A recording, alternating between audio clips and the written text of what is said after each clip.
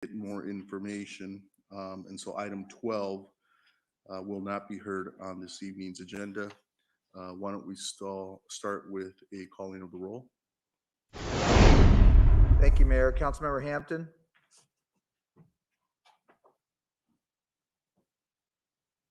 Blessed to be here. Councilmember Kennedy. Here. Councilmember Madison. Councilmember Madison. Mayor, I can't hear you. I don't know if you can hear me or Mark. You hear me, but I can't hear you. You can't hear us? No? I'm here. Okay. Councilmember Masuda. Here. Councilmember Rivas. Here. Councilmember Williams. Here. I'll disconnect and try to sign back in. Sorry. Vice Mayor Wilson.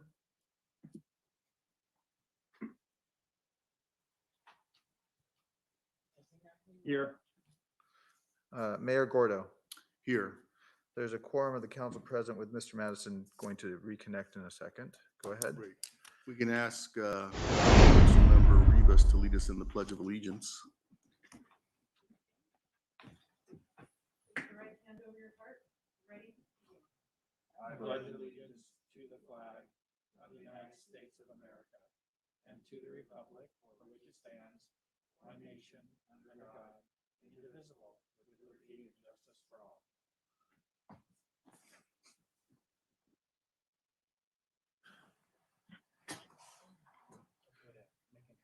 Yeah, the city manager has an introduction to make.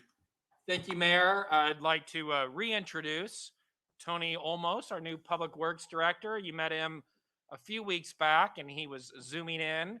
He actually came in today for his first day on the job, and kindly enough, his staff did not put any Public Works items on the agenda.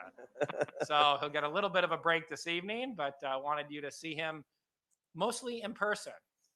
And he's spent the day meeting with the team from the Public Works Department. And I hope you're planning to come back tomorrow, correct? Yes, sir.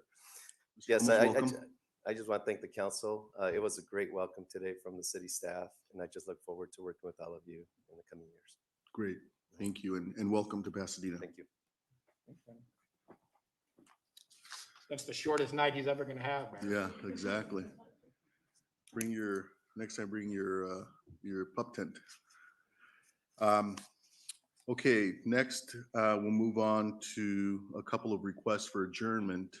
I'm going to look first to Mr. Masuda and then to Vice Mayor Wilson. Thank you, Mayor. Council, we lost a wonderful leader in our city that lived and worked in the 4th District. Dr. Richard Gray passed away October 9th, 2021. He was 66 years old. Dr. Gray served as president of LaSalle Preparatory High School from 1999 to his retirement in 2019. During his last 35 years, he has served as a teacher, vice principal, assistant head of school, headmaster, and president. He has many accomplishments on the academic and professional level, yet many people that knew him would say his biggest impact has been his relationship with people. He will forever be remembered for his joy, kindness, and passion. He dedicated his life to students, parents, alumni, faculty, staff, family, and friends. He will truly be missed. Mayor and council, I would like for us to adjourn tonight's meeting in Dr. Richard Gray's memory. Thank you, Mr. Masuda. I have a second request, Mayor. Yes. Eugene Raymaker of Upper Hastings Ranch passed away October 17th, 2021. He was 93 years old. He enjoyed his career with the city of Pasadena and retired after 35 years as a career civil engineer in public works. He enjoyed league bowling, golf with friends, yard work, and woodworking in his garage. He is survived by his wife Judith and 4 children and 13 grandchildren. He is also survived by 4 children by marriage and 11 grandchildren. Gene's daughter, Diane Janae Raymaker, was Rose Queen for the Tournament of Roses in 1977, and he was so very proud. Colleagues, I'm requesting that we also adjourn tonight's meeting in the memory of Eugene Raymaker. Thank you, Mayor. Thank you, Mr. Masuda. And let me just say that I join with you in asking the council to adjourn in memory of these 2 Pasadena residents. Dr. Gray, in particular, is someone that we all knew and knew his contributions to Pasadena. A very quiet yet decisive man who led LaSalle High School for, I believe, 20 years. And as a resident of Pasadena, contributed greatly outside of LaSalle High School. And absolutely we should adjourn in Dr. Gray's memory. Mr. Wilson? Thank you, Mayor. We did, to add to Gene's 2 individuals, like to add a third. Unfortunately, we lost Olin Barrett. And I am going to read a little bit of his bio, and I just ask my council members to indulge me. Olin was a personal friend.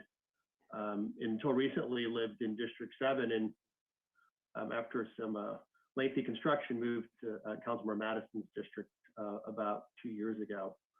But Olin passed away unexpectedly from natural causes on October 28th.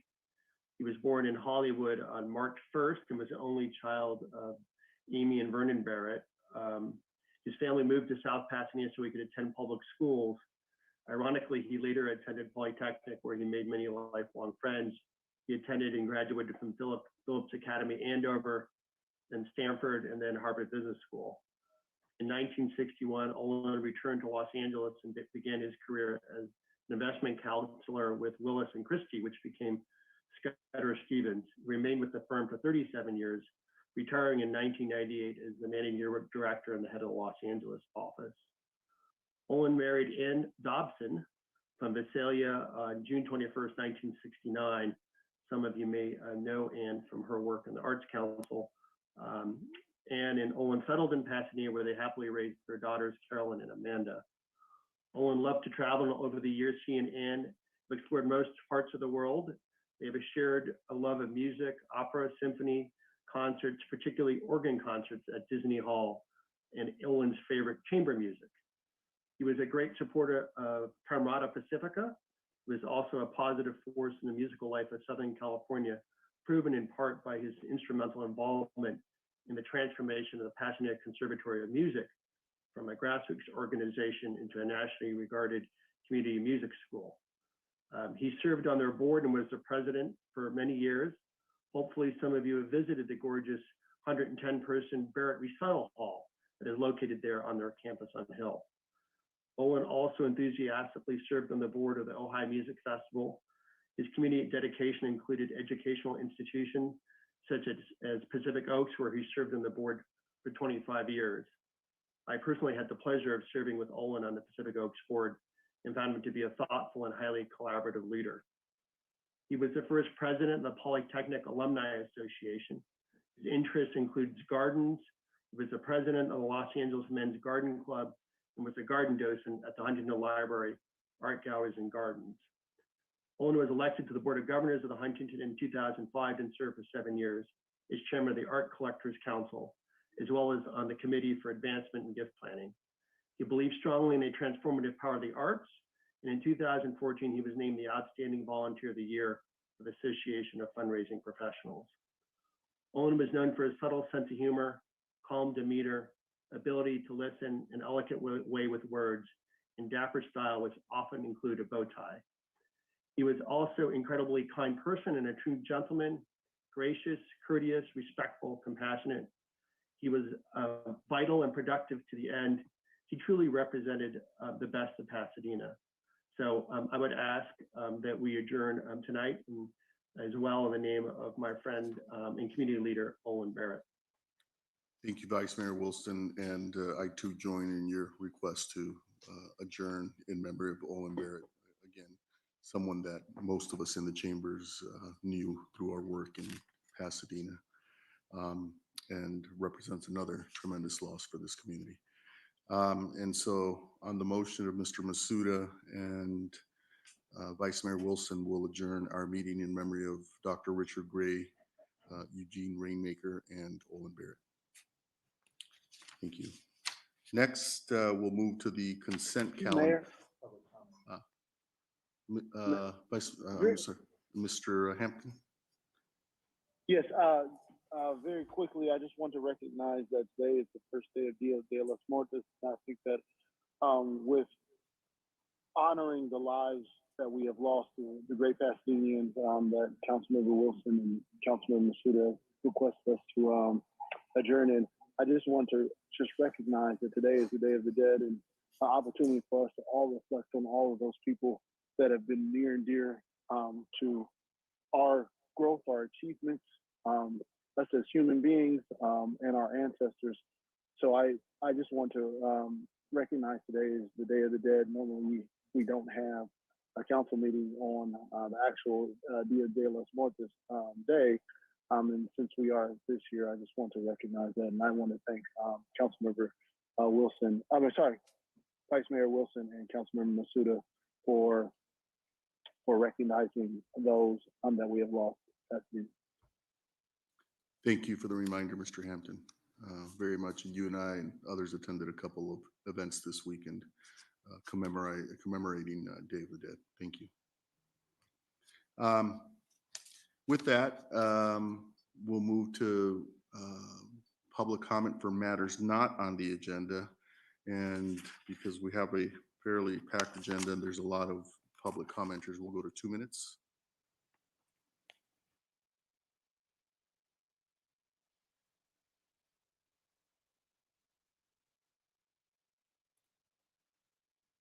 Public comment will be limited to a total of 20 minutes at the beginning of the meeting and will continue at the conclusion of the meeting.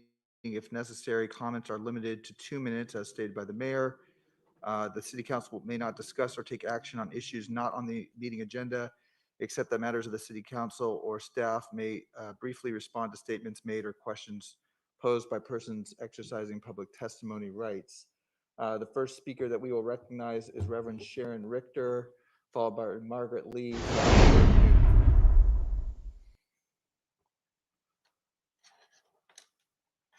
Hello, thank you for allowing me to speak. Can you hear me? We can go ahead. You have 2 minutes. My name is Sharon Richter. I'm pastor of Trinity Lutheran Church at Walnut and Catalina. I'm here to speak about homelessness in Pasadena. Although homelessness is on the streets has declined over the last decade, the number of people living in their vehicles has increased. COVID has made this crisis worse. So I urge you as Christians to do what you alone can do. Please pass a zoning overlay that will allow churches by right to build affordable and supportive housing on their properties. The homeless come to Trinity for food, for warm clothes and shelter. I know many of their names and their stories, and you may not realize that many of them have lived here their entire lives. They used to own or rent a home or work here. They lost all of that, but they went to school here. And some of you probably were classmates with them. It's scary to be homeless, so they stay in Pasadena because it's familiar. They know people here and they know the community. They know where they can get a drink of water.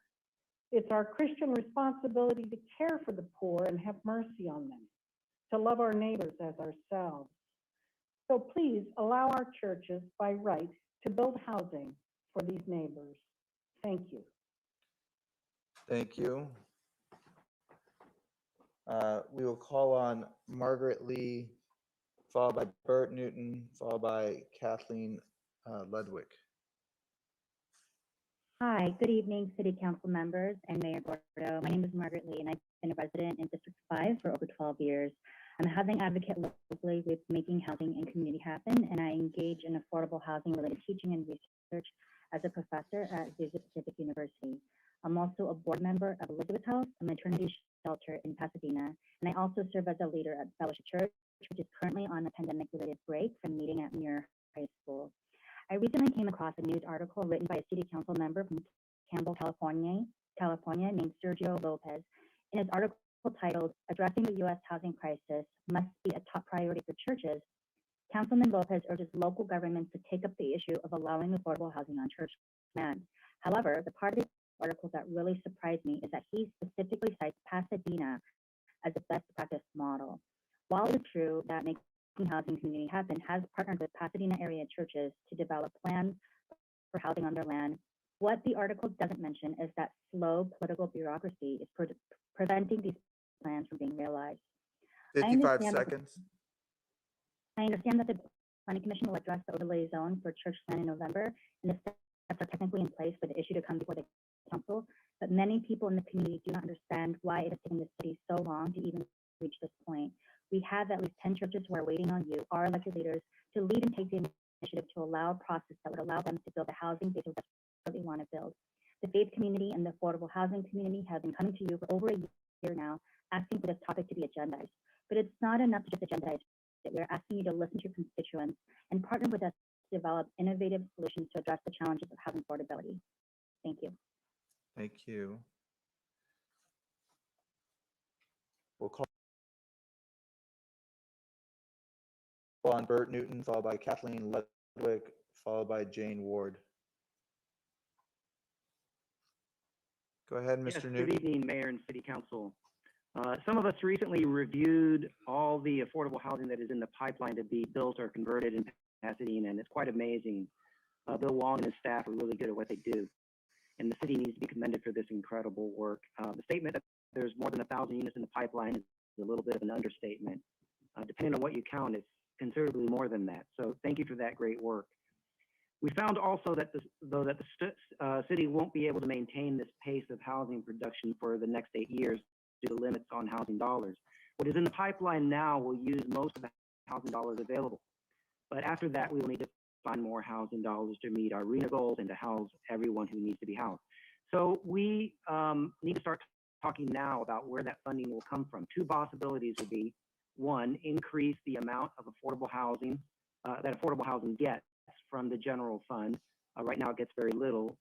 In comparison, the police department gets a whopping 57 times more than housing gets. Number two, increase the transfer tax and apply that to affordable housing. Many cities have a much higher transfer tax than we do. We also need more sites, which is why we need to rezone churches for affordable housing. And we need to clear up when church rezoning will be addressed. In the September 20th meeting, Steve Mermel said that the Planning Commission would take it up in November, but in the October 18th meeting said it would happen in January. So since it was already delayed, you can understand 30 seconds. Further delays you can understand why further delays make us anxious. So I would ask you to please clear that up, and hopefully planning will take it up in November. Thank you. Thank you. Kathleen Ludwig, followed by Jane Ward, followed by Alan Shea. Ms. Ludwig, Hi, thank you. go ahead. 2 minutes. I've been a member of Pasadena Mennonite Church for more than 15 years, and my church, like most churches, are just trying to follow the example and teachings of Jesus and bringing the good news. I've also been honored to work with First AME Church with their food program on Friday through the first year of the pandemic. I'm going to skip a bit because I planned on 3 minutes. So I just want to say I am grateful for all of those of you in government who truly care about people across the socioeconomic spectrum. And I, like you, am a believer in freedom of religion, and most people of faith have tenets that declare their commitment to helping the less privileged. Sometimes the government can just try to not make it harder, and sometimes you have the opportunity to pave the way. Churches are committed to their neighborhoods. They just want their members to be able to live nearby. They want to not just preserve, but to improve aesthetics in their communities. I know affordable housing and low-income housing are terms that people have been trained to fear as bringing problems, but I know that most of you know that there are many examples of affordable housing that have improved neighborhoods. You know, Heritage Housing Partners, Heritage Square. I have friends, church members who live in both those places, and you would love to have them as neighbors. And their neighborhood 45 is better. seconds. When churches are given the right to develop their properties as they feel called by the teachings of Jesus, they're invested in improving their communities. We're motivated to include our neighbors' need from planning and development. The church can have 40 housing units and have a preschool and an after-school center in its community space, or a cafe or a coffee shop, or a dozen other things that might be inspired from conversations with the neighbors about what would be helpful. So if you folks would change the zoning to allow churches and other houses of worship to do the important work that our faiths call us to do, you will see beautiful ripple effects throughout the city, one community at a time, and you would be very happy. And please consider this. Thank you very much. Thank you. We'll call on Jane Ward, followed by Alan Shea, followed by Sonia Burnt.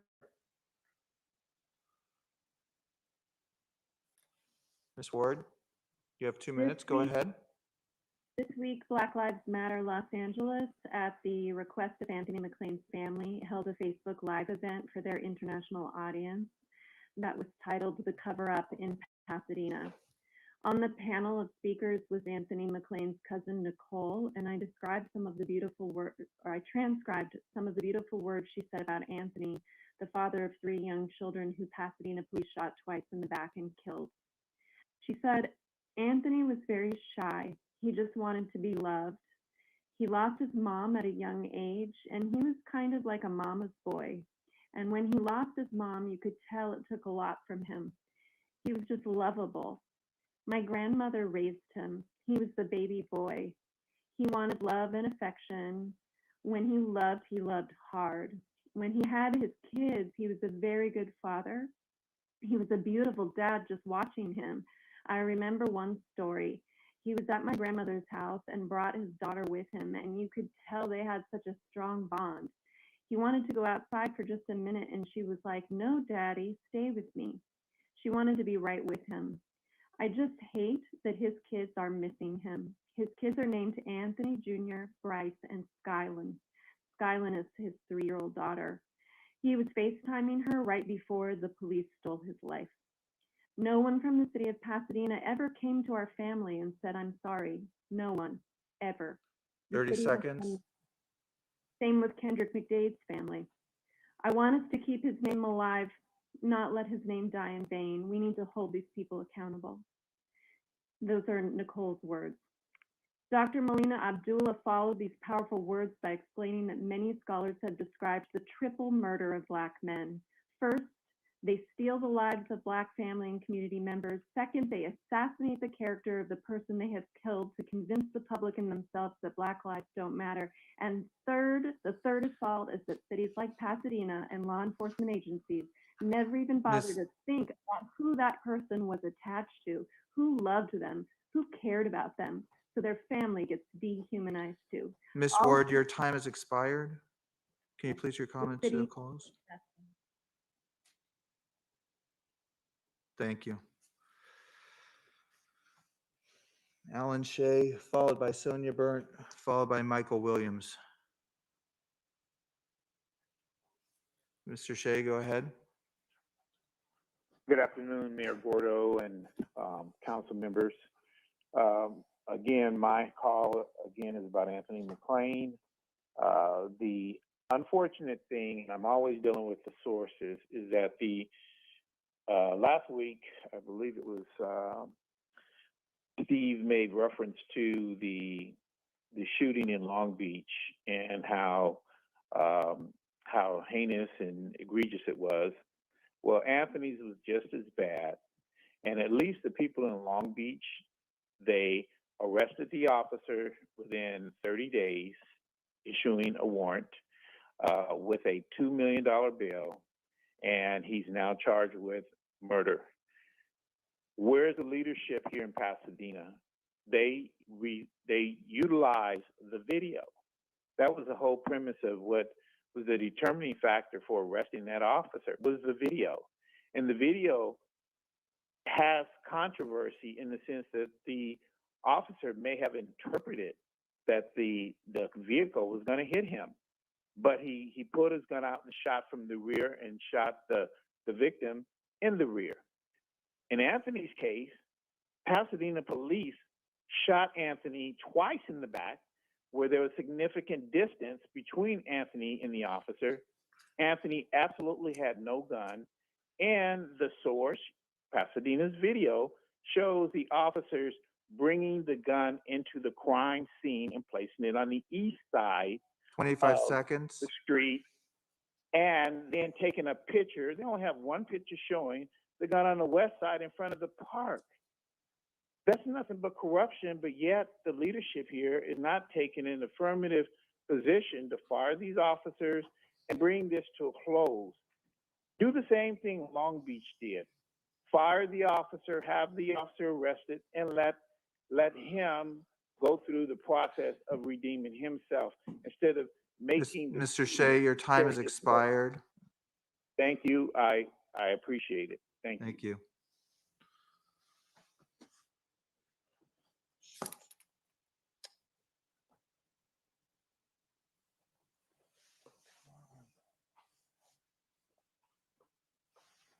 Sonia Burnt, followed by Michael Williams, followed by Kat Ross.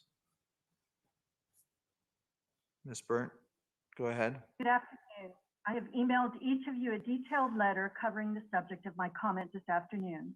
I want to thank city leaders for hosting an emergency community meeting last week on the issue of increased gun violence in our city. At that meeting, Mayor Gordo stated that we need long-term solutions to address gun violence, but, quote, we also have a responsibility to do something in the interim, unquote. Our city has another critical need that is not being addressed with the urgency required: the lack of interim housing for our unsheltered residents. At the city's budget hearings last June, community members raised the urgent need for more interim housing to shelter our nearly 300 residents who sleep on the street every night. At the June 21st, 2021 council meeting, Councilmember Hampton asked Housing Director William Huang if the department needed more motel vouchers for interim housing. Director Huang stated he felt the department currently has enough vouchers, but that he would come back to the council in about 60 days with quote unquote more studied numbers. Apparently someone decided that the department would make its report to the Ed Tech Committee. The August Ed Tech Committee was canceled. Then I was advised that the unmet needs report was not completed in time for the Ed Tech meetings in September and October, but it would be on the agenda for the November meeting. But now, according to today's agenda, the November Ed Tech meeting is canceled. Meanwhile, our hundreds of unsheltered neighbors continue to suffer on the street. While permanent housing for all of our unhoused residents is the goal, that is clearly a long-term plan. 30 seconds. Ability to, quote, do something in the interim, unquote. Last week, I was advised that Pasadena Covenant Church is experiencing severe problems with unsheltered persons staying on its property. It is the city that has the ultimate responsibility to provide for and protect our most vulnerable residents. Please agendize this issue on an emergency basis at City Council with instructions to staff to provide recommendations for interim housing to meet the need, not just an assessment of the need. Thank you. Thank you. Michael Williams, followed by Kat Ross. I have a question real quick. Before we go to the next speaker, what is the plan, city manager, related to bringing something back to the council? Because every week residents are asking the same question, and apparently they feel like there's no answer. So what is the plan from your perspective? Councilmember Kennedy, can you specify as a plan for what? Just simply to agendize the issue, to have a overlay, so by right housing. So you, as it relates to the church housing issue, right? As it relates to the church housing issue. I wasn't finished. You Right, asked me a I'm done. question, I'm going to give you an answer. As it relates to using religious-owned properties to provide housing or ability to build housing, that seemingly is the question, Mr. Rommel.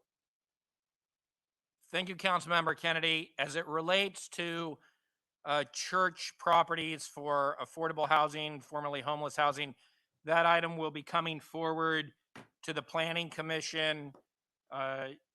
We had said the Planning Department's been working on our housing element. We got responses back from HCD. So we'll be to the Planning Commission in January as it relates to church housing.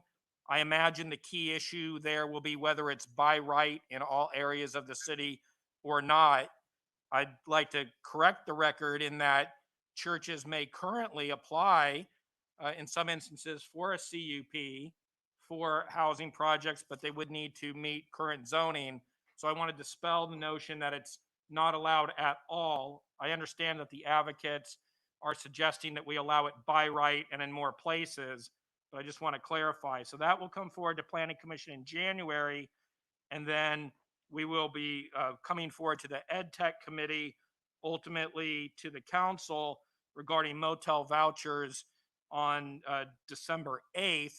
And the Housing Department has come to the City Council on numerous occasions as we utilize our federal funding to ensure that we have motel vouchers and our other tools that we use to try to address what is the intractable problem of homelessness. Thank you, City Manager. Thank you, Mayor. So we'll bring in Michael Williams, followed by. I'm sorry, I just have one follow-up question on that. So yes, I do know that this is coming to the December 8th meeting. There's a myriad of reasons why we had a council Ed Tech meetings in November, but before December 8th, will the Housing Department have any needs for extra funding? Or are they okay for right now? Councilmember, I believe the vouchers that the department has is sufficient, but I, of course, will follow up with Bill Wong if they are not sufficient, and if we need further council action to make sure that we have the resources we need, then we'll certainly come to the council as appropriate. Yeah, the reason I asked that is because, as we all know, it's getting cooler and cooler every day. So thank you, Steve. Appreciate that. And that was the arrangement the last time the matter appeared before the council, is whenever the department needed more resources, they would act proactively and make the request of the council. Okay, next. We'll bring in Michael Williams, followed by Kat Ross. And then we have a card for Sarah Brewer Boland, but she has not checked in. Mr. Williams, go ahead. You have 2 minutes. Mr. Williams? Hello? Are you there? Hear me? Yeah, now we can hear you. You have 2 minutes. Go ahead. I am, of course, calling again to demand that the officers who killed Anthony McLean be fired. I'm also calling for the firing of the immediate resignation, I should say, for Steve Mermel and John Perez and Michelle Bagneris, the city attorney. Because of the documents that were released last Monday, the fact that these people are still on the board and still employees of the city is actually kind of startling.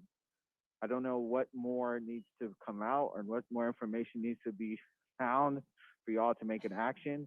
If you council members, Councilmember Hampton said that he did not see the document. If any of the other council members have not seen the document yet, you should be demanding to see it and read it and know what's in it. Because according to what information has been released already, there has been witness tampering. There was a release of information of witnesses' names.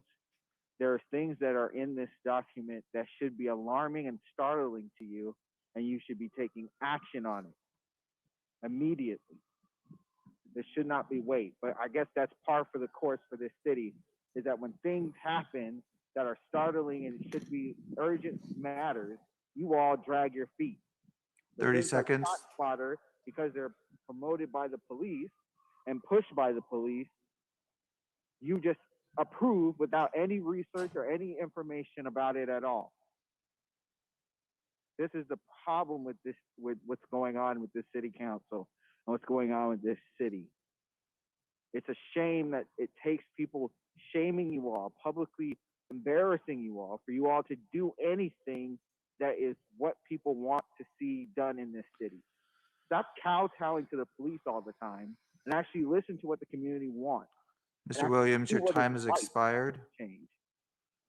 Do what is right fire those officers, fire the city manager, fire all these people who are a part of this cover up, period. Thank you.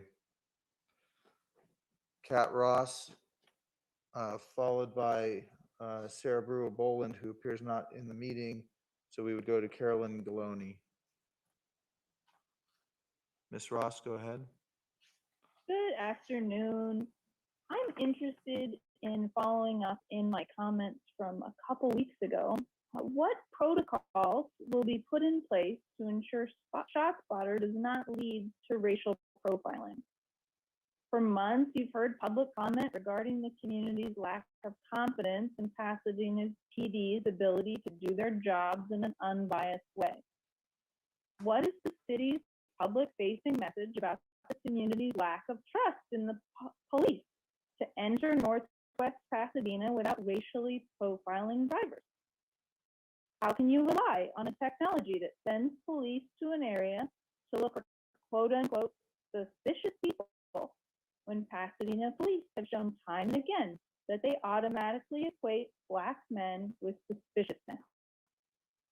What technologies will the city be employing to increase the safety of residents like Anthony McLean and Kendrick McDade?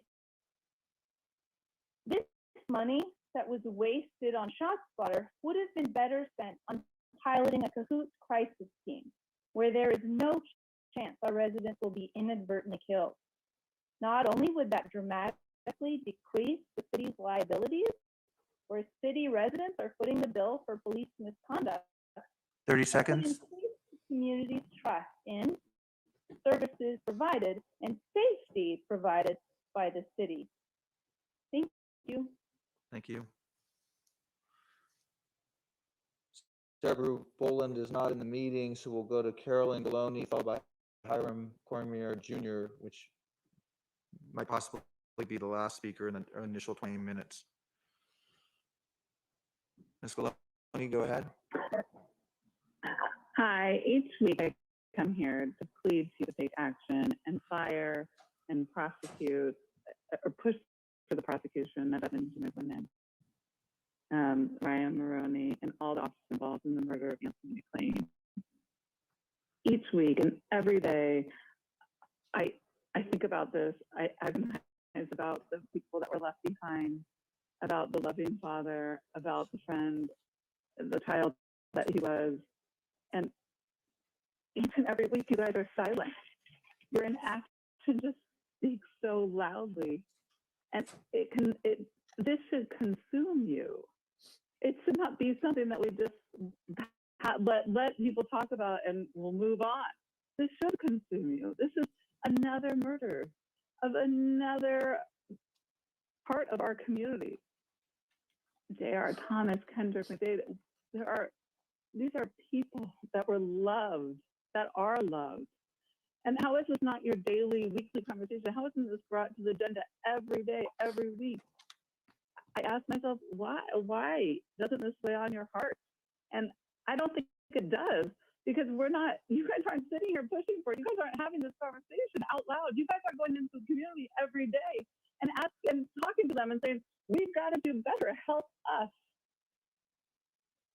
Because we're hear you and we need to do better. We need to take our PPD's budget 30 and seconds. housing or give it to a different method.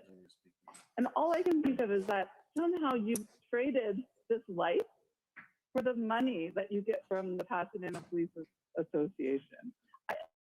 I know your campaigns are funded by them. And if it's not the money, what do they have on everyone that's sitting here? I can only think of that because this is a life. I can't even imagine trading a life, but I can't imagine Ms. Galoni, your time has expired.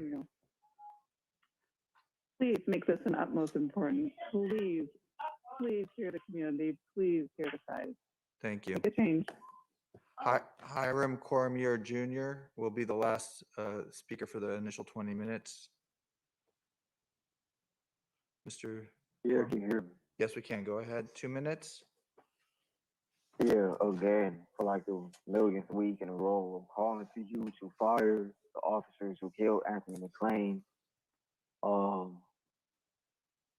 Again, their names are Edwin Du McGuindon, Ryan Mulrooney, Ronald Sereno, Connor G. Duncan, Christian Rosa. I really don't need to say that because you know exactly who they are. The whole department really needs to be defunded and abolished, but you know, for now, I guess you could just fire those cops. But you know, as other callers said, I would like for you to finally recognize the humanity in Black people, specifically in Anthony McClain, knowing that he was a man, a human being, deserving of, you know, recognition, deserving of love. You know, nobody ever, as I heard on the you know, program that Black Lives Matter LA had this past weekend, you know, nobody ever showed any regard for his family. And that's exactly what hate is. It breeds contempt, it breeds disregard, it breeds a lack of action, a lack of, you know, urgency to make things right when things are done wrong, when wrongs are done. You know, you're willing to give more protection to a cop who kills somebody than to your own citizens because of POBAR, because of laws that protect cops. 30 more than they seconds. protect people. You're telling me a kid could be walking home from school in Pasadena and be shot or stopped, harassed, and put in jail, as other community members have mentioned, by those same officers because you want to protect his right to his job, which doesn't exist, more than you're willing to protect my right to life. And while y'all sit there and talk to each other while people are speaking, I'm gonna go ahead and say it. Romero needs to go, Perez needs to go, City Attorney Bonneries needs to go, everybody in here needs to really go.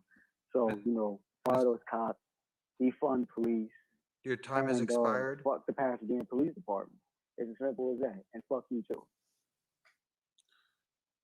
Thank you. I'm going to give Mr. Kennedy an opportunity to talk about the emergency meeting because, you know, people come to our meetings pretending to speak for the community. And let me tell you something.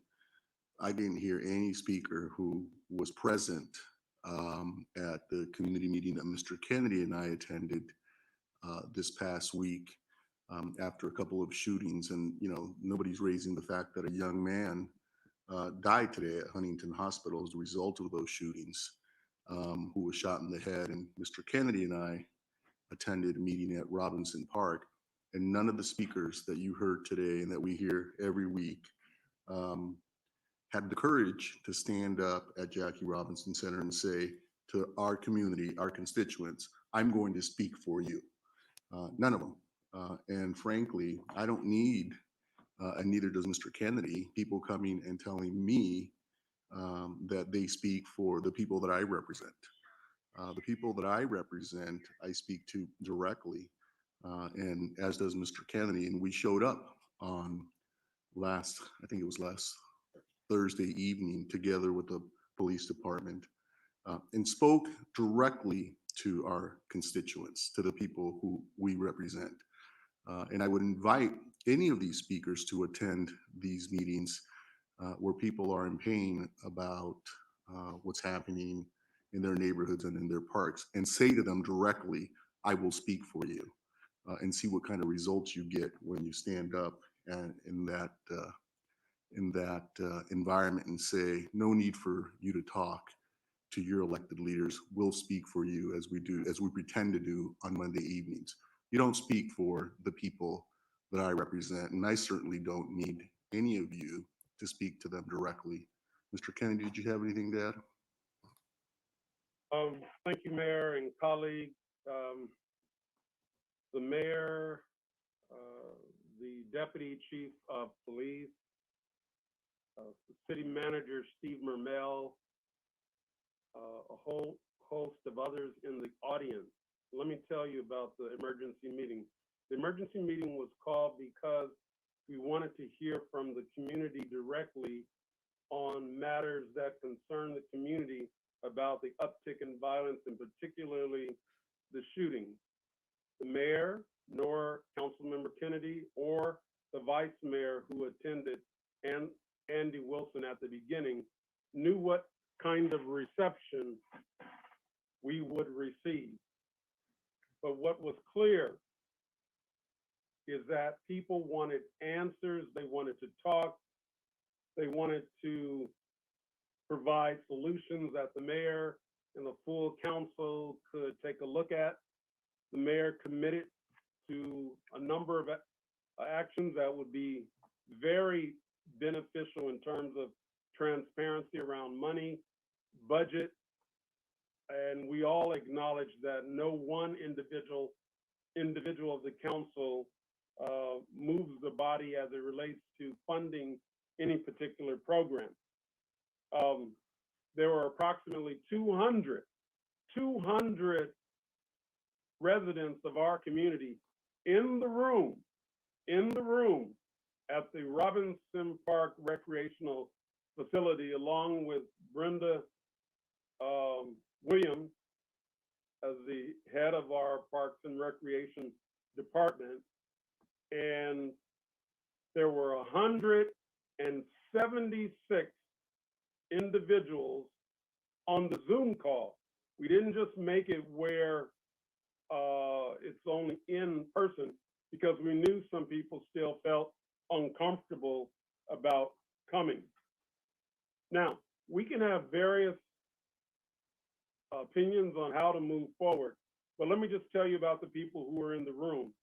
They had a panoply of different ideas on how to move us to a safer community. Everyone, with maybe the exception of one speaker, everyone with the exception of one speaker was respectful to one another and respectful to the mayor, city manager, the deputy chief of police, Cheryl Moody, myself, as they were demanding, not asking, demanding that certain things be done. And some of those demands have already been answered by staff. It didn't require an action of the council. So in saying that, Mayor, because I don't want to take too much time because we have other matters, I just want to say in terms of a framework for discussion about these matters, we provided that. We heard from the community directly. Some of what took place was very painful, listening to mothers and dads who had lost a child to violence. For the young man who was shot on the Robinson Field, they lost 40 young people whose parents said, we're not coming back. And so we have an obligation as a city, and I know that all of you already know that, to make the community safe. So the police department has its role, the mayor has his role, city manager has his role, council members have their role, and I think that you listening by Zoom or in this room where the council is taking place would have been proud of the way in which our community responded. And it's not a one-off. It's not that we're going to have one meeting and the world gets better. It's going to be intense work by all the nonprofits who are focused on this issue. And the mayor committed to the group that he's committed to the leadership required to make considerable difference in how we move forward. So Mayor, I think it'd be inappropriate to take too much more time. I will say that Pastor Terry Turrentine, whose church is on Sunset in the heart of the community, adjacent to or across the street from Community Arms, and that was Deliverance Church of God in Christ, and then Pastor Gene Birch, who has Community Bible, I think it's now referred to as Community Church, kind of gave a sense of the importance from an ecumenical sense. And Reverend Kinman, Larry Campbell from Larry Kinman from All Saints, Larry Campbell from First AME, and a whole host of others who are concerned about the issues were with us that evening. And we were there. We were there and we're still here, and we're committed, as the mayor has already said, to finding real solutions to the problems. We're not always going to be on the same page, but we're all committed to solving the problems that create violence in our community. And we're committed to finding solutions to housing and making sure that our young people who are playing football or any other sport at Robinson Park are in fact safe. I think that's enough for now, Mayor. Thank you, Mr. Opportunity. Thank you, Mr. Kennedy, and thank you for describing the meeting. The meeting was well attended. Thank you, Vice Mayor Wilson, for having attended. And again, you know, when people come to our meetings in public session, people from Sierra Madre, you know, Carolyn, you live in Sierra Madre, let's just face it.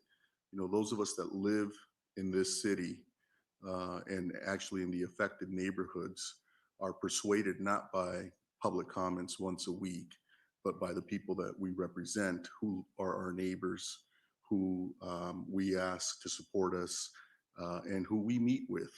And I would challenge you, Carolyn, or anyone else to attend these meetings and talk about the concerns of the community, as you put it, because the community is concerned about the 3 young men that were shot in our city over the last week. The community is concerned about the impacts to young people at Robinson Park and Villa Park, because this activity is going on in our neighborhoods. And so if I sound a little bit offended, it's because I am. And every member of this council should be as well. And every member of this city staff should be as well, to have people from outside of the city come and tell us what the people that we represent in the community believe is offensive, particularly when you don't have the guts to show up at a city town hall meeting with Mr. Kennedy, Mr. Wilson, and others, and say to the people we represent, hey, we're speaking for you. I'd like you to do that, and I would invite you to do that and see what sort of reaction you get from the people that we represent and that are really concerned, genuinely concerned, as everyone in this room should be and is, about young men being shot in our community. One of them lost their lives today, and so to think that we don't take this matter seriously, you're just wrong. Thank you, and we'll move on. Mayor, I just announced that Yoel Carter Martinez, Ellen Finkel-Pearl, Jasmine Richards Abdullah, Adriana Batista, Heavenly Hughes, Victor Hodgson, Jason R., Frank Schofield, and Jill Shook are in the queue to speak and will be called at the end of the meeting after all the other business is concluded. Thank you. Thank you. Next, Mayor? Yes, Mr. Hampton. Just indulge me for 10 seconds. I did have an opportunity to watch the meeting. I thought it was very well ran. I thought it was a fantastic meeting. Gave an opportunity for our residents, our neighbors, our friends, people that we know and appreciate very dearly, to voice their concerns, their opinions, and what they think should happen within our community as it relates to violence of neighbors on neighbors, or people coming into the city and creating violence. I think that, you know, in some of our past votes, we have done things that will be beneficial for our police department to have those tools to make sure, or try to prevent things from happening, or catch people quickly after things happen. And that's accountability, right? Because I think that that accountability is on both sides. But the comments that I hear, and I understand that there are people that say, you know, you're not listening to the community and they may or may not live here. The comments that I'm hearing are the accountability from city staff level, but the police department. If you have someone who's running and they get shot in the back twice, there's no accountability there. And so I just want to make it very clear, I 100% agree with your comments, Mayor, but I think that the accountability needs to be on both ends, and that builds trust. And that gets us to a point where people aren't going to call us up and start talking about barricades and questioning everything that we do, because at the end of the day, like you and like all of my colleagues, right, love and care for the people of this community, but we have to equally and equitably love and care for each one of our neighbors. Just like we fix every time someone trips on the sidewalk, we make sure that they get paid and they get taken care of. Kid gets hit by a tree, they get paid. They take it somewhat taken care of. I don't think. I mean, we try to do what is right. We have an embezzlement. We get our money back. We sued. We did what we needed to do. They fired people, because even the people that had nothing to do with it, because it was about building trust back with our community. We have a young man that was shot in the back twice. We have a young man that was shot while running from the police, and then his last words were, "This is Kendrick McDade. Why did you shoot me?" We have a man that was suffocated while in hogtie, and no one has been held accountable for that. So I'm all about law and order. I'm all about holding that line. There's no black and white. If we have a policy, we have policies for a reason. We have laws for a reason, but they have to work equally across the board. Those are my comments, Mayor. I do think that you're dead on. You were right for what you said. I think that the meeting was fantastic, and I was really happy that I was able to see the recording of that meeting, because like you're right on. There was no one who came to that meeting and had multiple issues about any of the decisions that the city council has made as of late. So, I mean, those are my comments. I just think accountability across the board is extremely key to rebuilding trust in general in government. Thank you, Mayor. Thank you, Mr. Hampton. So we'll move on to the consent calendar.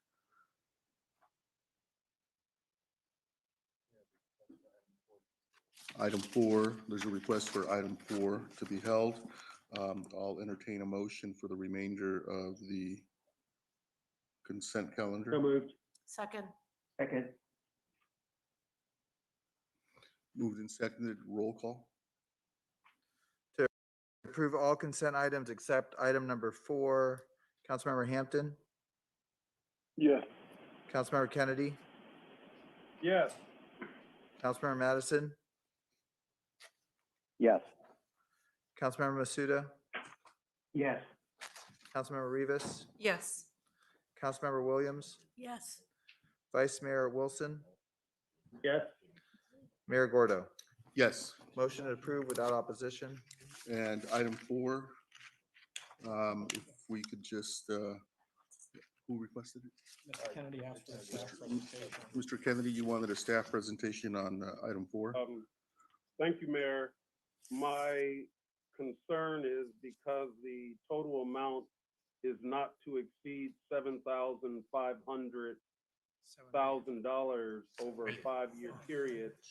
And there's been some transition in our water and power department, or transition is forthcoming. I think it's prudent just to have a brief presentation on actually what's taking place. Mayor, sorry to interrupt. I neglected to call one public comment on the consent calendar. It was Sonia Burnt. That was my mistake. So if we could bring Sonia Burnt in for item 1, I know that we've already taken action. My apologies to Ms. Burnt. She had a comment to make.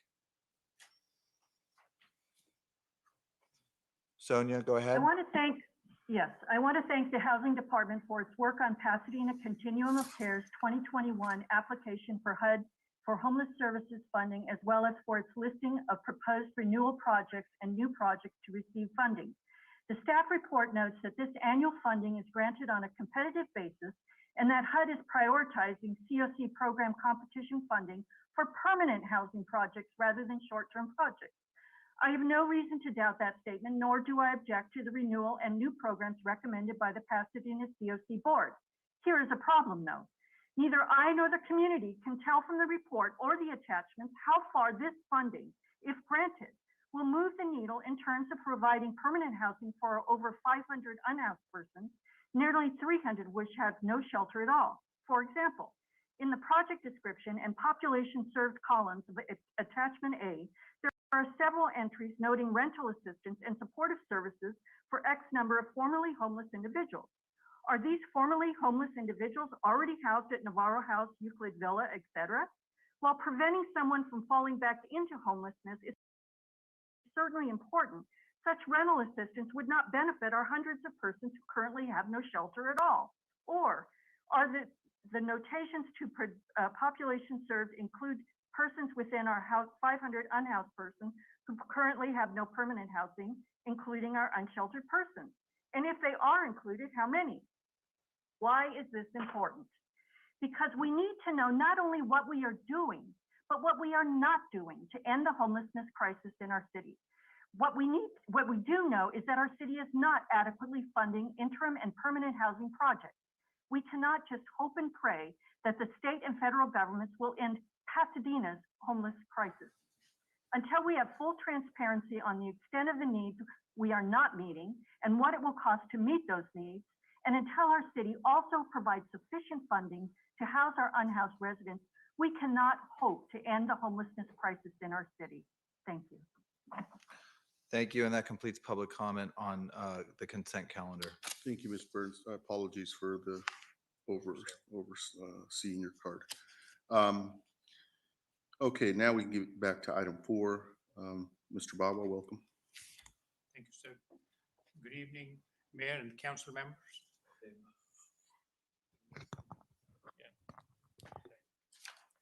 Good evening, Mayor and council members. This is Gurcharan Bawa with Pasadena Water and Power. This program is about a contractor, and this has been in place for some time now. The contractor goes to individual residential areas into the homes and provides for an audit that how they can save money on water, how can they save money on the electric bill, and on the gas bill. Once they find certain things need to be replaced, and this could be as easy as LED lamps or smart power strips, attic insulation, air sealing for, so that the cold or the hot air doesn't come into the house as much. Or on the water side, if these are irrigation controller adjustments, toilet replacements, toilet flapper replacements, the variety of things that these people do, they would perform those, they would replace those devices or adjust them at no cost to the customers.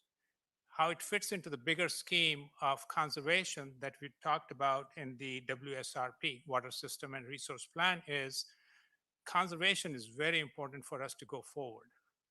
This program provides for the conservation of water. It may not seem like a huge amount, but it's certainly a step in the right direction, and also provides for the conservation of electricity. Now, since the energy audits are done, sometimes some appliances that use gas are also replaced, and the gas company pays for that. So if you'd like to have more details, I'm happy to have Jonathan Sun give you a presentation.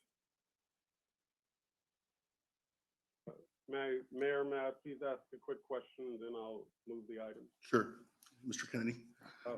Thank you, Mayor. Mr. Bawa, on page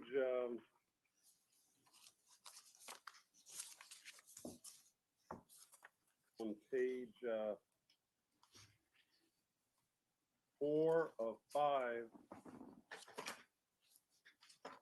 the specialty services that are provided under the program, it appears that there were only 2 responders.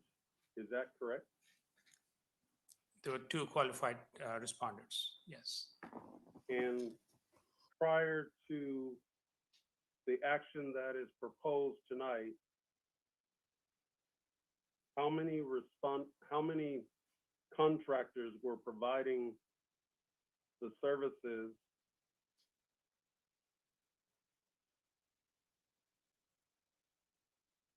I'm not clear. Are you talking about subcontractors for these? DNV has the contract, existing contract with the city. Is the question how many subcontractors or they themselves? Is it that DNV is solely providing the activities under the contract? Yes, sir. I see. And on page 4 or 5, it is shared with the council that Staples Energy has a local office in Pasadena. Do you know if that office specifically is related to their application to provide the services? They do, but Jonathan's son can elaborate on that.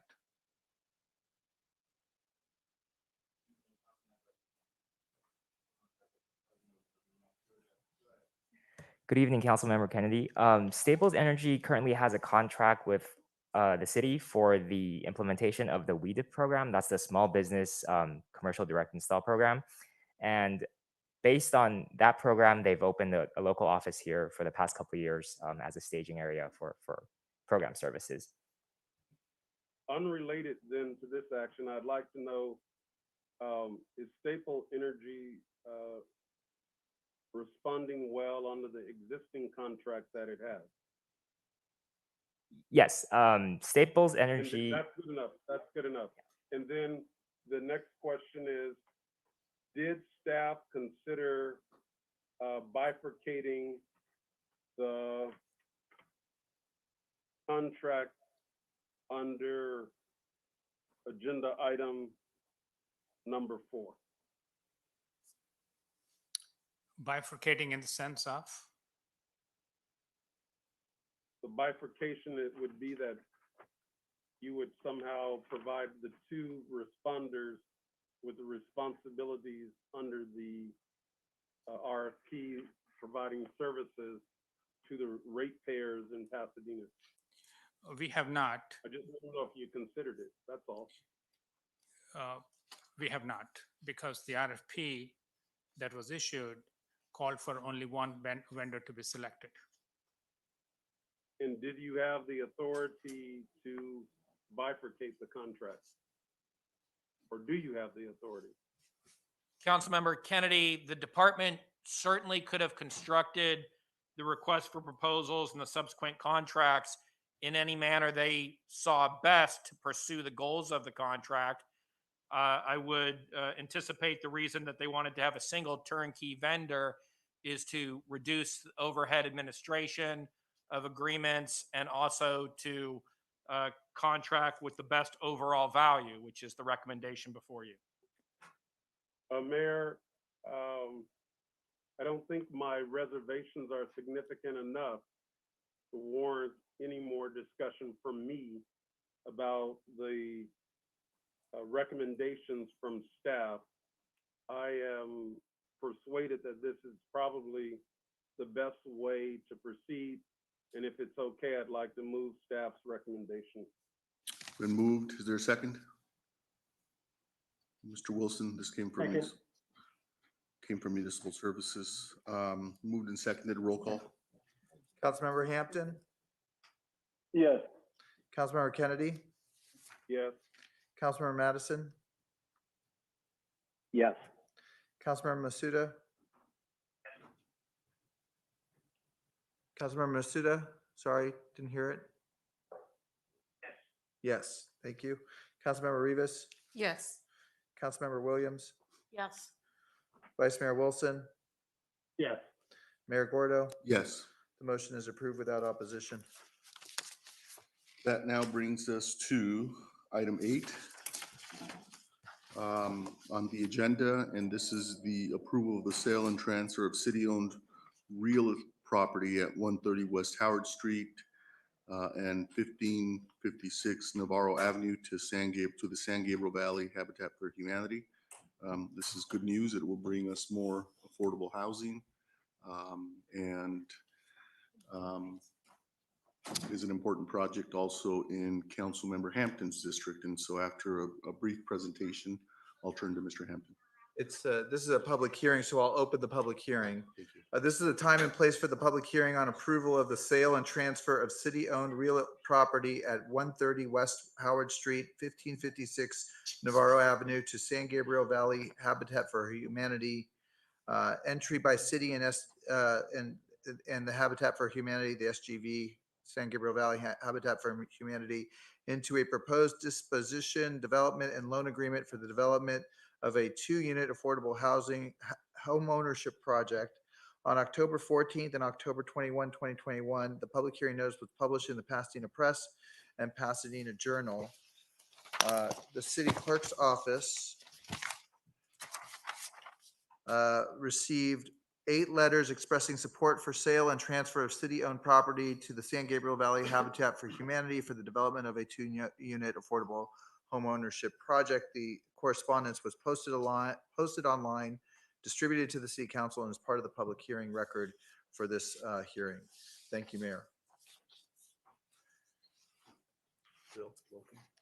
Thank you. Jim Wong will give a brief presentation, but basically this item has already come to City Council, the transfer of this particular project. So the terms are not changing, but with new state surplus land act requirements, we want to required to come forward to take this particular action. So I'll turn it over to Jim. So do we need a presentation on this? I mean, the matter's already come forward. Mr. Hampton, this is in your district. Unless we have public comments on this, I don't see there being a need for a full presentation. Okay. Are there public comments, Mr. Clerk? Yes, we have one public comment card from Jill Shook on this item. Jill, go ahead. You have two. Go ahead. Yes, good evening. I'm really pleased to see that this site is being set aside for habitat. I hope there'll be additional sites in the future, especially on church land. But I'm just really pleased that this can go forward. I know that Habitat's also working with ADUs. I know this site isn't probably the best for that, but I'm hoping that other sites can utilize that in SB 9 to multiply their wonderful efforts. So I just want to thank the department, for the housing department, for the great work they're doing, and appreciate also all the work that Habitat has done and continues to do throughout San Gabriel Valley. Thank you. Thank you, Ms. Shook. And Grant Power and Laura Ely with Habitat Humanity are on the call with us, and I'd like to thank you also for your efforts to bring more affordable housing to Pasadena. Councilmember Hampton? I'd just like to, just give a brief history of the property. The property was originally a liquor / convenience store in the community, and it was a bit of I would say, a nuisance to the neighbors of that community at the time that it existed. It burned down. The city eventually bought that property, and now we are turning that into 2 homes for home ownership to build a even better and stronger community within that area. So I just want to say thank you to Habitat for Humanity, thank you to the city, the housing department, and everybody who worked extremely closely to make this happen. It's always a good warm feeling to know that I'm going to have 2 new neighbors, but also I remember when I first purchased my first home as well, the excitement that I had from that, and I know that these neighbors are going to enjoy the neighborhood. Everybody in that neighborhood is very well knit, very closely knit, and it's a beautiful community. So with that being said, I'd like to close the public hearing. We have a motion. Is there? Mr. Kennedy, did you want to second that? I would like to second the motion, Mayor, and simply say that I've had the good fortune of helping to build several houses, the Habitat for Humanity, and all of us recognize what they have done across this country in doing their small part in a huge responsibility of helping our unhoused neighbors in providing affordable housing. So anytime that our community, our staff, Councilmember Hampton and other council members can advocate and secure land for this purpose, we are all enriched and for the better. I gladly, emphatically second Councilmember Hampton's motion. Thank you, Mayor. Thank you, Mr. Kennedy. And again, this is, as has been pointed out, this is a former nuisance property that for decades plagued this part of our city. And so I'm certainly happy to see it renovated by Habitat into affordable housing. I like to believe that in District 5, we started that trend, and I'm glad to see it picking up and continuing. I think the more nuisance type properties that we're able to transform to affordable housing, the better for our city, the better for residents, the better for affordability, and we should always be on the lookout for that type of property to acquire it and transform it as we have in the past. Congratulations to all. Laura, Grant, on behalf of Pasadena, thank you, and we'll call the roll. So this is the motion to close the public hearing. Councilmember which was moved by Councilmember Hampton, seconded by Councilmember Kennedy to close the public hearing. Councilmember Hampton? Yes. Councilmember Kennedy? Yes. Councilmember Madison? Yes. Councilmember Masuda? Yes. Councilmember Rivas? Yes. Councilmember Williams? Yes. Vice Mayor Wilson? Yes. Mayor Gordo? Yes. The public hearing is closed. Mr. Hampton, I think was. Mr. Hampton, do you have a motion on the merits? Yes, I'd like to move approval. Second. Been moved and seconded. Roll call. To approve the staff recommendation, Councilmember Hampton? Yes. Councilmember Kennedy? Yes. Councilmember Madison? Yes. Councilmember Masuda? Yes. Councilmember Rivas? Yes. Councilmember Williams? Yes. Vice Mayor Wilson? Yes. Mayor Gordo? Yes. Motion is approved without opposition. Again, congratulations, Jim and Bill, both of you for a job well done. Thank you. Thank you. Next, I'd like to again remind people that item 12 has been removed from the agenda and likely to return in a week or so, so that some important questions and more information can be brought forward. And that's item 12 is the RBOC matter has been pulled from the agenda. That brings us to item 10. No, I'm sorry, 9. Thank you. Item 9. And this is the update on assessment of city-owned parking structures and recommended off-street parking rate restructure. Mayor, regarding item 9, one letter was received providing comments and expressing opposition to the proposed elimination of the 90-minute free parking period in city-owned parking structures, and 2 letters were received in support of the proposed action, and those letters were posted online, distributed to the council, and are part of the record for the item. Thank you, Mayor. In a minute, you're going to hear a presentation from the Transportation Department. With me is Laura Cornejo, the director of the department. We have John Hamlin, our parking manager. Items 9 and 10 really work together, and they both went through the Municipal Services Committee last week. As you'll hear from John, we have some significant financial challenges and a tremendous backlog of deferred maintenance in our parking garages that really necessitate that we take action to shore up the financial strength of the garage fund. We've deferred for many, many years. We've used parking as a loss leader. We continue to use parking as a loss leader, but there's only so far you can go, and you can only run the funds so far into the red, which were exacerbated dramatically as the result of COVID-19 pandemic.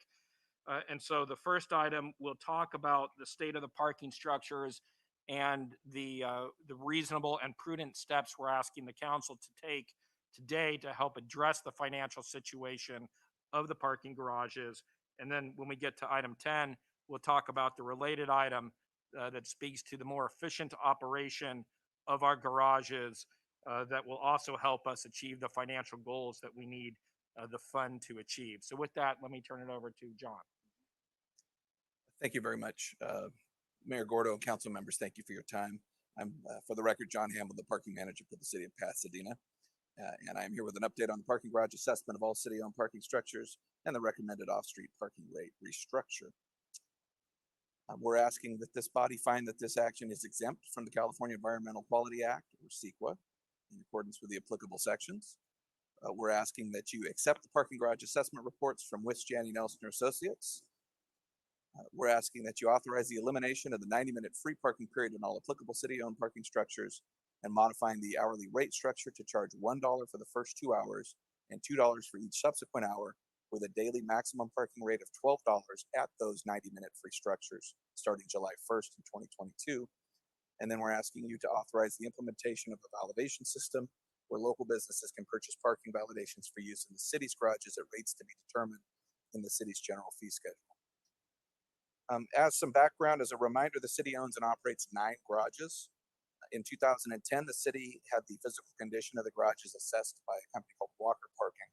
That report identified $25 million in repairs, roughly $7 million of which was completed. In 2019, DOT wanted a refresh of the study to identify projects and needed repairs. On May 15th of 2019, we released an RFP to solicit proposals to assess the physical condition of those 9 city-owned parking structures. On October 28th of 2019, the contract was awarded to WJE. WJE identified just under $13 million in needed repairs throughout the city's portfolio. Approximately $9.5 million of that has been recommended to be completed by the end of fiscal year 24.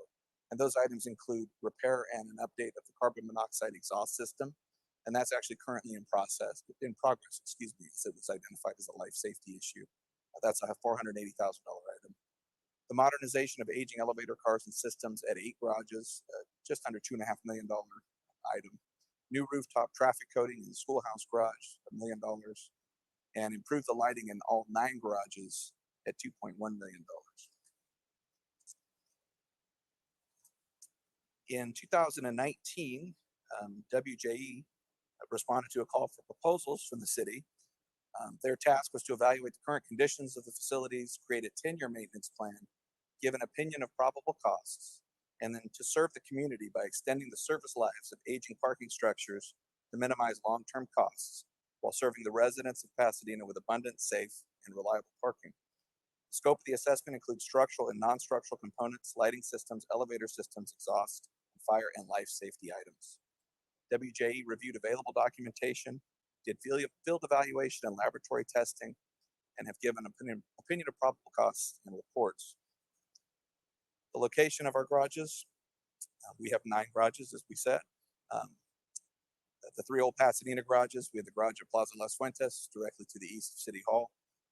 We have the Paseo, Colorado system, which is the Paseo subterranean garage, the Marengo garage and the Los Robles garage, and the Del Mar station garage as well. Just a visual to see the types of things that WJE found. The top left is the Holly garage. That is concrete spalling, where concrete, due to most likely water damage, has flaked away or crumbled away and exposed some rebar. The top right is the DeLacy garage, water damage again, in need of repairs. The bottom left is Marriott. You have a crack in the parking roof, the deck, that needs to be sealed, filled and sealed. And then the bottom right is also Marriott. It's a look at the traffic coding. Top left is the Del Mar Station garage. We have these retaining cables in almost all of our facilities. They're designed to keep a car from punching through and going to the deck below. And you'll see various support beams, support rods for those, and the cables themselves can sometimes be bent. The top right is the Los Robles garage. That's water penetration, again, causing concrete spalling. Those bottom 2 photos, the one on the left is from the Holly Street garage. The one on the right is from the schoolhouse garage. Those are the expansion joints for the garages. The Holly garage expansion joint needs full replacement. The schoolhouse garage just needs the cover repaired, as it's a trip hazard, but otherwise is in good condition. And then a few more photos. That's a wheel stop from the schoolhouse garage on the top left. Those are as old likely as the facility and are deteriorating and need to be replaced. The top right is the Paseo, Colorado garage. That's accumulation of water penetrating from the roof deck onto that beam there, causing some discoloration and some rust. Bottom left, the Paseo garage. That's just a sample of the lighting. We're still using fluorescent lighting in the garages. We would like to upgrade to LED. They're more energy efficient and solve some of our lighting deficiency issues that were identified in the report. And then the bottom right is the schoolhouse garage. Again, more of what is likely water damage and some exposed rebar and other issues there. In terms of the estimated cost per garage, those are listed here by amount. The estimated 10-year costs do include inflation in the out years. Our garages are anywhere from 49 years old with the Holly Street garage to 19 years old at the Delmar Station garage. And all of them have elevators, which is the big ticket item in this report. Then there's the parking garage fund status. The city's obligated through various agreements to operate and maintain all city-owned garages in a first-class manner. To do so, the staff has determined that the work identified must be completed in a timely fashion. We are, like I said earlier, addressing life safety items as funds are identified. The parking garage fund, we call it Fund 407, does not have the financial capacity to address all deficiencies. Rates have been flat for the past 20 years. Rates in Old Pasadena have not changed since 2001. And the most recent rate change in the system was a small one in 2009. There was an hourly and daily max increase in the sale system. It went from $2 to $3 hourly and from $6 to $9 for the daily max. And that was only for unvalidated parkers. Fund 407 was previously subsidized with transient occupancy tax and redevelopment funds. The subsidies total approximately $25 million from 2003 to 2014.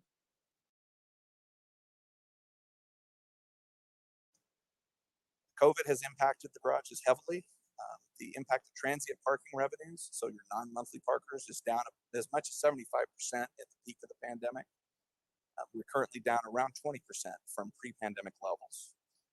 Fund 407 as a whole is down over $14 million in revenues since the start of the pandemic, and expenses have increased approximately 3% year over year since 2001. The increases in expenses over time are mainly due to salary increases, materials and supplies, and the cost of repairs and upgrades. The fund balance is now almost completely exhausted and is down from over $5 million when the pandemic started. Due to the 90-minute free parking period, approximately 55% of the transactions in the Delmar Station and Old Pasadena garages are free. Revenues have been barely sufficient to cover day-to-day operations. The lost revenue has contributed to Fund 407 balance not being sufficient to cover improvements to make the system a first-class operation, and long-term strategic programs and improvements cannot be implemented with current rate structures. The free 90-minute free period has made it impossible to implement improvements to make the garage system a first-class operation. This is just a look at trends, the transient parking trends for this current fiscal year, starting with the week ending July 4th. The top number is the weekly revenue from those four garages. Again, the Old Pasadena garages, the three garages there, and the Delmar Station garage. Together are the garages that offer the 90 minutes free. About $50,000 a week is what the revenue is in those garages, give or take. The second line, the second row of numbers is your ins, your tickets that are pulled to enter the garage that are non-monthly entries. And then the last line, the bottom numbers, are your paid exits from non-monthly parkers. So the delta between the blue and the purple there is your free parking sessions. About 55% of our transient transactions in those garages are free, and the city collects no revenue from those transactions. Those are in line with historical numbers from Old Pasadena. This is a graph looking at Fund 407 revenues and expenses between fiscal year 10 and fiscal year 21. Keep in mind also that we haven't talked about revenues from monthly parkers. That is also down. Telecommuting and COVID have affected monthly parkers. We don't expect that segment of our parking portfolio to return to pre-pandemic levels anytime soon. We're tracking to hit about $10 million in revenue this fiscal year, which is about $4.5 million below pre-COVID levels. And it's important to note these expenses do not include deferred maintenance items. So if we had add the Walker study items that we did not fund and push them out over the course of the 10 years of the Walker study, you quickly see that the model is not sustainable. Expenses are much, much greater than revenues that we collect. And again, we wanted to make a point that city manager made earlier. This recommendation isn't enough alone to bridge the gap. The revenue from this is not enough to address the structural issues with the fund. And we are bringing a separate item regarding a garage operator that will also save us some money.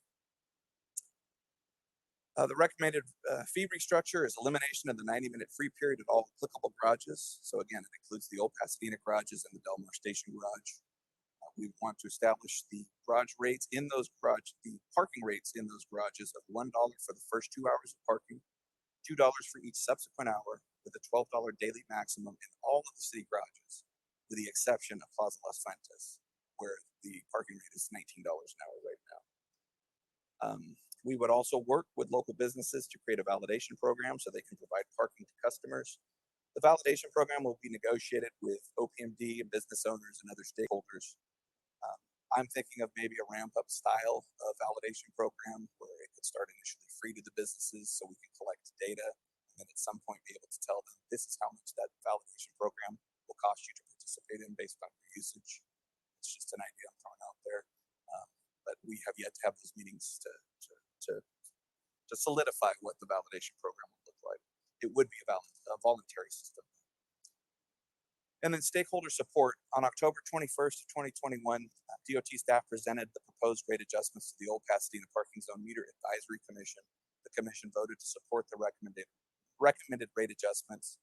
On October 28th, 2021, DOT staff presented the proposed rate adjustments to the Board of Directors of the old Pasadena Management District. The Board of Directors voted to support the recommended rate and adjustments as well.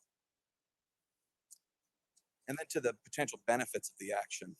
A healthy fund 407 would be used to, of course, address the identified deferred maintenance issues, but also be used to reestablish fund reserves and improve maintenance and service levels. We would love to add additional security, maintenance, and custodial coverage to get us back to pre-pandemic levels.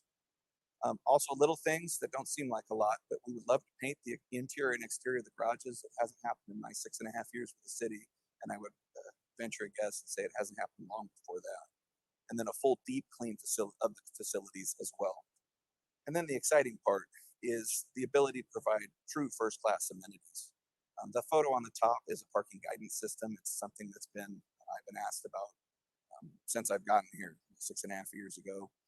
People visit other garages and they see directional signage, lighting, LED-based signage telling them what level it is to park on, where there's availability.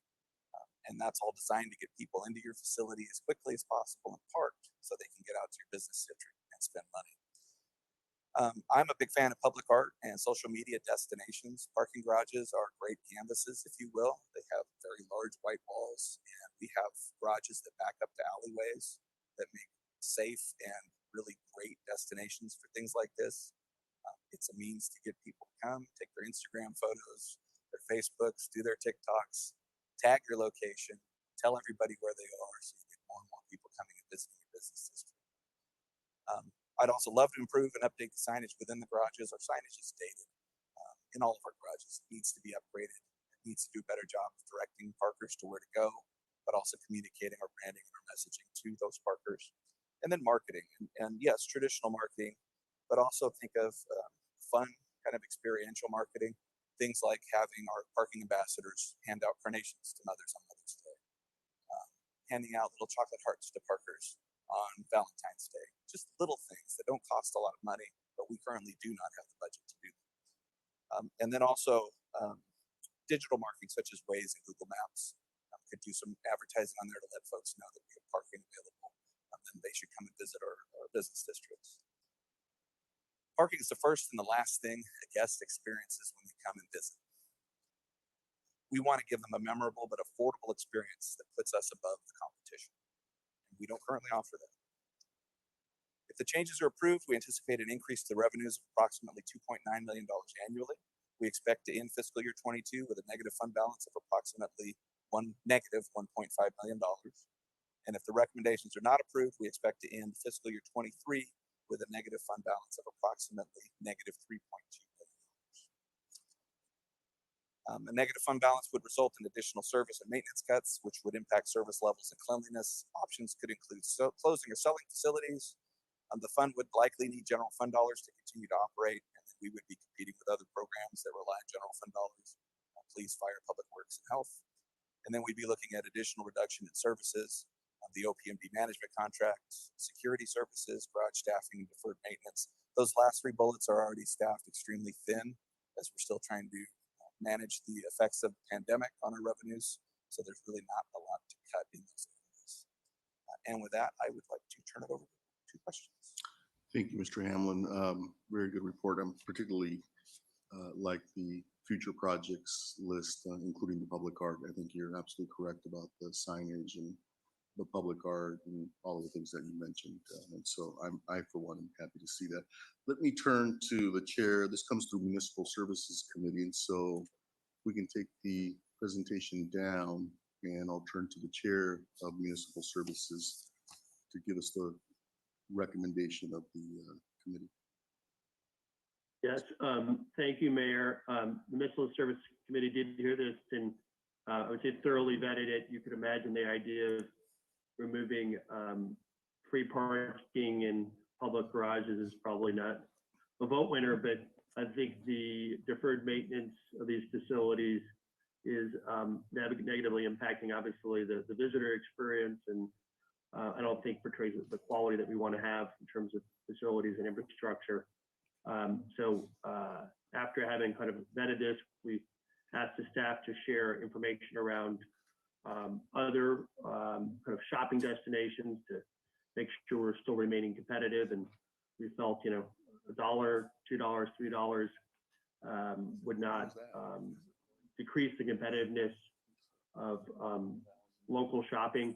So I'm happy to say that this recommendation does come with the support of the Municipal Services Committee. And I do think John and the staff, when we probed quite thoroughly, felt the recommendation was well thought out. Thank you, Chair. Thank you, Mayor.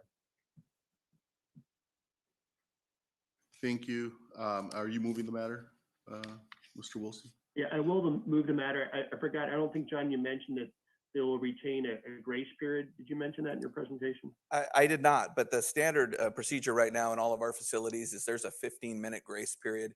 It's designed for people that come into the facility and for whatever reason, either they change their mind or they can't find parking.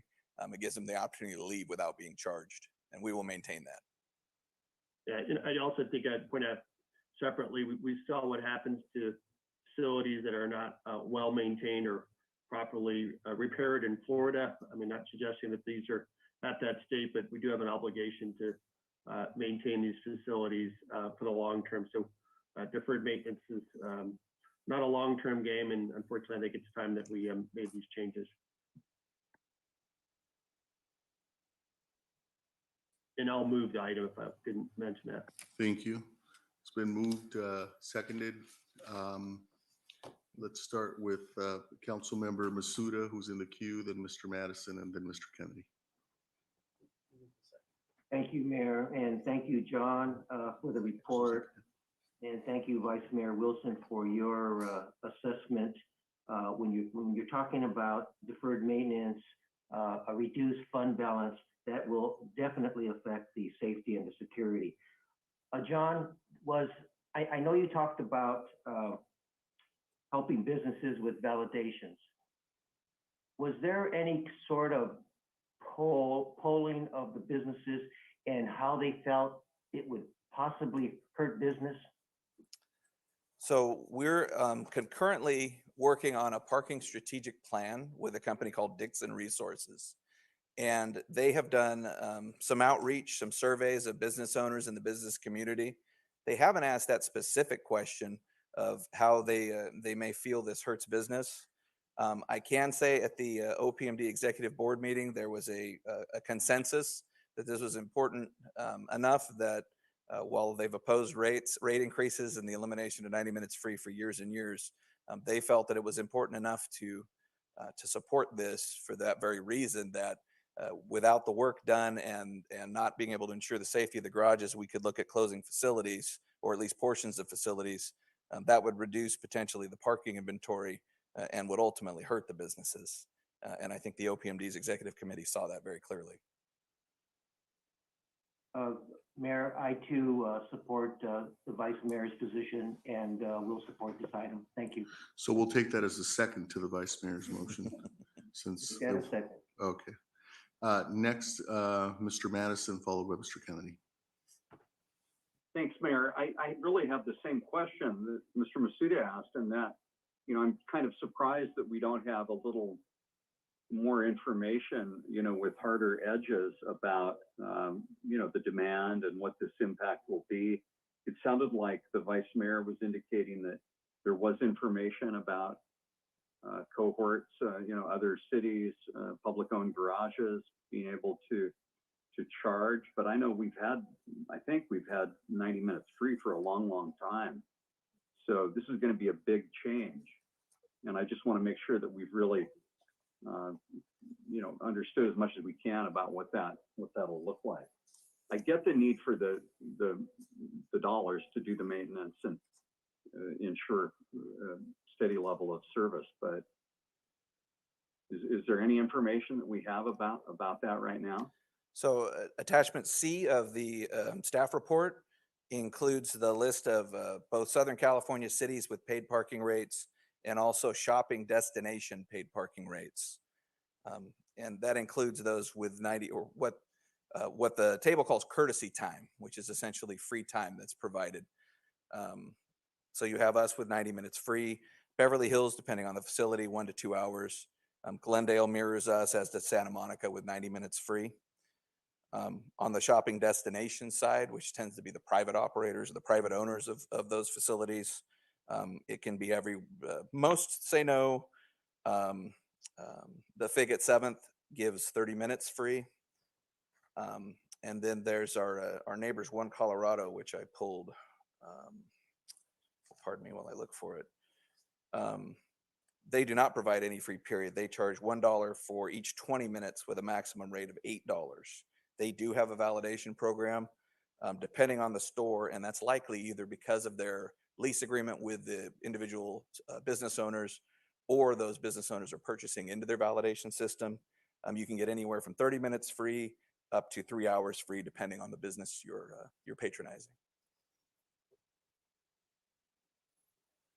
Okay, thank you. Thank you. Mr. Kennedy?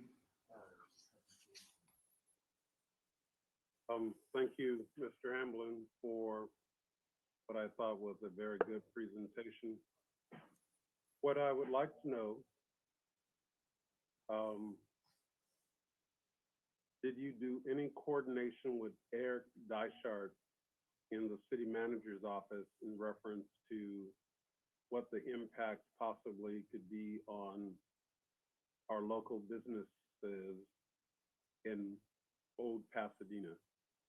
Yes, we did. We worked with Eric's team, specifically with Michelle Garrett, and worked with the Old Pasadena Management District as well, to discuss the impacts, or the potential impacts of this decision, this recommendation.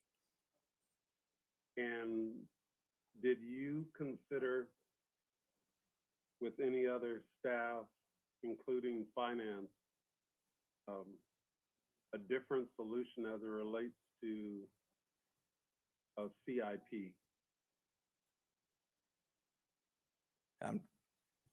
Councilmember Kennedy, I'm not sure I follow the question as it relates Let to. me be clear. Let me be clear.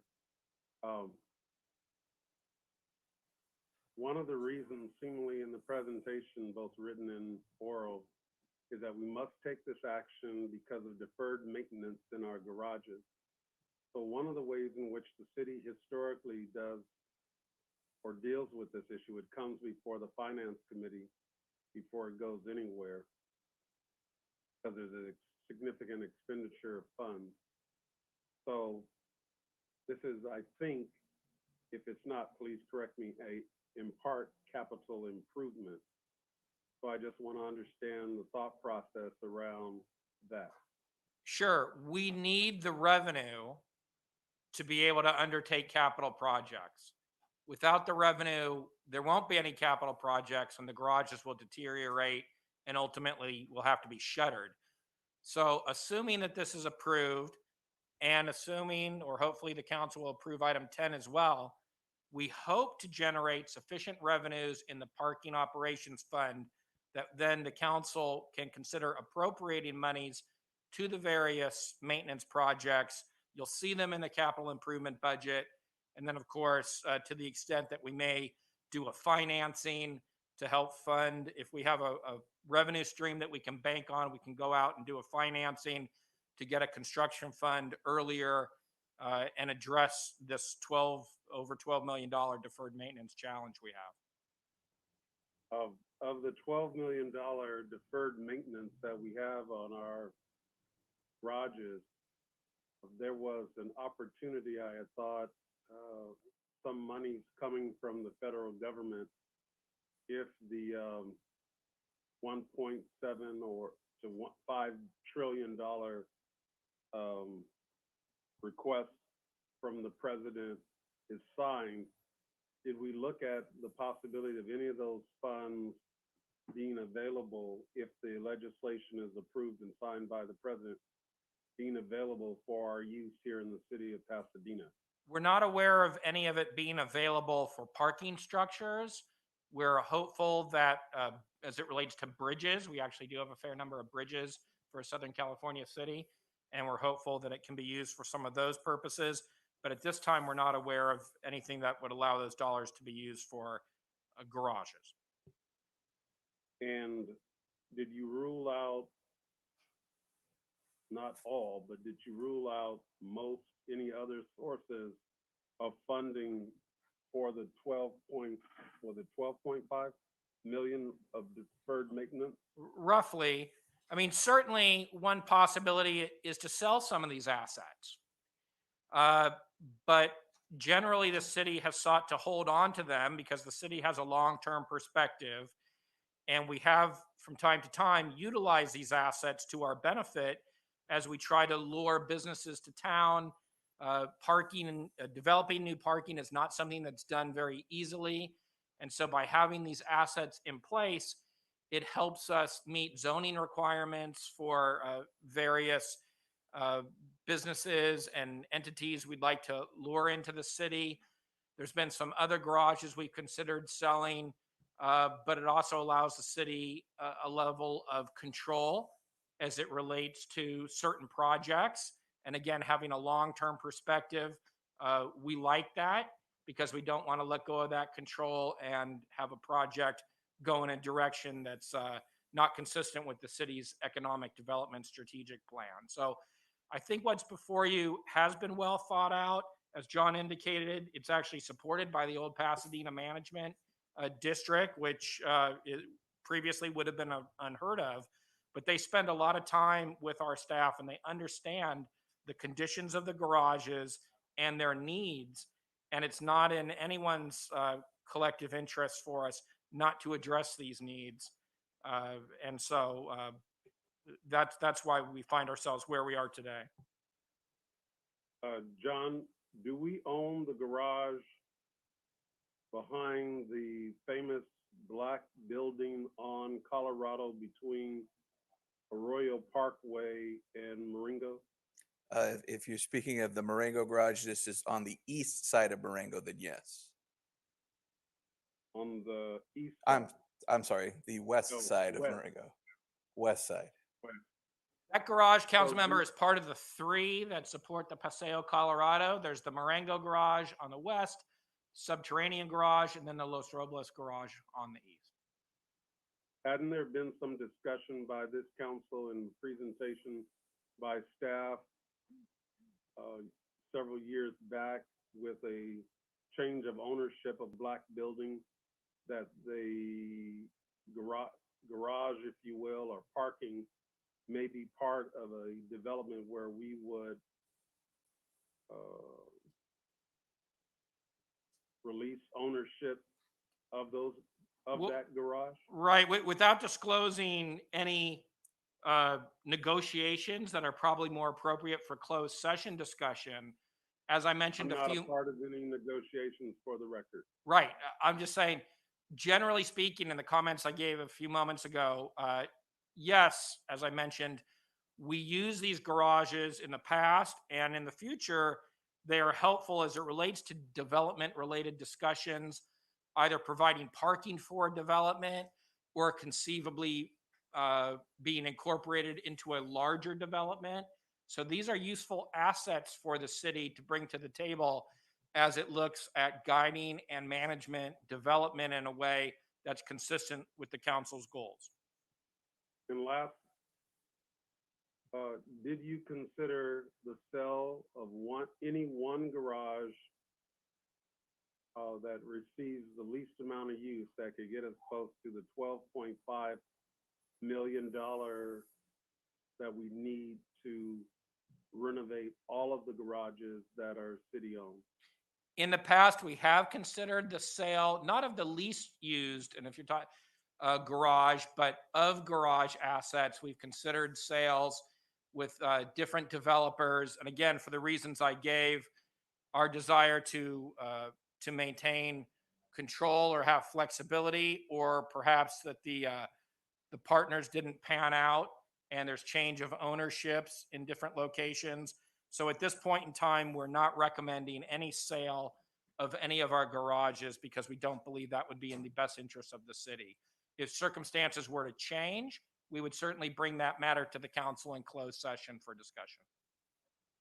My question's a little bit different. I just want to know if you considered the sale of any one asset that could realize approximately 12.5 million, meaning any one garage asset that could realize 12.5 million to pay for all of the renovations that are required at this time.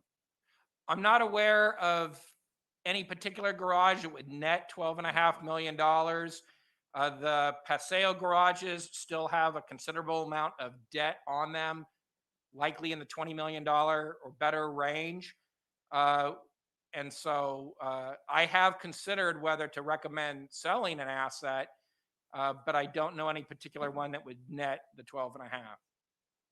And then the last question, Mayor, is how do we say to our visitors in Pasadena when we're having difficulty retaining retailers?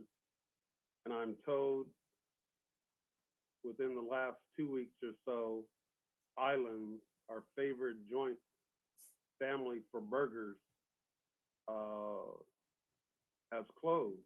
How do we tell our kids that you don't get 90 minutes free when if you can go to Beverly Hills, their garages, I believe, the city-owned garages are 90 minutes free.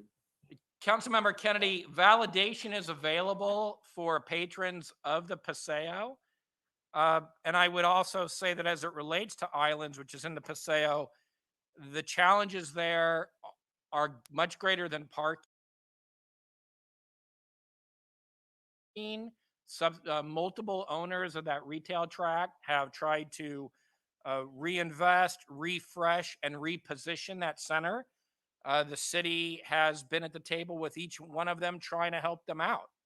It's much better than what it replaced, although many years ago, but it just really has not been that great of a success. And we're hopeful at some point in time there's an operator there that can get it right.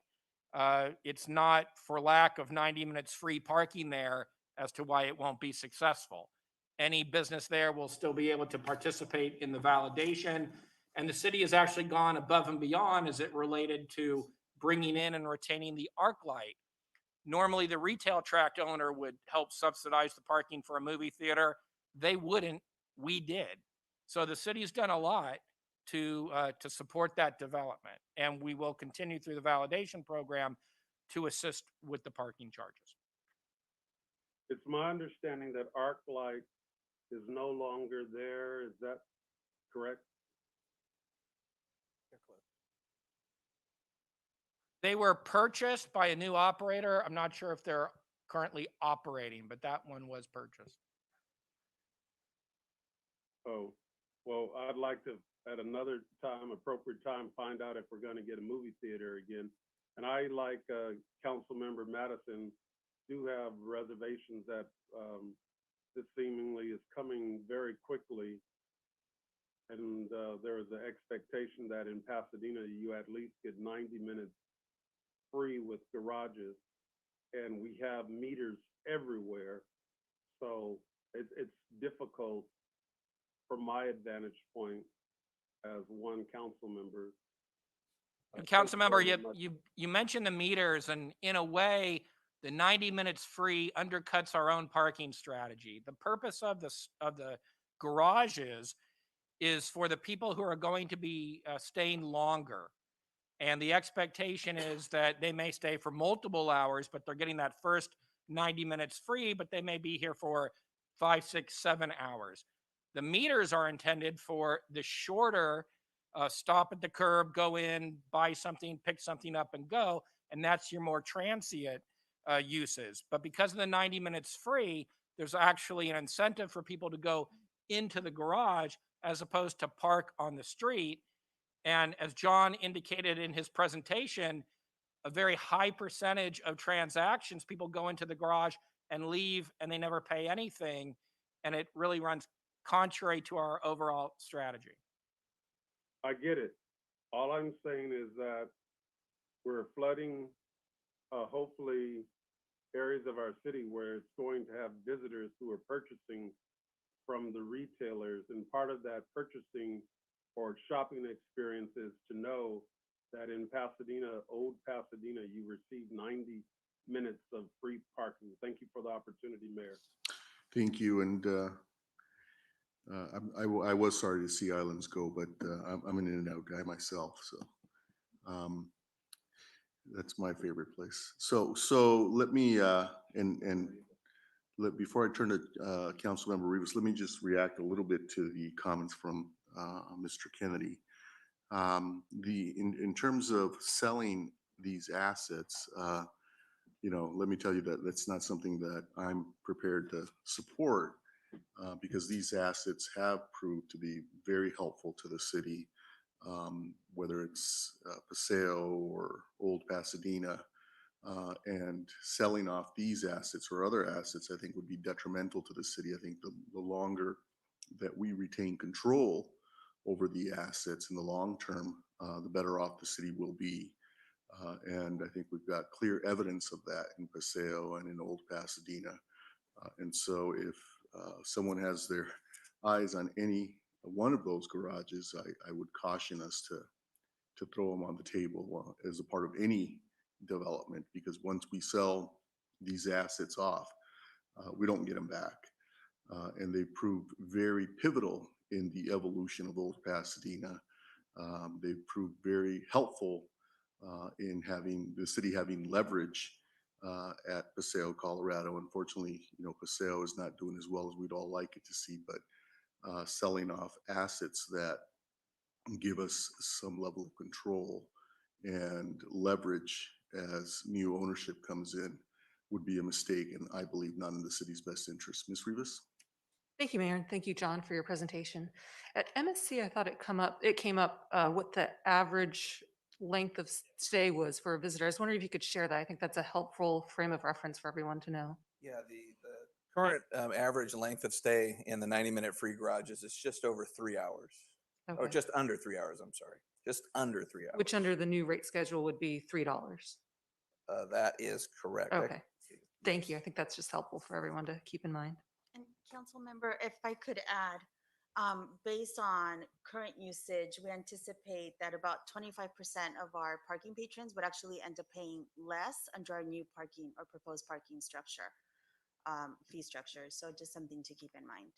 Could you explain that? I think I understand what your point is, but if you could break it down for everyone who's Sure. watching. And maybe, John, do we want to kind of pull up the table that compares it? Yeah, So- slide 23. Yeah.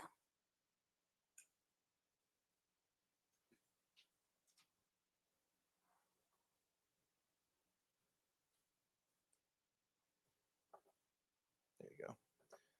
So on the left are the current rates that a customer would pay if visiting any of the 90-minute free facilities. And on the right would be the corresponding cost under the new proposed rate structure. So somebody staying up to 90 minutes free currently, or staying up to 90 minutes gets the free period. Under the proposed scenario, it would be $1. If somebody was staying up to 2 hours, so over 90 minutes, but under 2 hours, actually currently they're paying $2. In the new system, they would only pay $1. And that's just because of when that rate triggers for the next level. So you see that somebody staying up to 3 hours in the current system pays $4. In the new scenario, would pay $3. They pay $1 less. We were very cognizant of the rates. We were very cognizant of keeping this amount, the initial amount, as low as we felt we could, because this is a big adjustment for the community. We're very aware of that. We hear it. We hear the people telling us, you know what, I'll go visit Glendale. Local residents tell us that. I'm hopeful that those local residents consider the cost of the trip itself and the expense of gas right now. If you use the IRS's mileage calculation for fuel and wear and tear on a vehicle, a trip to Glendale from Pasadena is costing you at least $8.50. So we hope people would, we understand they initially react very emotionally, but we hope they would be rational and continue to patronize our local business communities. Great. Thank you so much. And asking, I think, visitors to pay $1 for maintaining and keeping these important assets, and particularly keeping these assets in the hands of residents of Pasadena. I don't think that's too much to ask. $1, I think, given that a trip to Glendale would cost you $8 to $10. Probably likely the same scenario to go east towards Arcadia. So, this is not something that any of us would want to do, but I think it's something that we have a responsibility to do in order to ensure that we maintain the garages, that they're a pleasant, as pleasant an experience that they can be when people visit our city and come shop here, and asking for a $1 essentially contribution to help us do that is not, in my view, excessive. And one more question, we get a moment. Mm-hmm. Go ahead. John, I had one follow-up question for you. I remember when this went to MSC, this had gone to the OPMD, I think it was executive committee, and they were supportive. I want to be responsive to Councilman Kennedy's concern about, the business owners, which obviously is a key constituency of the OPMD. Then I think it went to the full board maybe later last week. Did that happen? And can you report what the vote was there? Yes, that did happen. That happened this last Thursday, and they unanimously supported this item.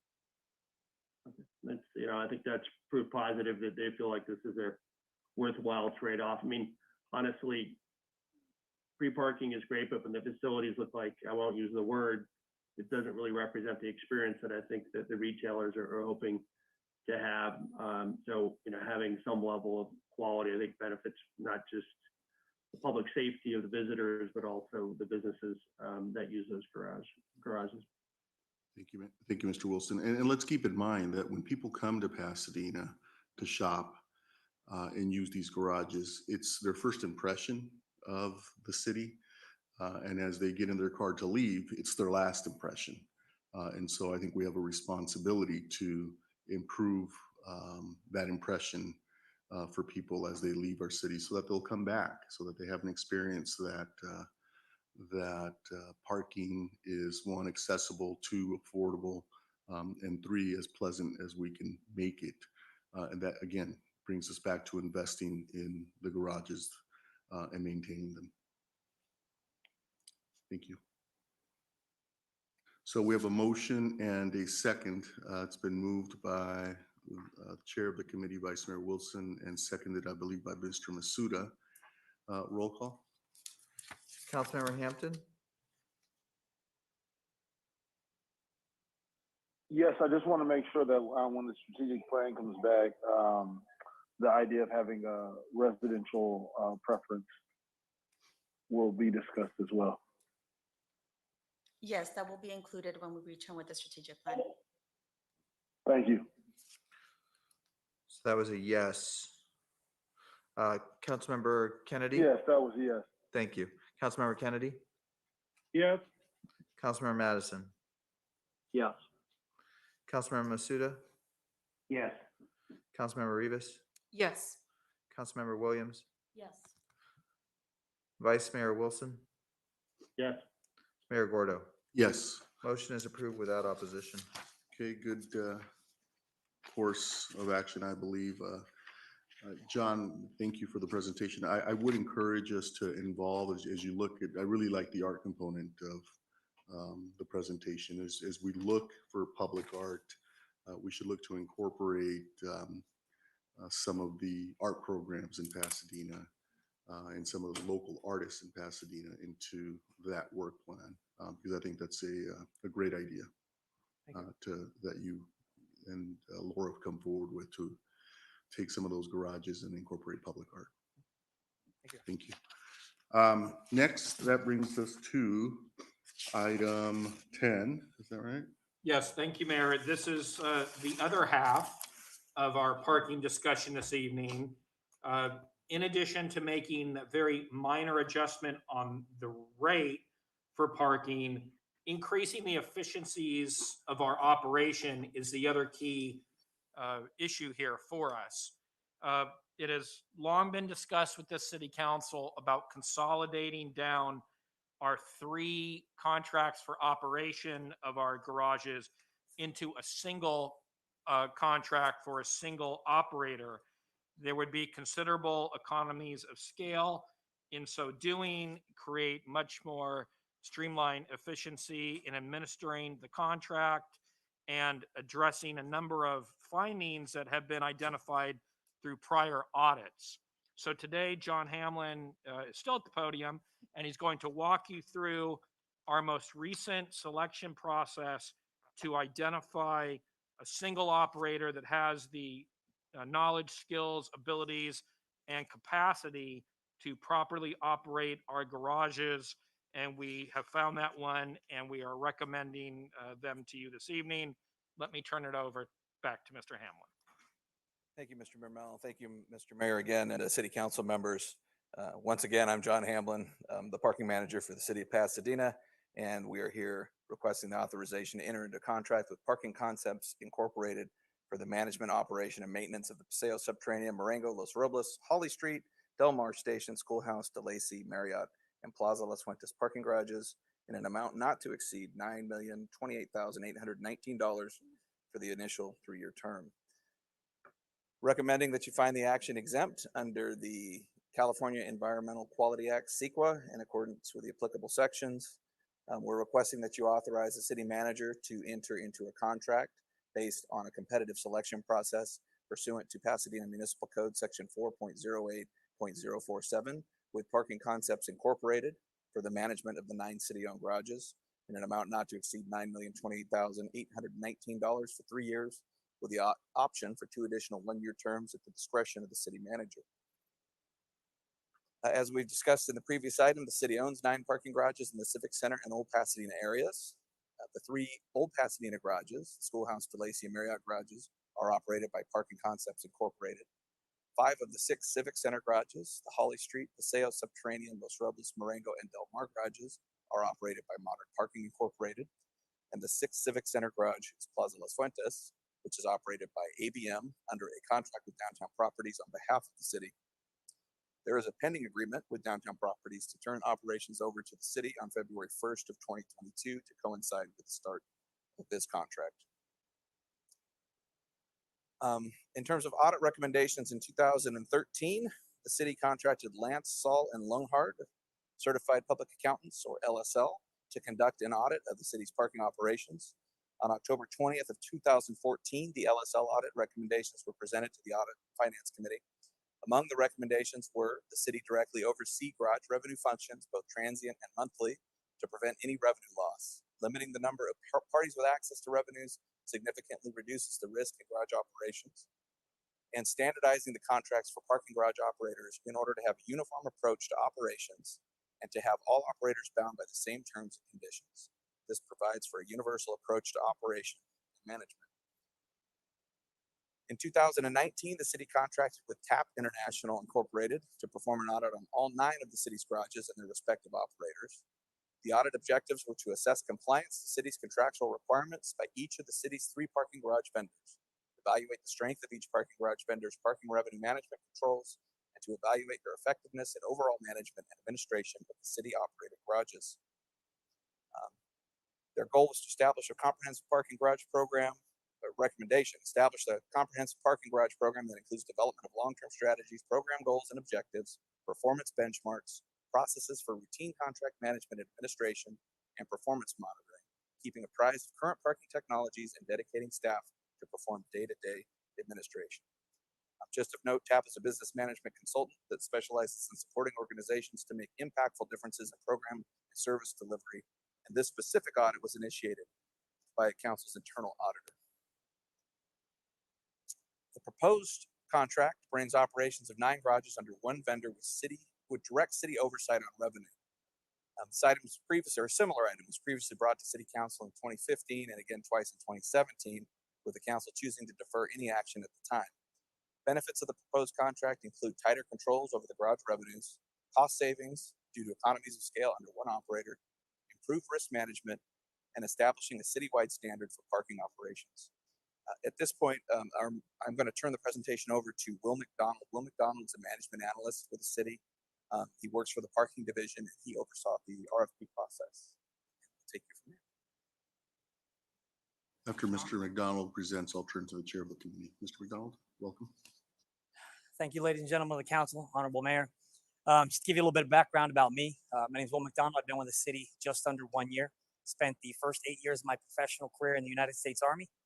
For the better part of the last 11 years, I've been in private parking until Laura and John gave me the opportunity to come serve the public once again to work for the municipality of Pasadena.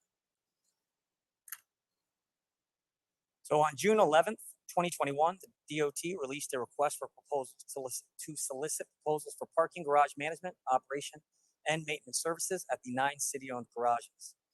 On August 9th, the following 6 companies submitted their proposals. Those included AAA Parking, EverPark, Laz Parking, Modern Parking, Parking Concepts, and SP Plus. The criteria used for this particular RFP were weighted as follows. So management, operation, and maintenance program had a 30% weight. Points were assigned based on proposers' management services, personnel, operational plan, maintenance and repair programs, as well as other management, operational, and services suggested. A comprehensive understanding of the project must have been demonstrated, and this was inclusive of our incumbents. Price, very simple. The company that submitted the lowest price received 30 points, and then based on a formula through our purchasing department, the companies below that received their proportional points per the formula. Proposer's attributes, references, and experience. A proposer's background, overall experience, especially experiences with the park system that the city just recently installed, as well as Paris, which is a software program that the city uses in its monthly parking management. The incumbent operators were also rated on the city's experience while operating their respective portfolios, to say that we graded on the quality of the experience, not just the time of the experience. Cash management reporting and audit program simply measured controls, methodology in place to manage and track revenues, expenses, and to prevent fraud on the city of Pasadena. And with the standard contract practices, 5% for local Pasadena business preference and 5% for a small or micro business preference.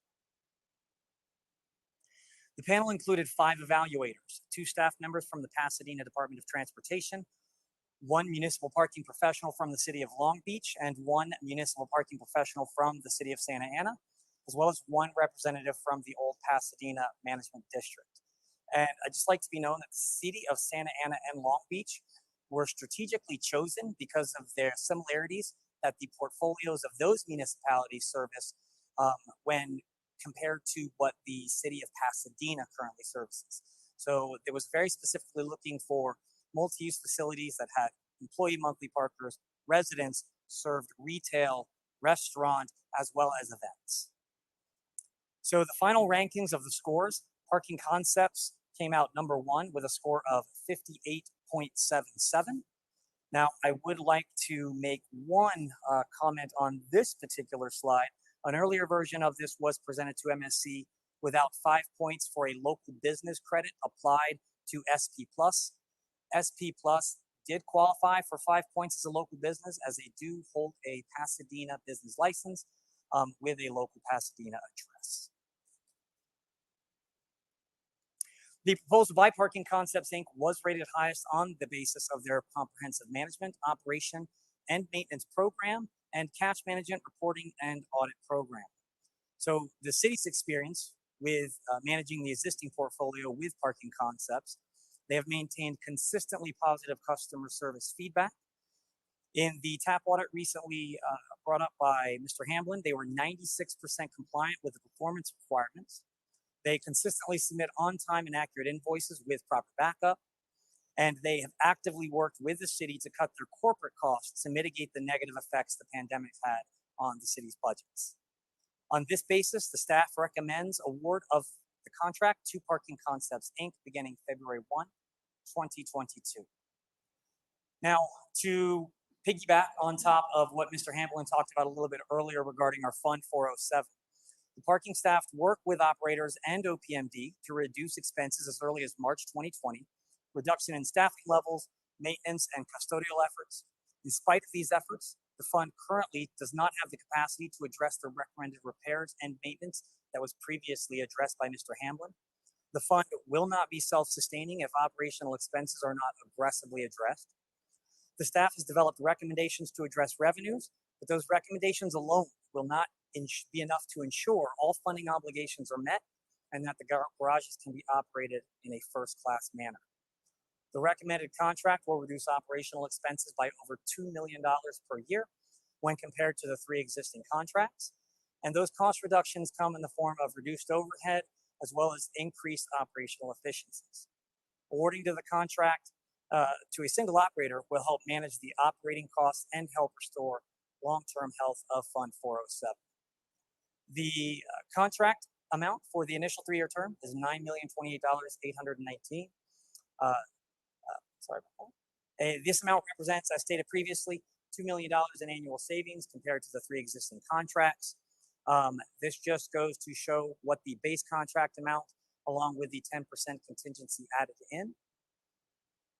These are the particular counts from Fund 407 that will fund this contract. And the annual not to exceed amount for the additional 2 one-year terms will be based on a total of just over $3 million for the first year, plus changes in the CPI for the preceding 12 months, and again for the second year as well. And we will take into account any corresponding increases with city, state, or federal minimum wages or payroll taxes. And on that, I open it up to questions. Thank you, Mr. McDonald. Before I turn to the members of the city council, this too came through municipal services, and I'll look to Vice Mayor Wilson for his recommendation as chair of the committee. Yeah, thank you, Mayor. It was a parking bonanza session with MSC. We did look at this closely. Couple things that came up that MSC did support this recommendation with the exception of Councilmember Hampton, who had concerns about consolidation of the work to a single contractor. They could probably speak to that, I guess, later this evening. We did kind of drill into satisfaction and the experience levels. There was a satisfaction survey done that we looked at as well to see the comparison between the existing operators. Obviously, those are the only ones that we have satisfaction surveys on in terms of who is bidding, because they're currently operating garages, and there was a material difference between the 2 operators, both in terms of the metrics and the survey and the number of comments and kind of complaints that we looked at as well. So we did explore that aspect. Sometimes saving money can impact service, and we wanted to make sure that we weren't going to shoot ourselves in the foot. And it did seem like the recommended operator had a high level of kind of service operations based off their history with the city.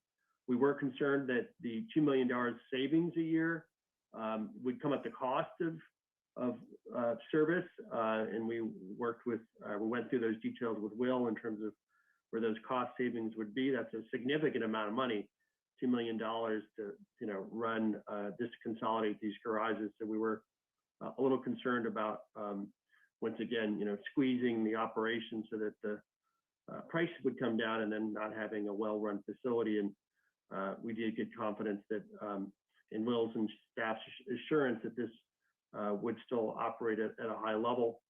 There was some information about the audit, as he mentioned, but at the end of the day, after a lengthy discussion, the 3 of the 4 members of the MSC did recommend this consolidation, given the significant cost savings to the operation and some of the audit findings. Thank you, Mayor. And do we have public comment on this? And is that your motion, Mr. Wilson? Yeah, I'm prepared to move the recommendation of the MSC. Do we have public comment? We do. And then I've got some questions, and I'm sure others do as well. So before I call on the public comment speakers, the city clerk's office received 4 letters providing comments and stating support for the proposed contract with Parking Concepts, Inc., and 1 letter expressing concerns regarding the request for proposal process, noting that it was flawed, questionable, and compromised. Those letters were distributed to the city council, posted online, and are part of the record for tonight's item. In terms of speaker cards for item 10, we have 2, Scott Jenkins, followed by Gary Pitts. We'll bring in Mr. Jenkins. If you could unmute your display, and you have 3 minutes. Go ahead, Mr. Jenkins. Good evening, Mayor and council members. This is Scott Jenkins. I'm here tonight on behalf of Parking Concepts, Inc., referred to as PCI. I trust you received my letter from last Friday and you reviewed it. I shared just 2 thoughts about this matter. First, PCI agrees with the city staff that with a town of this size and limited to just 9 parking structures, there are many benefits and cost savings to the city to award the management contract to just one service provider. For many years, city staff and outside consultants have recommended having just one provider for Pasadena. The staff report describes the various benefits from this change. Most notable is the estimated cost savings to the city of over $2 million. This is especially important given the much needed capital repairs for the garages. We think this analysis makes sense, and we encourage you not to divide up the contract. Second, the RFP for this contract was well conceived and the evaluation system well structured. We're pleased that PCI received the top score.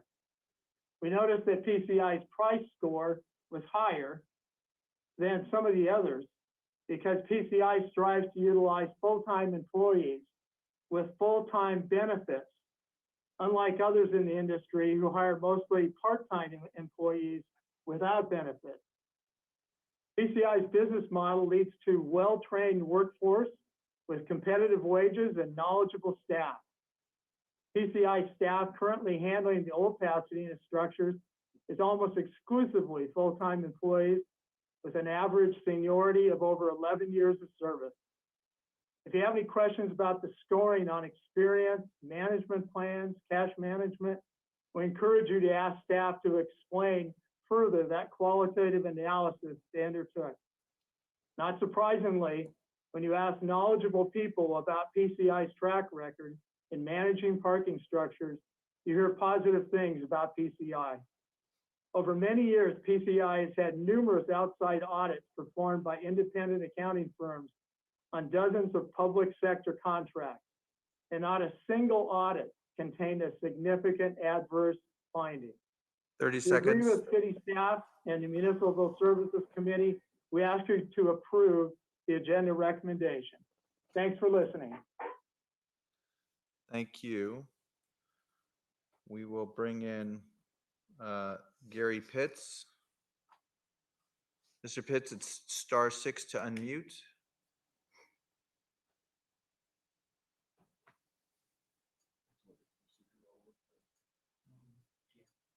Mr. Pitts, if you can press *6 on your phone to unmute your phone, please.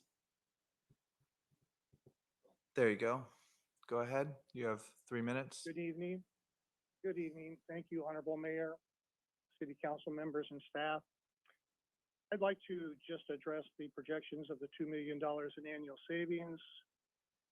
The Department of Transportation is claiming annual expense savings of $2 million based on merging all 9 garages to a single operator. We understand this is based on comparing future operating expense projections listed in the agenda report to the 2019 actual expenses.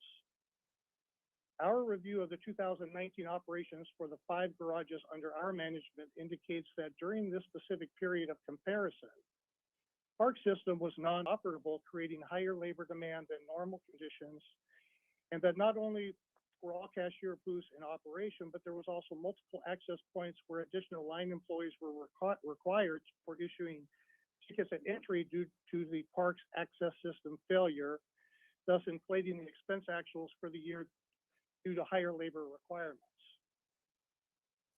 With the procurement and the implementation of the TIBA system in the spring of 2020, the additional labor requirements to support the 2019 calendar year's failed park system were no longer needed, as well as the cashiers of all those sites whose positions were also eliminated. Therefore, over $2 million in annual expense savings from 2019 have already currently been realized in the 2021, despite the pandemic, and should not be part of a future savings calculation forecast for 2022 based on combined operation projections. The current annual October 2020 through September 2021 expenses for the 5 garages under our management total $1,181,263 for the period. As demonstrated in the line labor, cashiers, and access lane attendant positions being eliminated due to the TIBA equipment and are no longer represented in the expenses. Compared to the future projections listed in the agenda report of $1,414,514, you can see the current 2020-21 expenses are under the future projection cost of by $233,251. The difference between the 2019 and current expenses is $2,161,142. 25 seconds. Therefore showing that the savings have already been realized. The comparison should have been compared post-TIBA installation expenses at these facilities versus the projected expenses instead of combining the TIBA savings with the potential savings based on combined operations under one operator. Although there could be some future savings based on some synergy. Your time has expired. Can you bring your comments to a close? Let's let the speaker finish. Go ahead and finish, Although Mr. there Woods. could have been some future savings based on some synergy from combining administrative functions, it does not appear to be nearly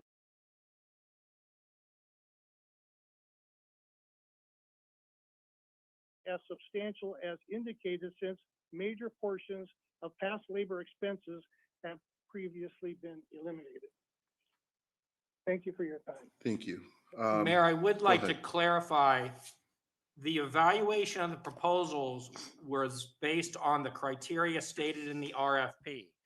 And while staff believes that the consolidation will result in savings of $2 million, that was not part of the selection of the recommended contractor. The recommendation is based on the quality of their proposals and how they came to the various criteria outlined in the RFP, as in set forth in attachment A. Yeah, we received a pretty extensive letter from one of the proponents applicants, MPI. Did the committee consider all of these challenges, Vice Mayor Wilson? We did receive a letter before MSC. I'm not sure that I've seen the most recent letter, honestly, Mayor, and that probably came in after. But the letter we did receive at MSC was considered. The issues that the speaker spoke to, were those issues considered? Not the specific calculations of the savings, no. That was not raised before our MSC meeting. Questions, comments from members of the committee? I just, you know, I find it, every time we take up this issue of garages, it just gets very contentious. So Laz Parking is the company that we disqualified the last time around. Am I correct about that? Correct. Last parking. Well, no one was disqualified last time. The council did not award based on the recommendation. My recollection is staff was instructed to essentially maintain the status quo, and we extended the contracts of the existing operators. Okay. And council did make it clear, I believe, that ultimately it did want to see a consolidation with a recommendation in that direction. And that's where this RFP came forward. Yes. And how many total applicants were there? There were a total of 6 respondents, sir. And that's attachment A? Yes. Yes. That was the total. And this is the final ranking with the inclusion of SP's 5 points for local. That is correct. Okay. Other members of the, oh, I'm sorry, Ms. Williams. Thank you, Mayor. I do remember at MSC, we did discuss the performance rankings of the various providers.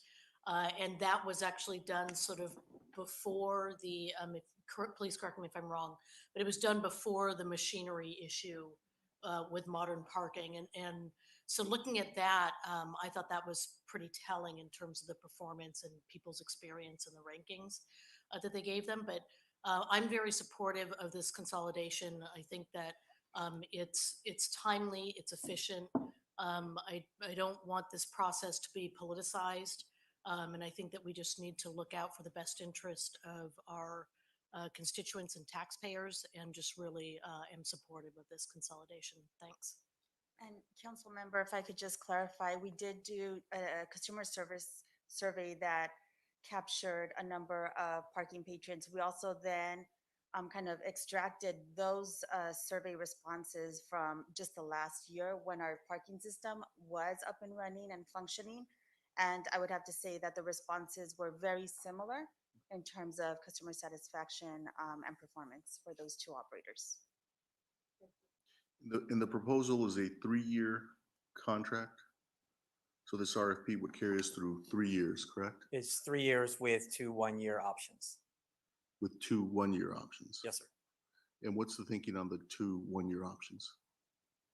I think overall it's to, one, in the past, the fact that both of our operators have had more than 15 years in place, it's to ensure that if you have a good operation that is functioning and it is still financially viable, the contract, it gives the city manager at the time the power to make the decision to move forward with that operator. However, it also ensures that these contracts will remain fresh. And I think that's one of the biggest challenges right now is that one of our operators is on the 13th Amendment. And that just is not financially feasible in the private sector, and it's doubly bad in the municipality. Very blunt. Can you explain the 13th Amendment issue? I'm not sure what. So the initial contract with Modern Parking was entered into back in 2005, and it has just been amended 13 times. I see. Okay. We make this a constitutional issue. Okay, so it's been, the contract itself has been amended 13 times. Correct. Got it.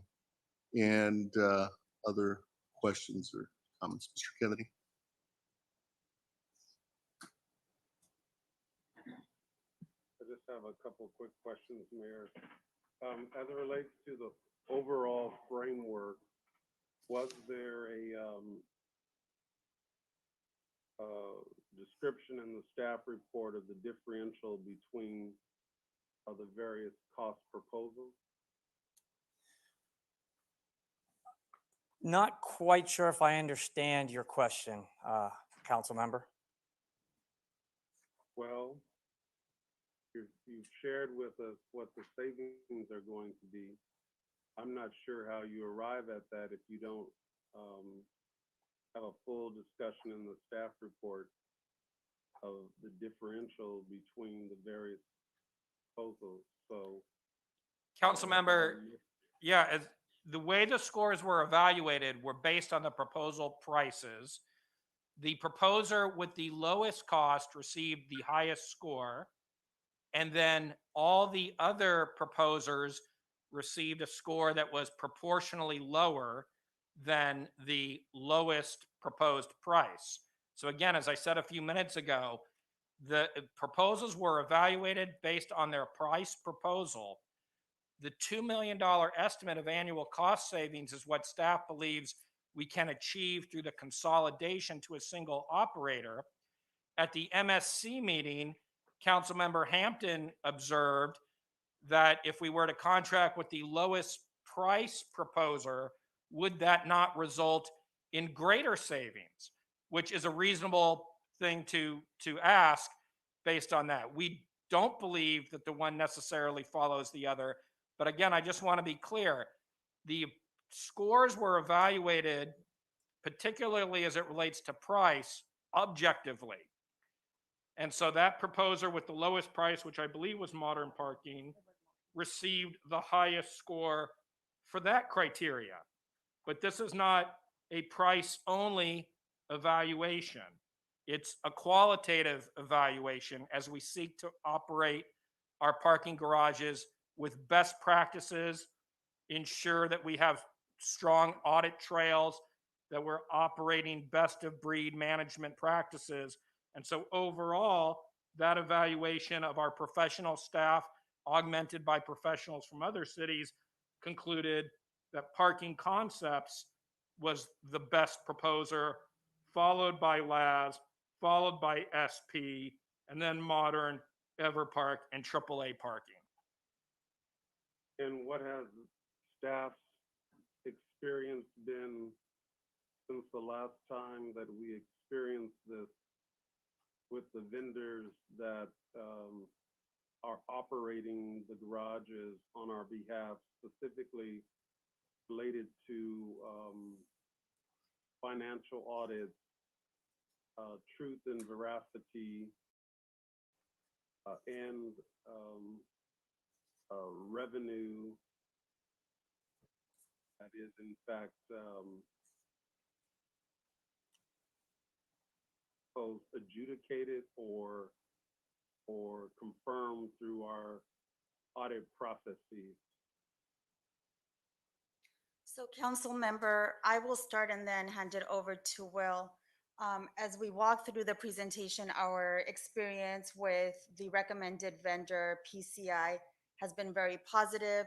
They have complied with all kind of best practices within the industry, submitting reports in a timely fashion.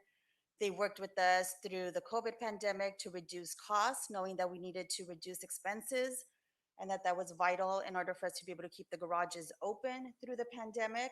Their customer service rankings have been very positive, and particularly calling out the portfolio manager who has been working with the city for some time. With Modern Parking, there has been a very different experience where customer service responses have not been as positive. Individuals being called out specifically for their behavior towards customers, their their submissions or their invoices on a regular basis have questionable expenses that staff has to ask for additional documentation. So we do have a couple of slides if you would like us to walk through them that show kind of our experience with PCI and Modern. We're happy to pull those up and Will can elaborate. I'm more interested not in just a recitation or a comparison in my question of only two. I want to know what is the experience, are there only two operators? There is a third operator, ABM, that operates Plaza Los Fuentes. However, they did not participate in the RFP process. Okay, got it. All right, continue. So I will go ahead and ask Will to elaborate, and perhaps if we could pull up the presentation and start on slide 17.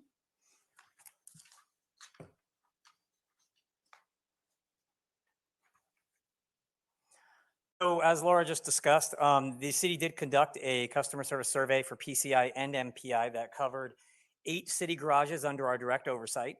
The survey was emailed to all current and recently canceled, and that means within 3 months, monthly parking clients. And the survey focused on the interactions with the parking operators, but also left a field for free responses where customers could leave specific feedback about any item. So on the left-hand side of this slide, you'll see the old Pasadena results, which is currently being managed by Parking Concepts. The questions state, please rate your overall customer service experience if you have used the intercom system to speak with a customer service representative. The second is, please rate your overall customer service experience if you have called the parking office for assistance with your monthly account. And then the third, please rate your overall customer service experience if you have interacted with the garage management. So on the scores on the left with PCI, starting off 7.65, increasing to 8.63, and then 8.22 out of 10. If you'll notice on the right-hand side, the Paseo portfolio, which is managed by Modern Parking, received significantly lower scores. Now, during MSC, Councilman Hampton voiced some concerns that the aged equipment during Modern Parking's experience at the Paseo portfolio could have had an impact on those scores. So what we did was we extracted the data of all monthly parkers that had parked with the new parking equipment for less than a year. So their only exposure is with the brand new TIBA equipment. And the results, as you see on the left, Old Pasadena increased across the board to all above 8s. And the Modern Parking results on the Paseo portfolio significantly decreased. And this is with the brand new equipment installed in the portfolio. So as we can see, the equipment was not impactful to the customer service levels. What we also did, we extracted the specific comments that only addressed the customer service experience. So with Parking Concepts, as Laura pointed out, their current portfolio manager, Mercedes, was mentioned at least 5 times, having phenomenal customer service. As in parking, they weren't perfect. To be fair, we put every single comment that had to do with customer service. They had 1 or 2 that were negative, and in the parking world, that's life. No one loves parking. On Modern Parking staff-related comments, as the City Council will see, there is not a single positive comment. The word rude was used in 6 comments. And again, based on the results that we extrapolated using the data of monthly parkers less than 1 year, this just tells the story that city staff has seen during its time overseeing that. As far as the experience, we addressed the positives that Parking Concepts, Inc. had brought to the city of Pasadena. As Laura addressed a little bit earlier, with MPI, a review of historical charges and past invoices found a number of questionable charges that MPI submitted. They regularly submitted generic invoices, which inflated the price of supplies. MPI submitted invoices for and placed items in budgets which were expressly forbidden in the contract with the city. MPI charged more than $120,000 of corporate support to the Paseo portfolio during the pandemic, which is an increase of more than $80,000 of previous years, which, coming from the private side, their private portfolios were suffering, so they offloaded corporate support onto the city's budgets. The city has received several complaints from Paseo stakeholders and monthly customers regarding rude and unprofessional behavior, which we just pointed to in the slides. MPI's current proposal included a portfolio director, which was recently removed from the contract at the request of the city for performance issues. Within the past 12 months, MPI has failed to follow the city's approved cash handling and depositing procedures on several occasions, leading to tighter controls on the city's behalf. Earlier this evening, we addressed the 2019 TAP audit that was commissioned by the city, specifically called out MPI's operational acumen by stating, a third parking garage operation, MPI, was not as successful in managing city garages stemming from a number of factors described in this report. A third operator, MPI, had significant deficiencies with its implementation of revenue management activities. In the exact same audit, MPI scored the least compliant of all three city operators for city-owned garages.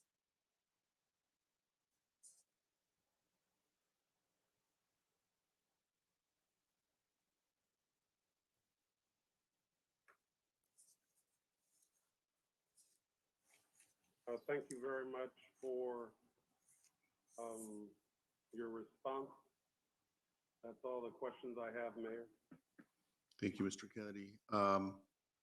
Anyone else? I just have some brief comments. Thank you for the presentation. I've always had just reservations of. By the way, am I okay to go forward, or is there anybody else in the queue before me? No, you're good, Mr. Hampton. Okay, thank you. And so I've always had reservations, and that's with any contract as it is one sole source. I think there's an opportunity for us to do business with other companies, even potentially small companies, to do this type of work. We supply the equipment as it is, so it's our responsibility to maintain that equipment, and managing these systems not that bad. At least I'm not in the parking business, but it doesn't seem that it would be that hard. But then again, I'm not in the parking business, so maybe I shouldn't really speak on that. I will say that I've had an opportunity of parking in all of our garages. Well, not all 9 of our garages, but two of the garages in Old Town just recently, and then one at the Paseo, and then also Marengo lot that I park at regularly because chargers, etc. for electric charging vehicles.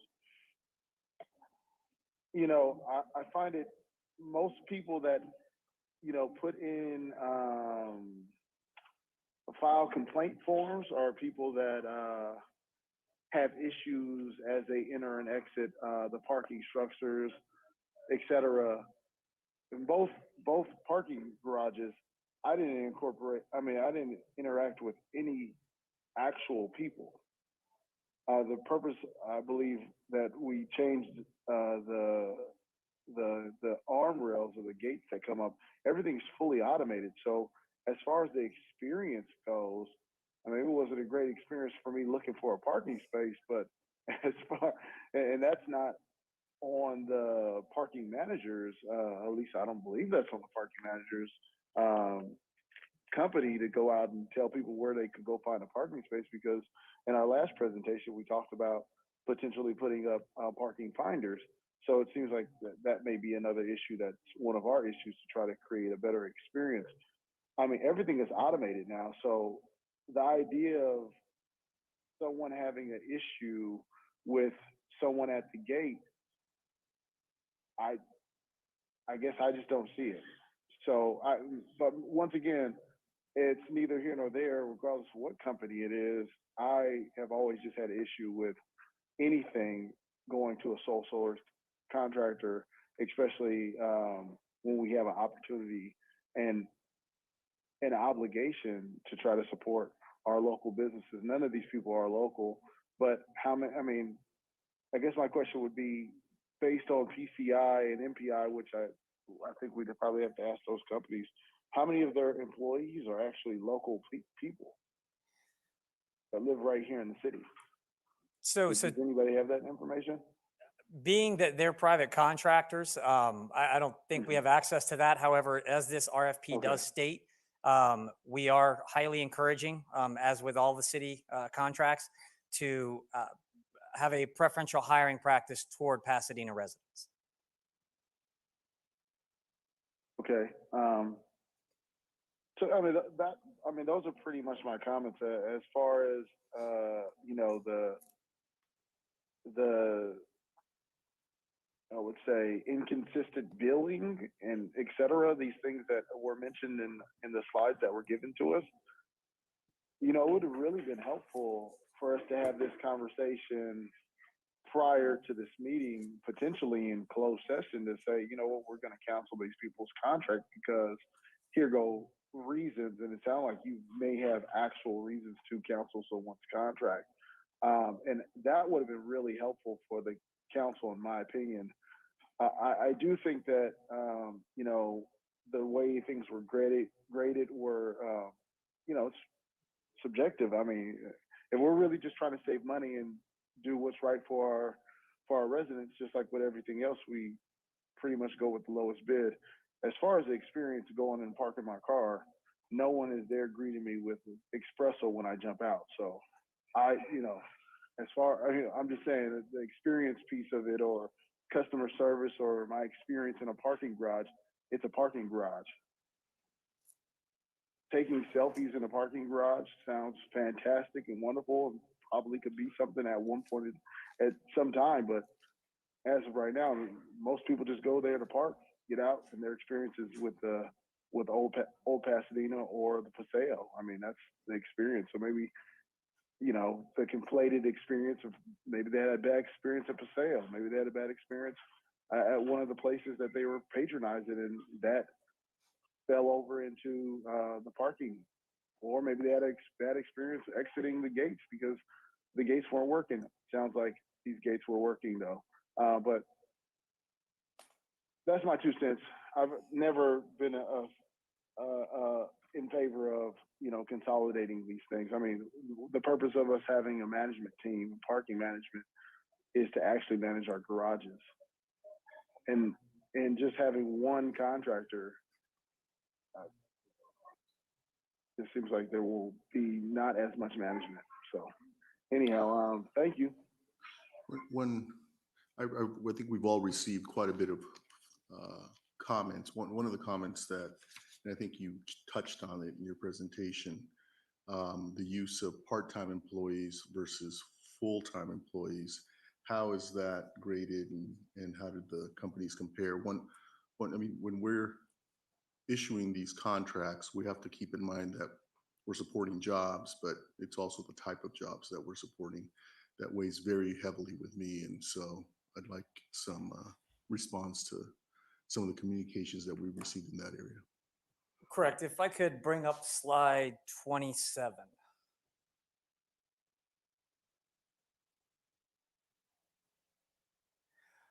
So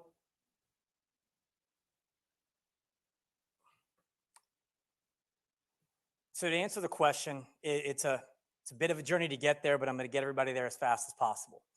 These are the corresponding management fees that were proposed by the vendors. So with these 6 companies, 4 signed MOAs, 2 did not with the current union. So during the process, upon seeing the difference in the management fees from MPI with the rest of the group, although the rating panel did not take whether a company was a signee or not to the MOA into consideration, they wanted to look at how an operator would be able to operate with the type of staff, because the city provided a template schedule of staff members and pay for those staff so that all operators would be working off the same exact proposal structure. We wanted to be able to compare apples to apples and not have, you know, somebody win just because they proposed the skeleton crew, when in reality it wouldn't function like that. So upon seeing the difference in the management fees and the way that we structured the reimbursables, the grading panel had requested a clarification question where they asked companies to clarify how the management fee would be spent. In looking at those clarifications, the only company that refused to respond was Modern Parking. And the grading panel and the city have come to the conclusion that the only way to staff this current contract, the RFP that was put out, with and still not lose money, would be to staff with 100% part-time employees. And while the part-time employees would keep them where they're at, on the city's aspect, everybody's looking at the $400,000 difference between Modern Parking and Parking Concepts. In reality, The constant turnover, which would cost the city between $1,500 and $3,500 per new hire to train. In the constant turnover with the supervisors, that would cause continuity of service issues, as well as the lack of customer service in the garages because of constant turnover. And as you addressed, Mayor Gordo, the fact that we would have a 100% part-time staff. That's the only assumption that we could come to because Modern Parking refused to answer the question. So, but we did attempt to clarify that issue. We sent the same clarifying question to all 6 companies, and 5 responded. Modern Parking sent a letter informing us why they refused to respond. And the staffing of part-time versus full-time, how did the other companies, the winning bidder, measure up? So the way that the other companies responded was that they used the city's template that was given to them, which was about a 65%, 35% full-time to part-time mix. They used that standard to construct their management fees. Okay. Any other questions or comments? The one issue that I would like us to consider is, I do think competition is important. I think it's important to keep the operators of our garage, not just for the first 3 years, doing the right thing for the right reasons, but also knowing that an RFP can be issued that, if they stop providing decent jobs, for example, and go to a part-time workforce, I'd like the council to be able to consider a new RFP sooner rather than later if they don't implement some of the changes that they've promised to through this RFP. Then we should be able to issue an RFP. This is a major contract, and so I would like to see us go to a 3-year RFP and then revisit whether we move forward with a renewal or not as a council, because things may change in the next few years. But when I start hearing that, part-timers are being used or over full-time paid positions that provide decent wages and benefits to people, that's a problem for me.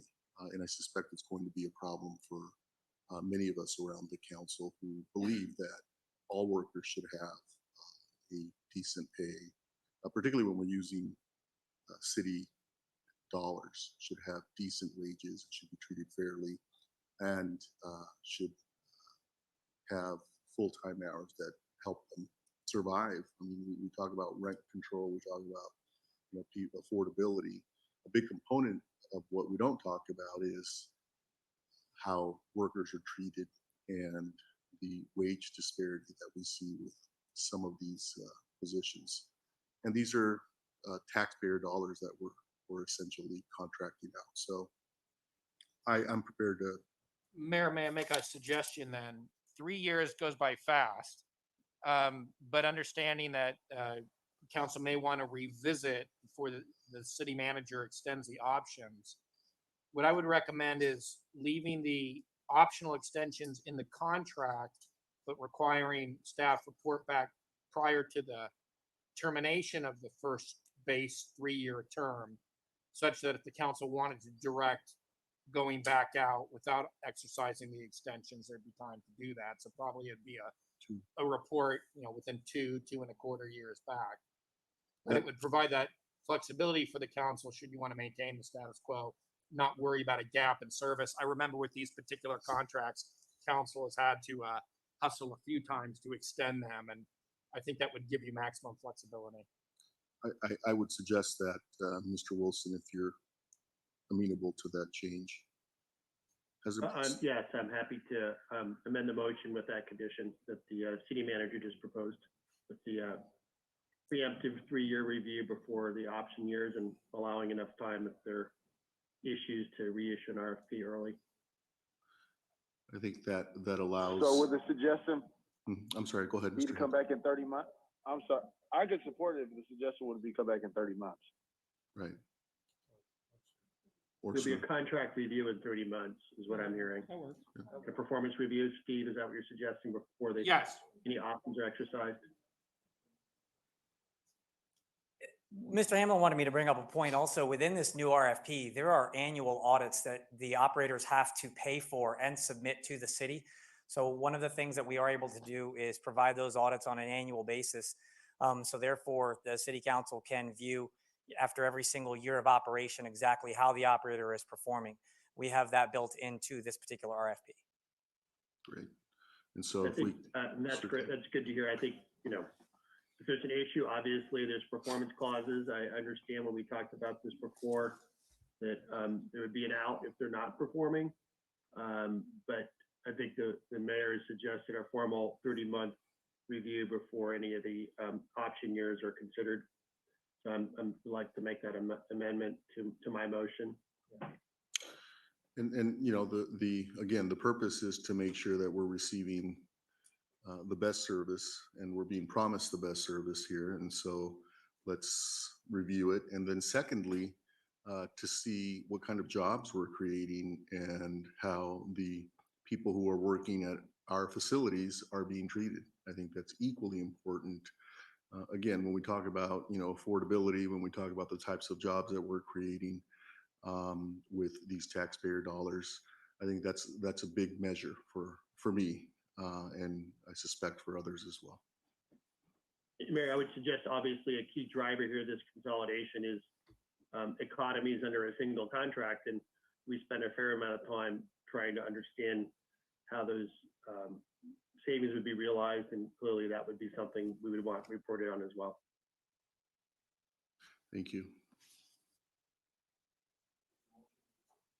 We don't have a second yet. I'll second. So that was a approved staff recommendation with city council to receive a report back after 30 months on the operator's performance. Before exercising any of the option year. Got it. Any option years. Councilmember Hampton. Yes. Councilmember Kennedy. Yes. Councilmember Madison. Yes. Councilmember Masuda. Yes. Councilmember Rivas. Yes. Councilmember Williams. Yes. Vice Mayor Wilson. Yes. Mayor Gordo. Yes. The motion is approved without opposition.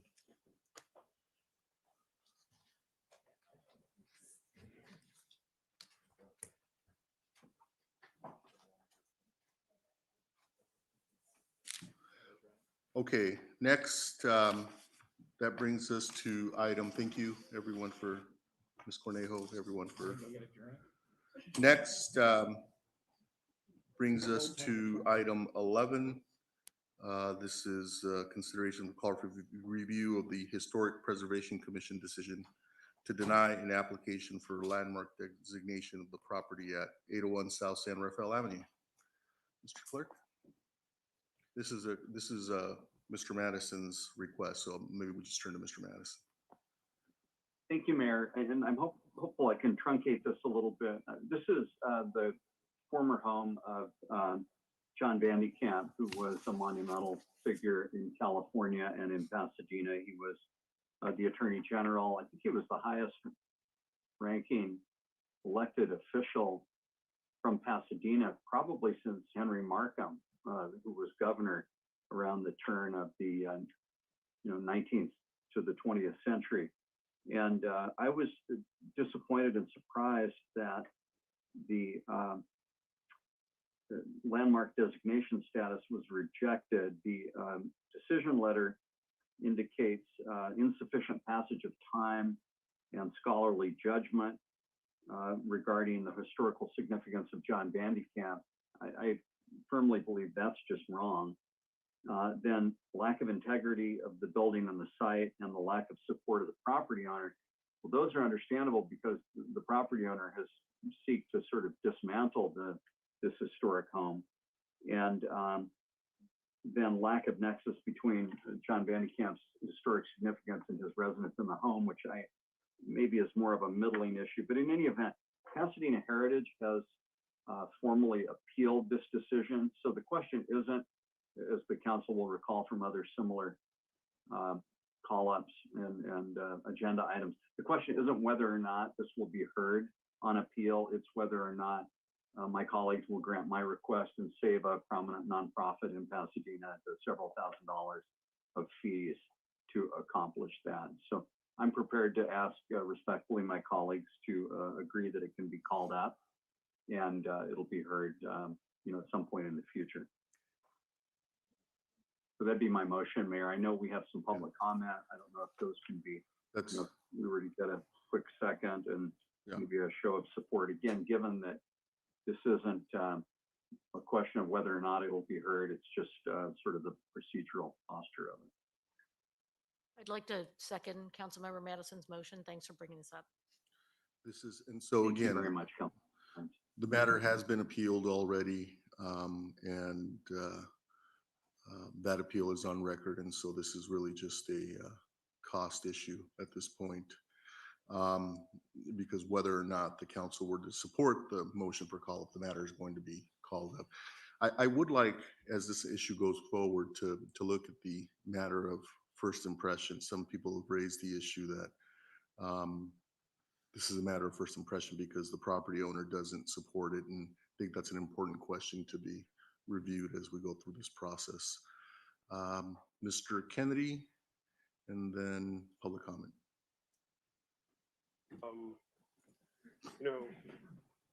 I am supportive of what Mr. Madison said because of the work that Pasadena Heritage does. We will get to the merits of possibly the merits of this matter when it comes up for the council to hear the matter. Having said that, John Vandecamp was a friend of mine.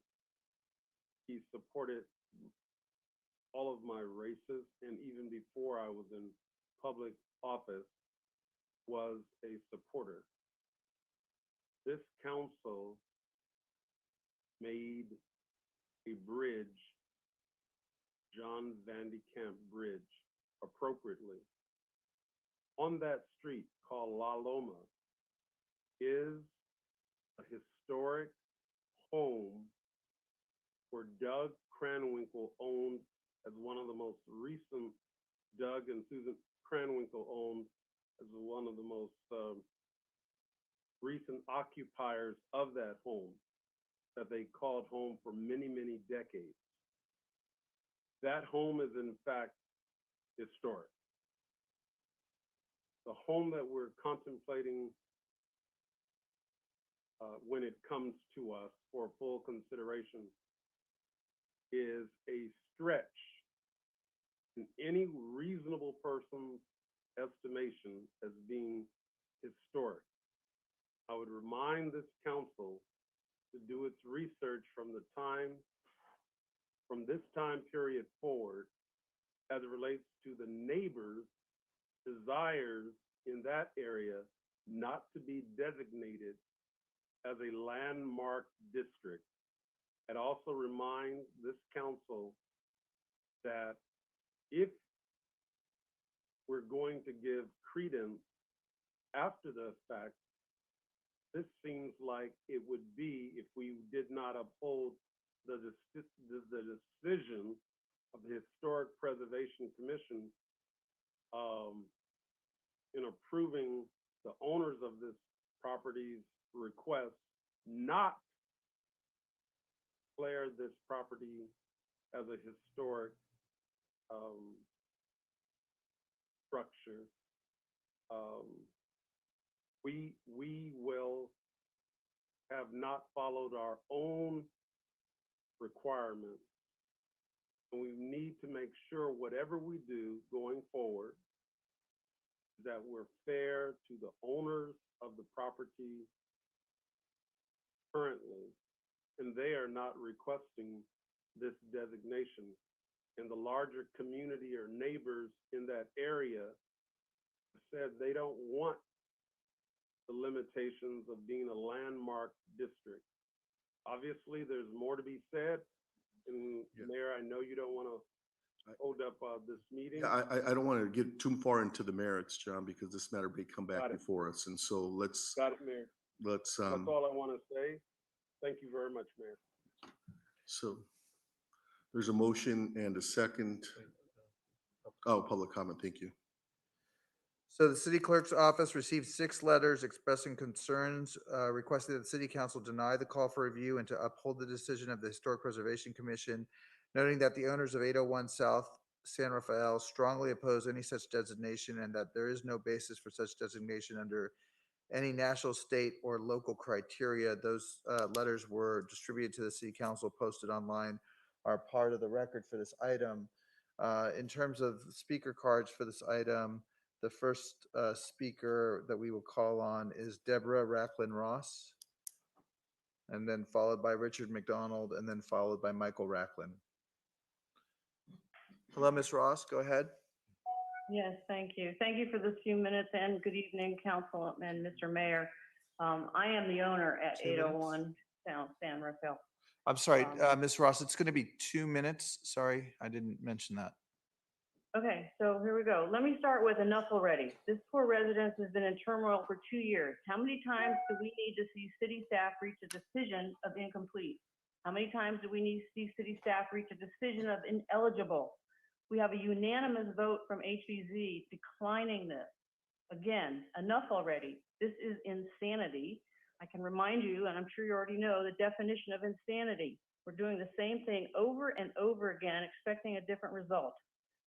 Well, doing it over and over again, and the results are the same. It's incomplete, it's ineligible. This is insane. So let's move on from here. Please, let's move on.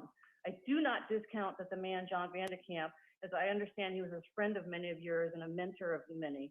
So in keeping with that thought, I challenge you, Mr. Mayor, I challenge you, the council members, that you turn your efforts to truly honor this gentleman. This man had a strong sense of values, ethics, and worked through his life in public service to push forward an agenda of equality. What better way to honor this man than pushing his agenda?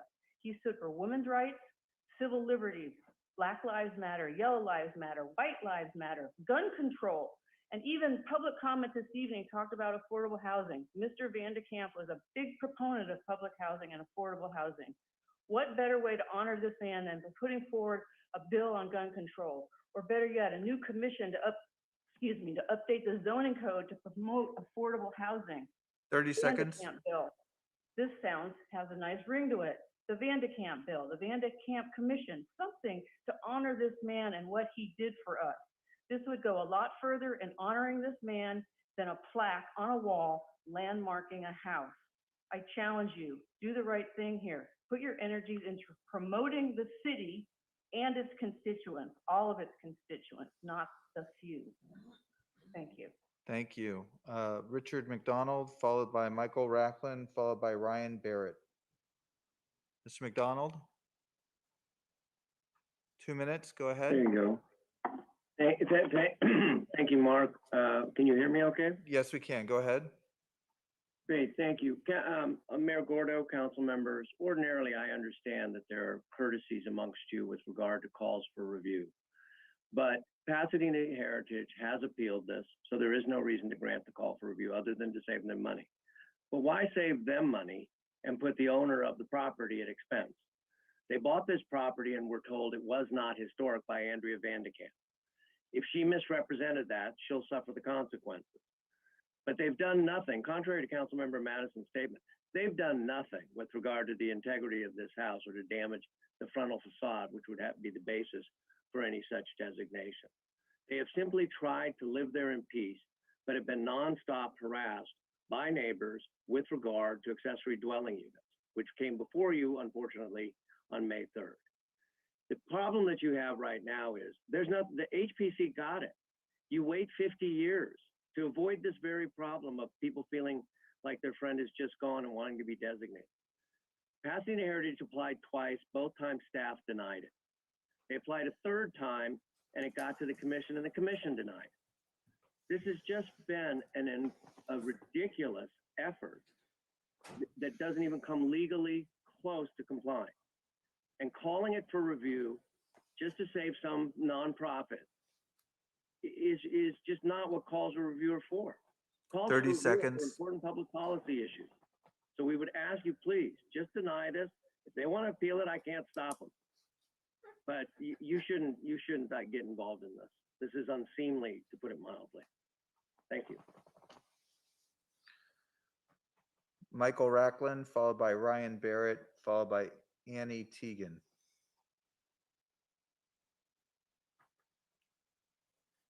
Mr. Racklin, go ahead. Yes, we can. Go ahead. 2 minutes. Honorable council members, Michael Racklin. I'm also a owner with Deborah Racklin on the property, and I'm the architect of record. I've been involved in many historic projects over my 40-year career, including the restoration and historic preservation of Los Angeles City Hall. This project does not meet the historic landmark designation by any stretch of the facts. It's been litigated or discussed, as Richard McDonald had said, twice by the Pasadena Planning Department and once by Pasadena Historic Commission. And the decision recently was unanimous. It does not meet the merits for historic designation. This really has become a political witch hunt in effect. And in fact, part of the merits that were discussed, that federal and state law require owner consent to designate a property for landmark status.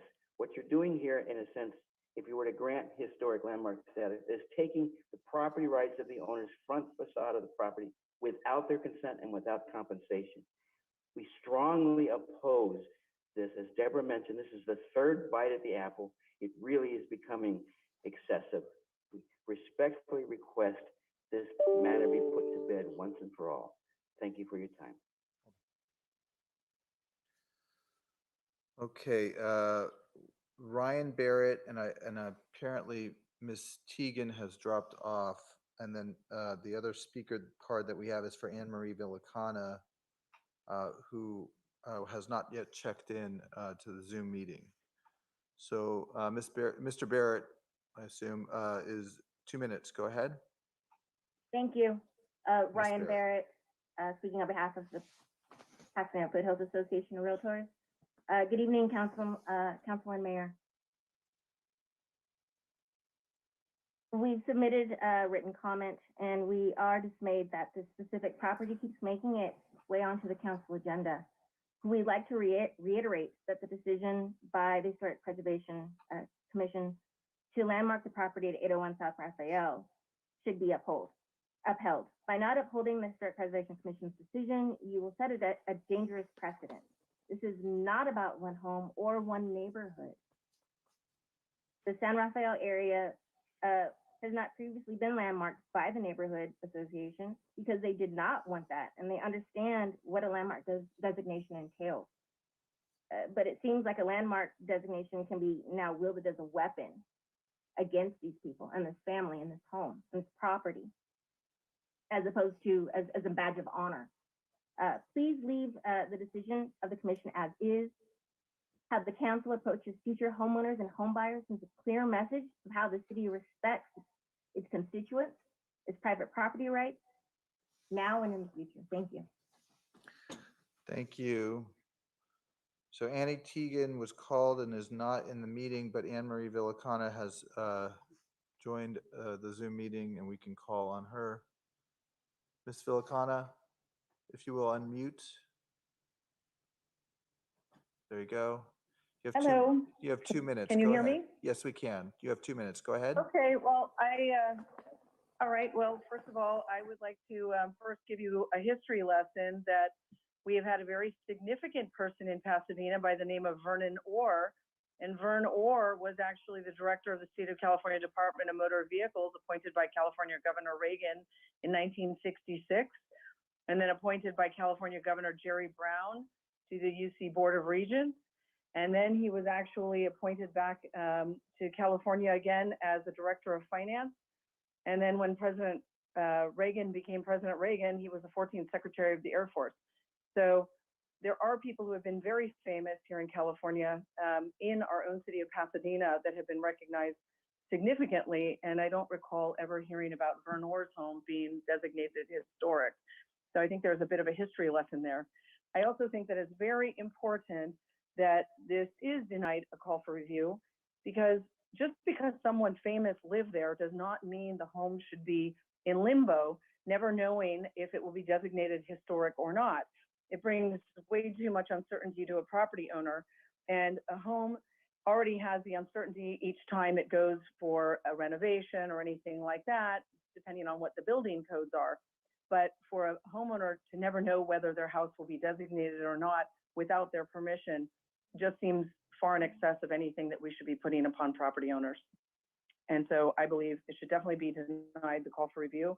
And I would like to protect property owners so that even if they have purchased a home that was owned by someone famous for whatever reason, no matter how famous it 20 was seconds. or infamous, that they do that uncertainty. And I appreciate your consideration of my comments. Thank you. Annie Teagan has joined us again. Ms. Teagan, go ahead. Sorry, unmute. I'm Hey, so sorry. that's okay. This is Annie Teagan, but I meant to sign up for 13 Oh, and you- I signed up for 11. by No accident. problem. We will put your card back into the queue and correct it for 13. Thank you. Thank you so much. My apologies. No problem. That completes public comment on this item. Okay, Mr. Hampton, you've got your hand up. Mr. Oh, thank you. So this is just for the,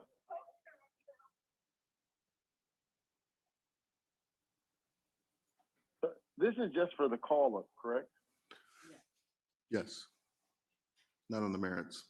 And so there are often neighbors that request these type of call-ups, and these call-ups normally cost those individuals. And so we're doing this for an organization.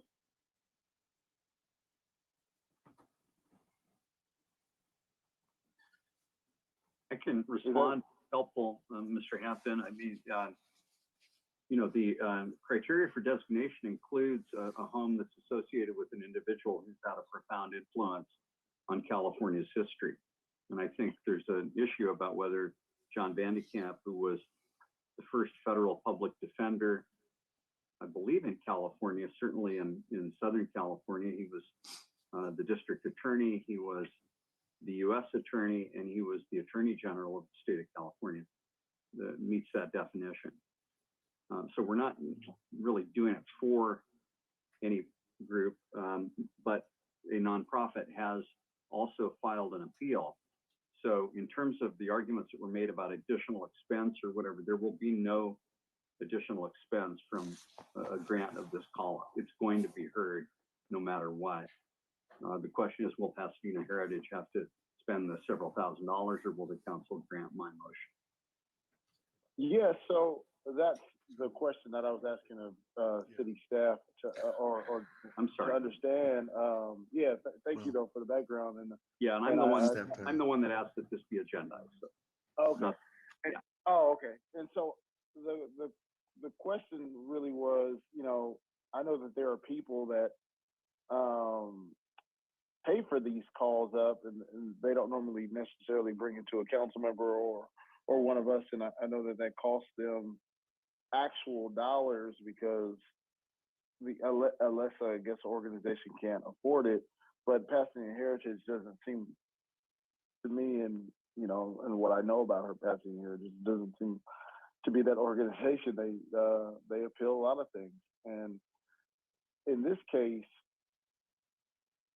I have to agree with a lot of the speakers. I mean, the property owner. I don't want to go and really go. You know what? I don't necessarily need to go into the merits of it. I just can't support it because the property owner doesn't even want it. I mean, I could see if this was a property owner that is requesting this, and they said, hey, Councilman Madison, I can't afford this appeal. I think it's very important that this person has lived here. in this case, the property owner's not asking for this, and I don't feel comfortable, and I think I really don't feel comfortable with supporting the call up, and that means no offense to you. I mean, we named a bridge after Mr. Vandicap, and I'm sure that he has had a profound, done a great job within the state, within this community, and I don't take that from him at all. And I think that that's the reason why this same council named a bridge after him. But if we're just naming homes off after politicians that lived in homes, I mean, or people that visit a home, then John Kennedy should have his home be historically designated, because the president one time hung out there and had a dinner in my house as well. I'm just saying, I don't know where it stops. And so I think that we named a bridge after Mr. Vandicap, and I think that if the house that he previously or originally owned that Mr. Kennedy had talked about wants to be considered historic, or if it already is or not, I don't know. Then that's a discussion, and that's if the property owner who resides at that home decides they want to do that.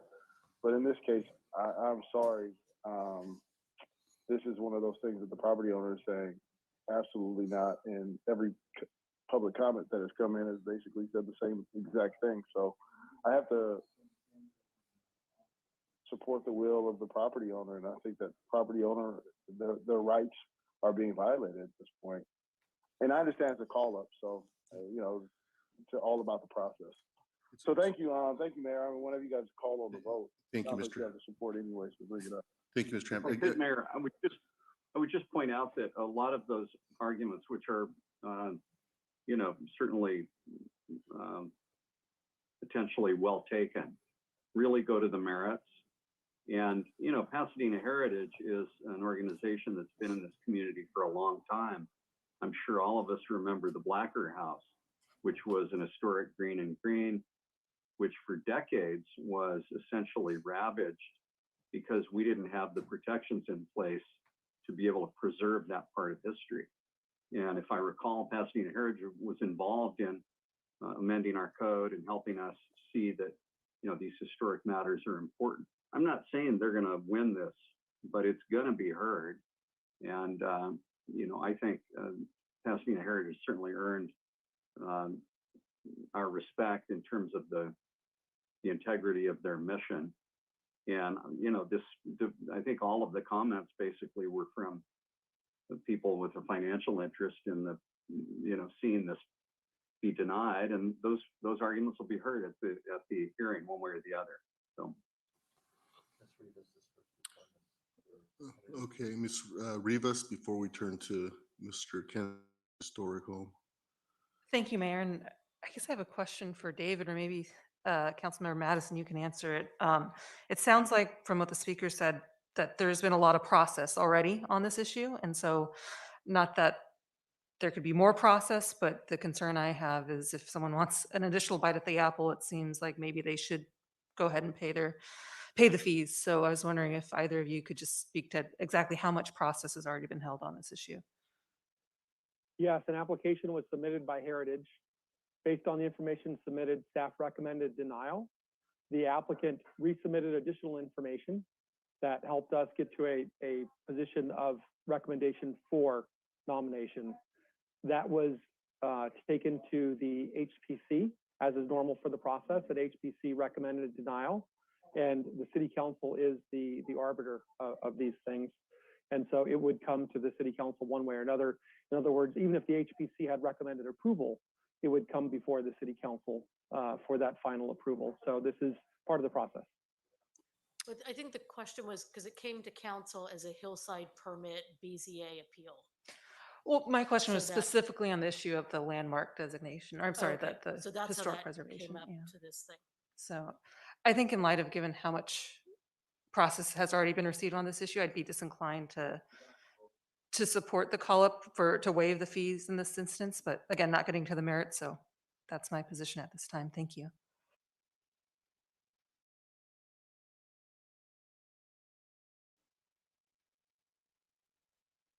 Mayor, can I just clarify with Mr. Reyes? Did I hear that because the report that we received was just the decision letter, did staff recommend the nomination? Staff recommended approval of the nomination. That's correct. So this is a case that in which there's a conflict between the decision of the commission and the recommendation of our own staff. Correct, Councilmember. Yeah. So, I mean, again, a lot of these discussions go to the merits, but I think clearly that's a situation where better safe than sorry. You know, the council should really weigh in on this.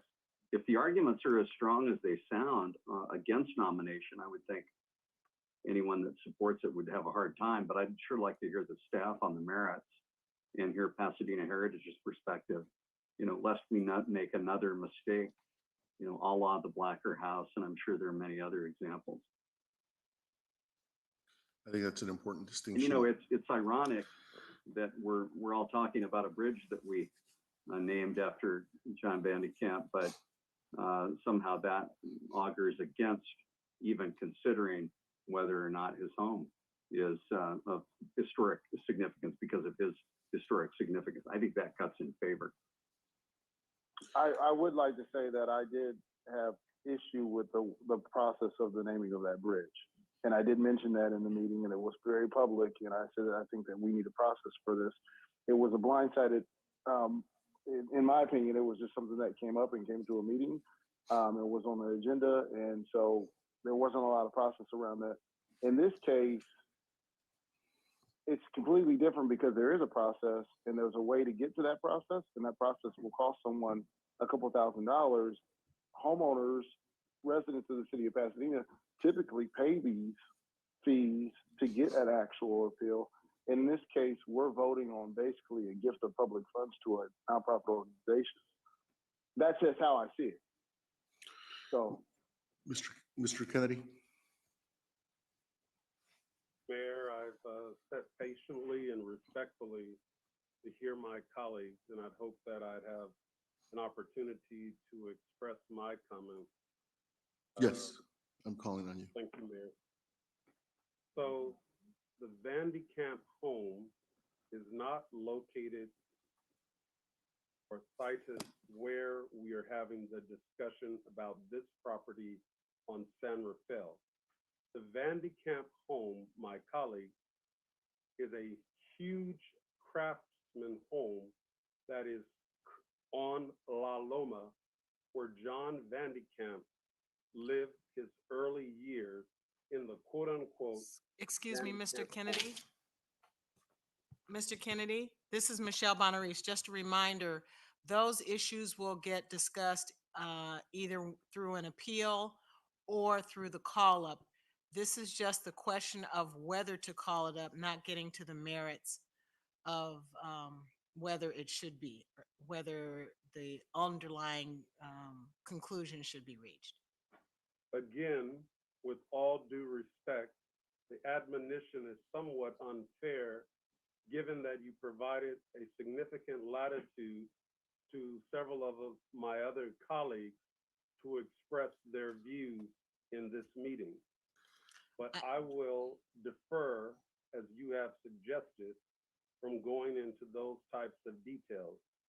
Example of which was the whole colloquy or statement related to the Blacker House. There's no comparison between the Blacker House and the house that we are discussing tonight. John, what we want to be careful of is, you know, at some point we are going to sit in a potentially we could sit in a quasi judicial proceeding, and I don't want to see anyone disqualified from sitting in that hearing because we've expressed a view on the merits one way or the other. And so let's be mindful of that. I have no pecuniary interest of any kind in the process as we are discussing it. I do not believe that I've received any campaign contributions of any kind from the owners of the property. If I have, I'd like the owners to disclose that because I am not aware. I'm not suggesting that, John. I'm just saying if we express an I opinion. just wanted to say that for the record, Mayor. As it relates to writing, it's unfair to provide this way in which Pasadena Heritage does not have to pay the nominal fee to ask for the call-up of this matter. They need to be invested if they are so serious about the question. And the question is there enough information in the record or a new record that would be created to deny what the Historic Preservation Commission is recommending about that particular home. And in this case, that particular home is not being recommended for historical designation. I also would like to compliment a former member of this council, Anne Marie Villacana, who states it better than I can ever state it because she lives in the neighborhood. She lives in the neighborhood. She has intimate knowledge of the neighborhood, the housing. She's a lawyer, MBA, and a realtor. We need to give some deference to a former colleague and someone who knows the neighborhood so well. I will not support this matter because it's coming up to us anyway. And I would ask all of my colleagues, if you want a process that really works, it has to work fairly for everyone. And the letters that we have received from Ann Burkle, my elementary school colleague, Todd Hayes, Ryan Barrett of the Pasadena Foothill Realtors, that's not just a perfunctory exercise. They are stating factual information that we need to consider. And for the city attorney, when we hear this matter, will it be de novo review? Yes. So I'm asking my colleagues that they would not support the motion that I assume that Mr. Madison would make. He has that right to make that motion, but it's to support that call up by Mr. Madison is to make the process unfair, convoluted, and not what we would normally do, but for some unusual circumstances.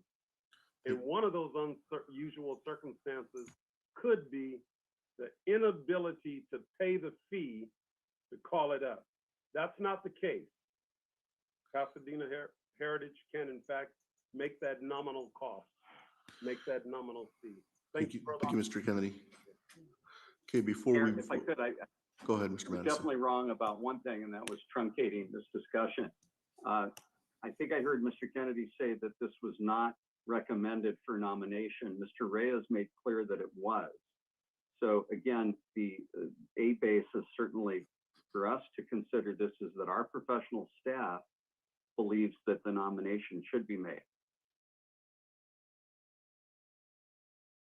And you're right, the Historic Preservation Commission saw it the other way, but that conflict is something I would like to hear more about. Why our professional staff, not powerful lawyers and wealthy homeowners and developers, but what our professional staff has to say about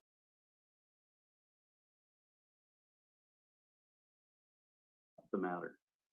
And as for Pasadena Heritage, I'm not sure what's being suggested, but they have some credibility in this community as far as I'm concerned. Okay, so we have a motion and we have a second.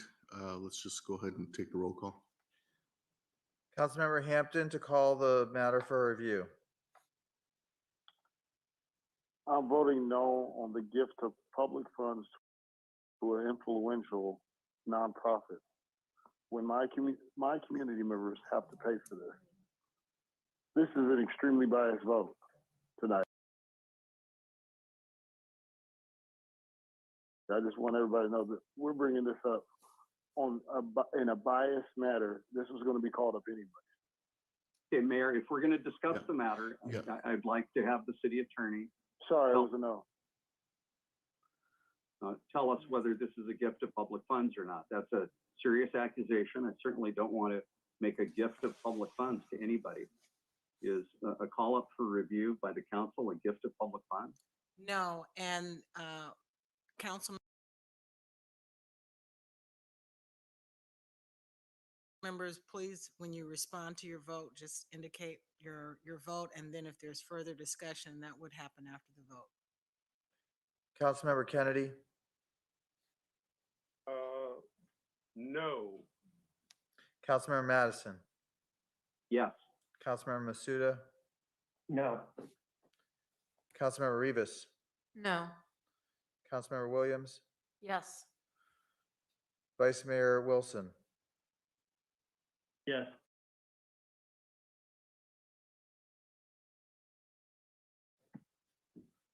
Mayor Gordo. Yes. The motion does not pass. 4 in favor, 4 against. There needs to be 5 votes to pass the motion.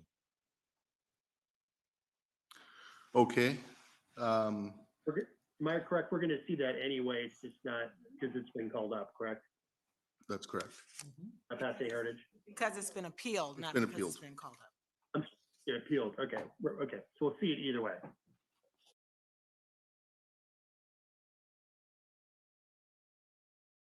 That's Just right. a point of order. I thought I heard 5 votes no and 3 yes, but I may have not been tracking. So it was Councilmember Hampton, Kennedy, Masuda, and Rivas that voted no. Councilmember Madison, Councilmember Williams, Vice Mayor Wilson, and Mayor Gordo who voted yes. So there was 4 in favor, 4 against. I misheard. Thank you for clarifying, Mark. Thank you. Okay, so that brings us to item, we're not doing 12, item 13. This is an ordinance of the city's amending the tobacco retailer license. Are there public comments? There are.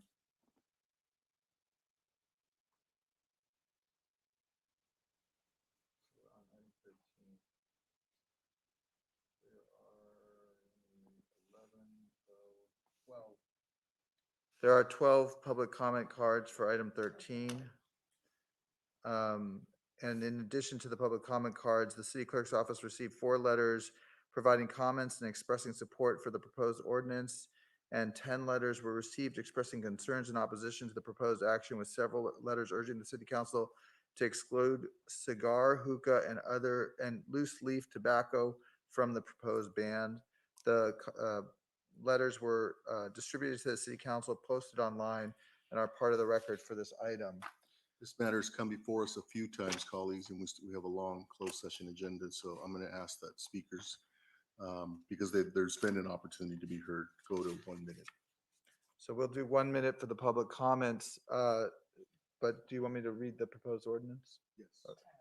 The title, so this is the title of the ordinance, an ordinance of the city of Pasadena, California, amending the tobacco retailer license ordinance, Title 5, Chapter 5.74 of the Pasadena Municipal Code, and the tobacco use prevention ordinance, Title 8, Chapter 8.78 of the Pasadena Municipal Code.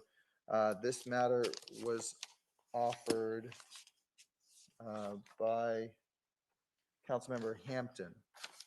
Do you want to go to public comment? Okay, so for public comment on item 13, Shibli Haddad, followed by Anna Alicia Kerr, followed by Tomas Tarisis. You have, Mr. Haddad, you have 1 minute. Go ahead. Can you hear me? Yes, we can. Go ahead. 1 minute, starting Okay. now. My name is Shibli Haddad, and I'm a licensed tobacco retailer in the city of Pasadena. I've maintained a 100% compliance rating for the entirety of my time in business, meaning I do not sell to minors and I follow all the regulations required of tobacco retailers. I would like to make you aware of information that is currently on the CDC website in a study done by Yale University. The CDC states that during the height of the vape lung injury epidemic from 2019 to 2020, there were a total of 68 deaths for the entire year. Every single death was associated with illegal black market THC marijuana pens containing vitamin E acetate. None were associated with regular vapes. In comparison, traditional cigarettes kill 54 people per hour. I would like to read you a quote from Yale University comprehensive study on comparing data before and after the San Francisco's flavored tobacco ban. Analysis found that after the ban's implementation, high school students' odds of smoking conventional cigarettes doubled in San Francisco school district relative to trends in districts without the ban. Abigail Freeman, who was the study's author, also stated these findings suggest a need for caution. Even if it is well-intentioned, a law that increases youth smoking could pose a threat to public health. Mr. Haddad, your 60 seconds are up. Can you please bring your comment to a close? I'm just asking if you're going to move forward with this, give businesses like mine a chance to transform and get appropriate licenses through the health department. For example, hot foods or other items, give us a year. It took me 7 months to get approval for an icy machine. 6 months is not enough time. Give us a chance to survive during this pandemic, please. Thank you. Thank you. Anna Alicia Kerr, followed by Tomas Tereses. We did have a speaker card from Rima Khoury, but Rima appears to not be in the meeting. Anna Alicia Carr, go ahead. Unmute, and you have 1 minute. Please go ahead. Good evening, council members. My name is Annalisa Carr, Community Advocacy Director with the American Heart Association. We applaud the city's efforts to end the sale of all flavored tobacco products without exemptions. The evidence is well documented and undeniable.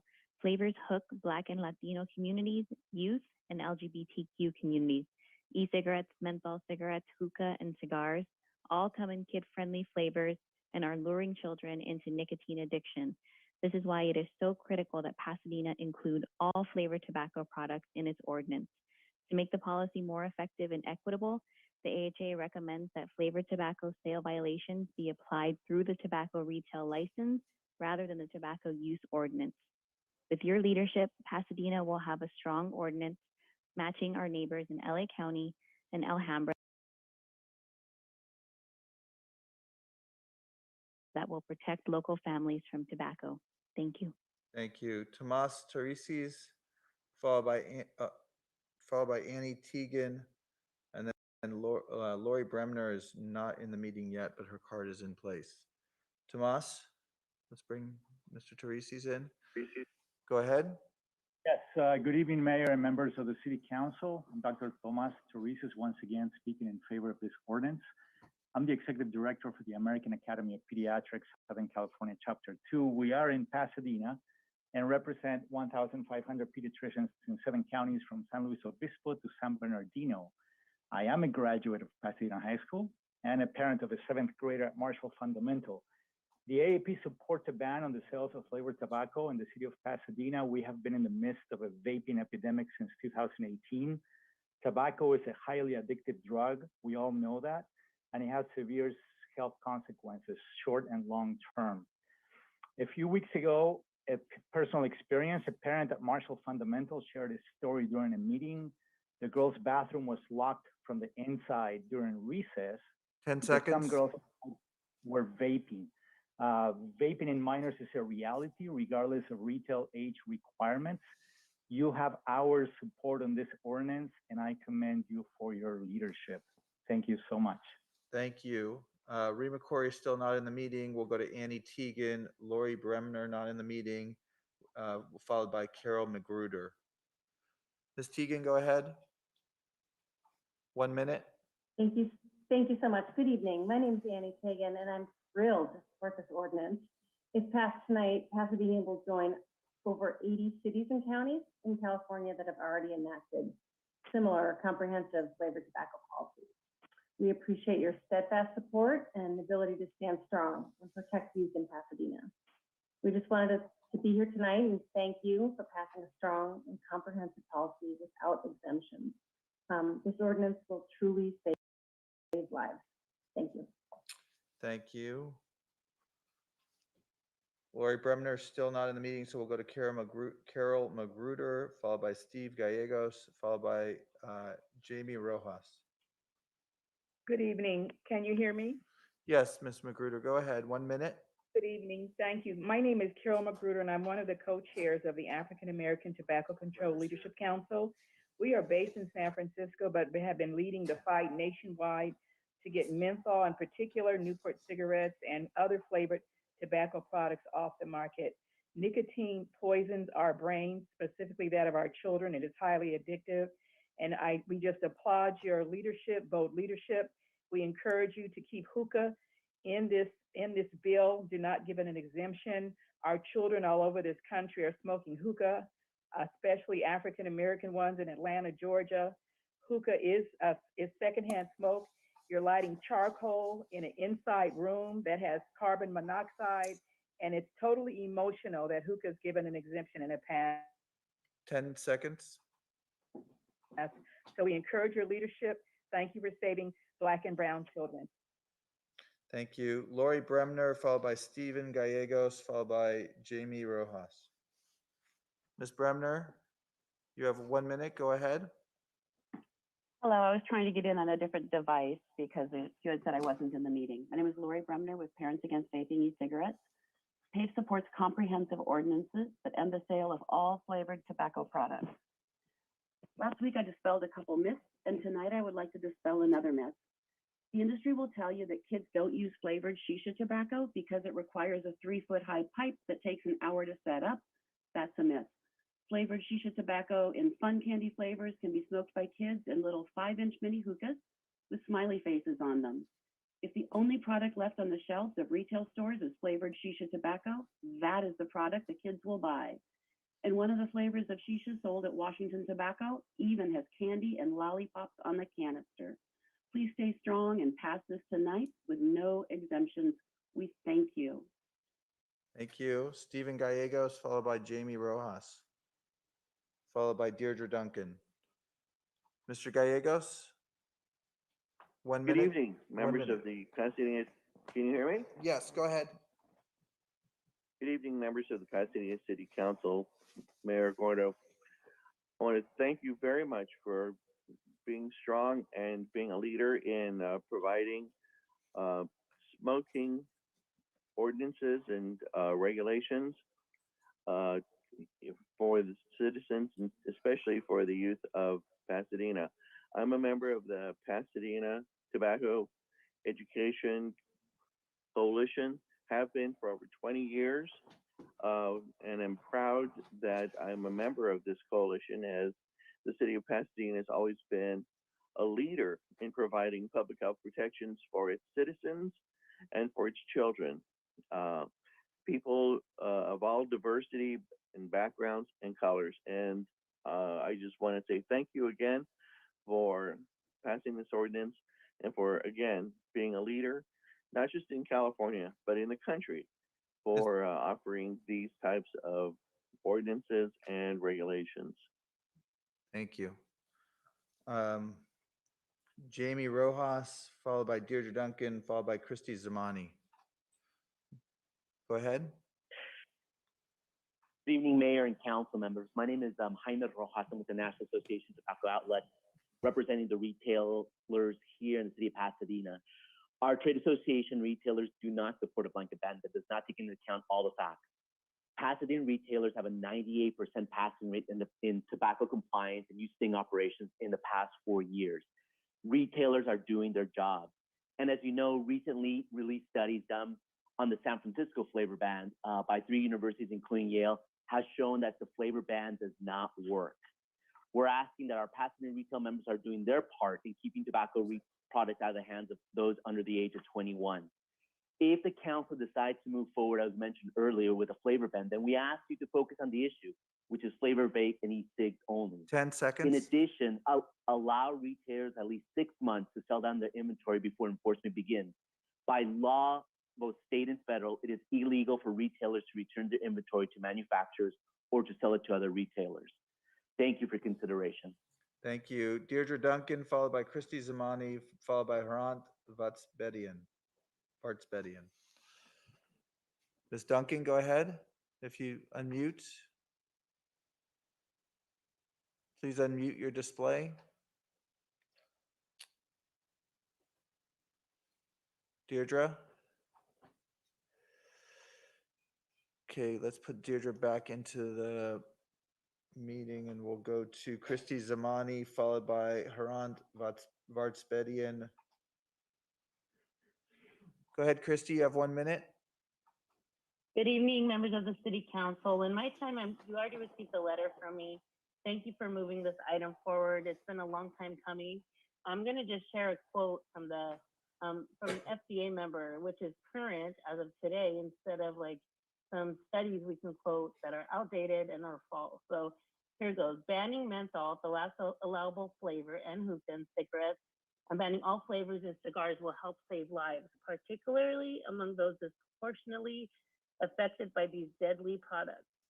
With these actions, the FDA will help significantly reduce youth initiation, increase the chances of smoking cessation among current smokers, and address health disparities experienced by communities of color, low-income populations, and LGBTQ plus communities. I'm saying that because this is the right thing to do. 10 We don't figure out seconds. something deadly and just keep selling it. We support our retailers. We want to work with them to be successful and thrive in Pasadena. But let's do that by selling healthy products, not ones that are hurting our community. Thank you for your time. Thank you. Harant Vartspedian. Mr. Good evening, Mayor. Good evening, council members. 1 minute, go Can you hear ahead. me? Yes, 1 minute, Thank go you, ahead. sir. I represent the National Hookah Community Association. We are in support of this ordinance. All we ask for is an exemption for the hookah business, the shisha, which is the tobacco used in hookah, because as you know, hookah is not targeting kids. It's a big thing that you cannot carry, take to school, or hide from your parents. And it's the freedom to express your own culture and, you know, smoke your own hookah at home when you're an adult. The only places you could smoke hookah is a hookah lounge or at home. There's no more hookah lounges in Pasadena, so we implore you to please exclude hookah from this ordinance and give the people the privacy of smoking at home. That's right to be protected. Thank you, sir. May I ask the question of the speaker, Mayor? Go ahead. Go ahead. I think we To lost. the speaker, Yes, sir. are you aware that hookah is not allowed anywhere in a establishment, business establishment in the city of Pasadena? Yes, sir, I'm aware. Okay, thank you. And that's why I ask you to give the people the right to smoke in the privacy of their home and be able to buy the tobacco from the stores that sell only to adults. Sir, Thank you very much. You've answered the question. Thank you. Thank you. We'll try Deirdre Duncan one more time. She'll be the last speaker. It's *6 to unmute. Thank you, Deirdre. Go ahead. You have 1 minute. Hello, good evening. We are here again. Thank you. We want to get and own this ordinance. Let's pass it today. Let's protect our children now and our future children. I have grandchildren now that I want to protect, and I want to protect all children. And I hope to one day be around to see my great grandchildren. So let's do this. Let's do this. Let's not have no exemption. Let's pass it today. Let's, as agents of our community, let's do the right thing. Thank you. Thank you. That completes public comment on this item. It's been introduced by Councilmember Hampton. Thank you. I would ask staff to reach out to the speaker who, I think it was the first speaker who said, you know, he needed time to transition his business, wasn't necessarily objecting, although I'm sure he has a view on that, but to assist that speaker in transitioning his business, whether it's by supporting them with an expedited permit process to move into a different business or whatever it may be. Who was the first speaker?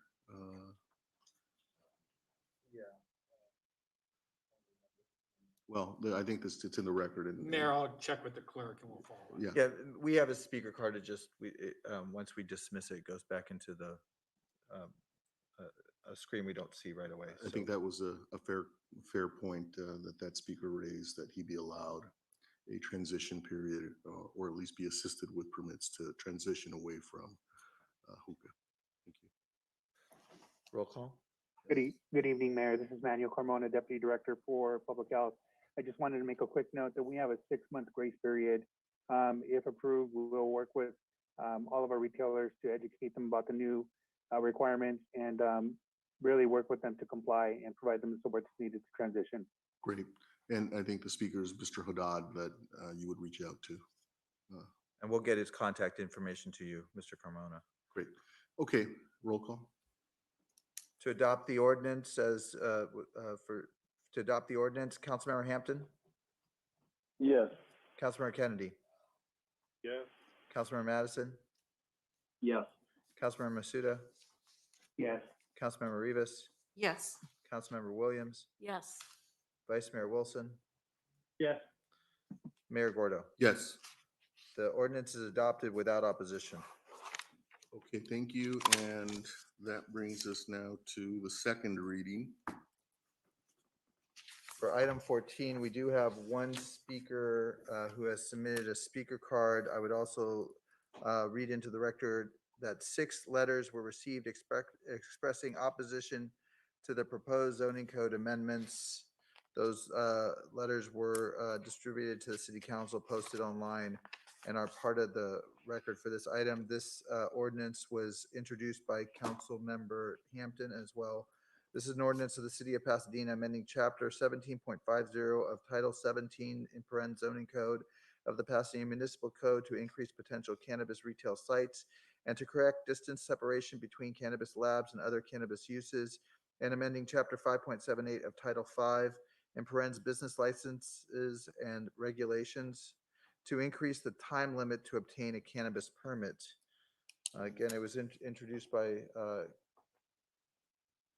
Councilmember Hampton. The public comment speaker is Crystal Oliveros. 2 minutes. Ms. Oliveros, go ahead. Hear me? Yes, go ahead. 2 minutes. Good evening, everyone. My name is Crystal, and I'm here in representation of Rethinking Alcohol and Other Drugs Coalition, also known as RAD. We're composed of various organizations throughout the San Gabriel Valley, and we work together in efforts to reduce alcohol, cannabis, and other drug-related harms through education, youth empowerment, and policy development. By supporting cannabis-related motions, we feel that we are putting our vulnerable population of youth at risk and essentially creating a permissive attitude towards cannabis, and therefore we're sending the wrong message to our youth. So we respectfully oppose any action to increase the number of cannabis and retail sites and decrease the distance between sites in order to protect the public's health and increase the safety of our community. Thank you. Thank you. That completes public comment on this item. Mr. Kennedy. Mr. Kennedy. Quickly, for the record, I just would like to say my objection is very narrowly focused. One, it is because I think it violates the wishes of the voters. 2, there's no social equity piece that would represent brown people and Black people who were disproportionately negatively impacted when there was a war on drugs. And then finally, I would say, just for the record, that the most famous American in elected office ultimately was, in fact, Barack Obama, who lived in the city of Pasadena. Thank you.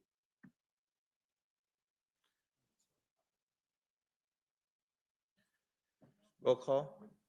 Roll call, please. To adopt the ordinance, Councilmember Hampton. Before we adopt the ordinance, actually, I'm going to vote yes on the. But before we adopt the ordinance, I do remember that we were going to have a social equity piece come back to us. City manager, is that supposed to be the early part of next year?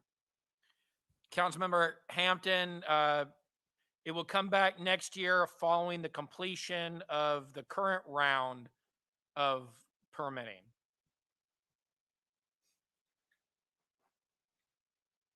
Oh, okay. I understand. Perfect. Thank you. Councilmember Hampton, Yes, yes. Councilmember Kennedy, No.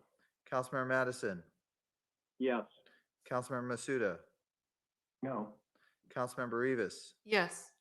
Councilmember Williams, No. Vice Mayor Wilson, Yes. Mayor Gordo. Yes. The motion is adopted, or the ordinance is adopted, 5 in favor, 3 against. Okay. That now completes our public meeting and brings us into closed session. We have some additional speakers that are in the queue and are still public comment on matters not on the agenda. And then we do have a number of speakers that have put in speaker cards for closed session, though they did not identify which closed session matter that they wanted to speak on. So we'll clarify with them when we get there. Left over for the remaining is we have 8, but there may be a couple that are not in the meeting anymore. 2 minutes. Yoel Carter Martinez is not in the meeting, so we'll go to Ellen Finkelpearl, followed by Jasmine Richards Abdullah, followed by Adriana Batista. Ms. Finkelpearl, go ahead. You have 2 minutes. Okay, I'll be very brief. 2 weeks ago, you heard numerous speakers speaking against the proposed ordinance to place no limits on campaign contributions for local races. Now, on Tuesday, the Legislative Policy Committee met to discuss further this proposed ordinance. There was expert testimony from the Director of Common Cause California, Jonathan Mehta-Stein, on such issues as whether limits favor incumbents, as was claimed at the last meeting, and what can be done about this problem of independent expenditures. So I just urge all of you who were not on that committee or who have not looked at that footage of the expert testimony from Jonathan Mehta-Stein to please tune into that to educate yourself about, from the experts at Common Cause. And of course, I hope you'll vote no. Thank you. Thank you. Yoel Carter Martinez still not in the meeting. We'll go to Jasmine Richards Abdullah, followed by Adriana Batista, who's not checked in, followed by Heavenly Hughes. I just want to start off by saying his name is Jamal Patterson, but everybody keeps saying the young man that was shot and killed, his name is Jamal Patterson. He was near dear to my heart. He was part of my youth group. I don't think that anybody should be using him as just like a sentiment or one line just for your own causes. So please leave his name out of all of you guys' mouths, because nobody has went over to his mother's home and gave her any sign of condolences. I've been over there the last 4 days, and no one from the city has said anything to his mom. So I don't think he should be one of your speaking points. Two, I switched up my whole speech because we were talking about Carolyn, and I know Carolyn personally, Gordo. Victor, she's been helping since J.R. Thomas's murder. Her children and J.R.'s children play together. She's helped with Freedom School. She's donated. She's taken these kids on field trips with me. So I know Carolyn personally, and I resent that sentiment that you would say that she doesn't speak alongside the community. She's actually uplifting the community's voice with us. And we also, I just want to keep on reiterating, we want Officer Edwin D. McGuindon fired, Officer Rosa fired, Officer Duncan fired. We want all Officer Maroney fired. We want the footage from Officer number 2, which is Edwin D. McGuindon's footage. We want all of it released, not just from the time that Anthony was shot. We want the full body cam footage released. 30 seconds. The other day, we were doing neighborhood watch the other day, and I noticed that the officer, he turned on his body cam footage at when he felt like it. He pressed that button when I was walking up to him, and I asked him, "You could turn this off and on at will?" He said, "Yes." So that sentiment that Edwin Dumagwinda did not turn on his body cam footage from when he left the office. I implore you guys to know that these officers can turn on their body cam footage at will. At will. So it's really some corruption going on. And I know my time is up, but I want my whole 3 minutes. Because you guys keep Ms. taking away Richards, 2 your minutes. time has I want my expired. whole 3 minutes.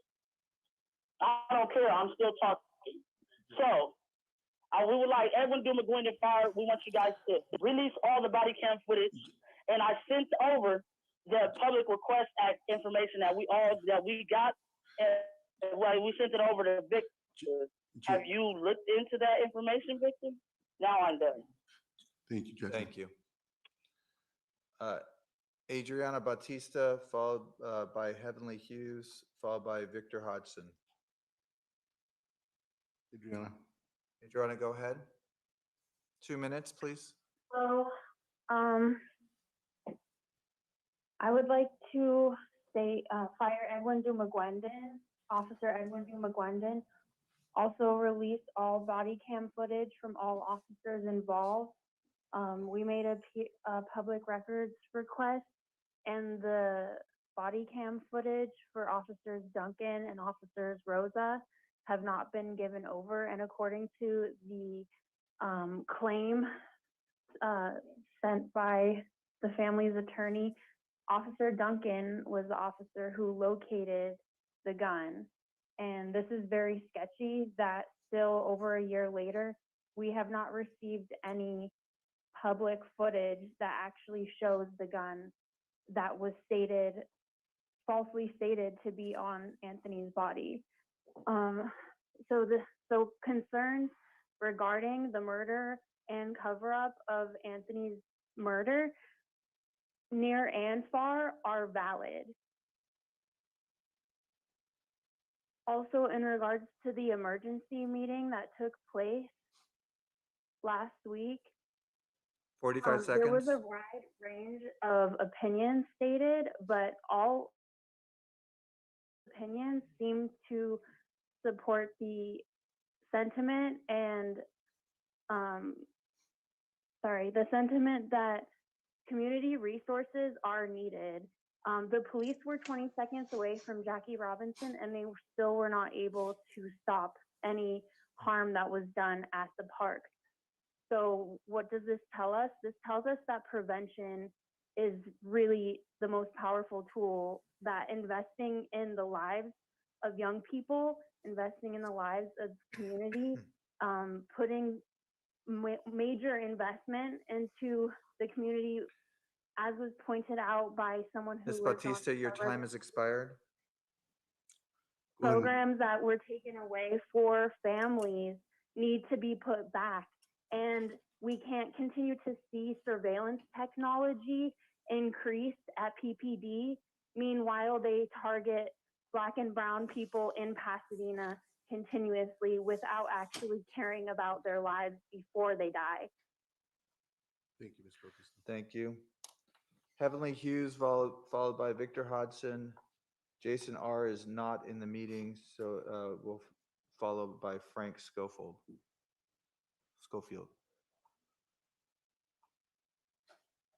Heavenly. Hello, can you hear me? Yes, we can. 2 minutes, go ahead. Shots fired. Shots fired. That's definitely what it felt like tonight when we felt the thorns of the words that Victor Gordo said to the community members that take the time to listen to all that is being said and done at these city council meetings. Epic fail again. Epic fail. Victor Gordo, I was in shock for you to belittle and be condescending and also just really snobby with threats of how you felt about the community that calls in. Members of My Tribe Rise service Pasadena and Altadena every single day. My daughters work right on Marengo and Del Mar every day. They spend hours of their life in Pasadena. We were born and raised in Altadena. That's a neighboring city. Everything that you all do affects all of us, because we work and live and play in Pasadena. Altadena is a neighboring city. I just was in shock. But the thing about it is that we all have bad days. So I understand that maybe you're having a bad day and that you came off with thorns in this Pasadena Rose City. And it was unacceptable, and we demand an apology. And I already forgive you, Mayor Victor Gordo, for what you said to the community, belittling, condescending, and threatening to the community. So the emergency meeting, we were all there. We were invited through Zoom. If you really want to see our face, then make these meetings live, make them in person. So obviously you guys can do things in person. You all had the emergency meeting. I appreciated John Kennedy putting together that meeting so that we can all express and hear what you all are doing. Ms. Hughes, your 2 minutes are expired. Did you guys submit that Ricky Pickens lives in Las Vegas? Did you guys submit that to the community, the person you all had speaking? Don't even live out here. You got to fly him in from a different state. We're all from Los Angeles County, San Gabriel Valley, Altadena, and Pasadena. Our words and our voice matter, Victor Gordo. So as I asked before, please call me. Thank you. Victor Hodgson, followed by Frank Schofield. Mr. Hodgson? Yes, can you hear me? We can. Go ahead. You have 2 minutes. Please go ahead. Okay. Okay, I am deeply saddened and concerned about the unjust death of Anthony McClain. Anthony was shot twice in the back and killed by Pasadena police officer Edwin Duguindin during a traffic stop in August 2020. Pasadena Police Chief John Perez has claimed that the video evidence shows McClain holding a gun, but I watched the video and I can't see no visible weapon. The LA Times is also reporting that no weapon is visible. I am also very troubled that the video footage released to the public was edited by Pasadena Police with their own voiceover and visual, telling the public that they want us to see. This does not inspire my confidence in the transparency of the Pasadena Police Department. We need action. Say his name, Anthony McClain. Say his name, Anthony McClain. Thank you. We felt like it wasn't appropriate to bring that up at the emergency meeting. Ms. Hughes? Thank you. We'll call on Frank Schofield.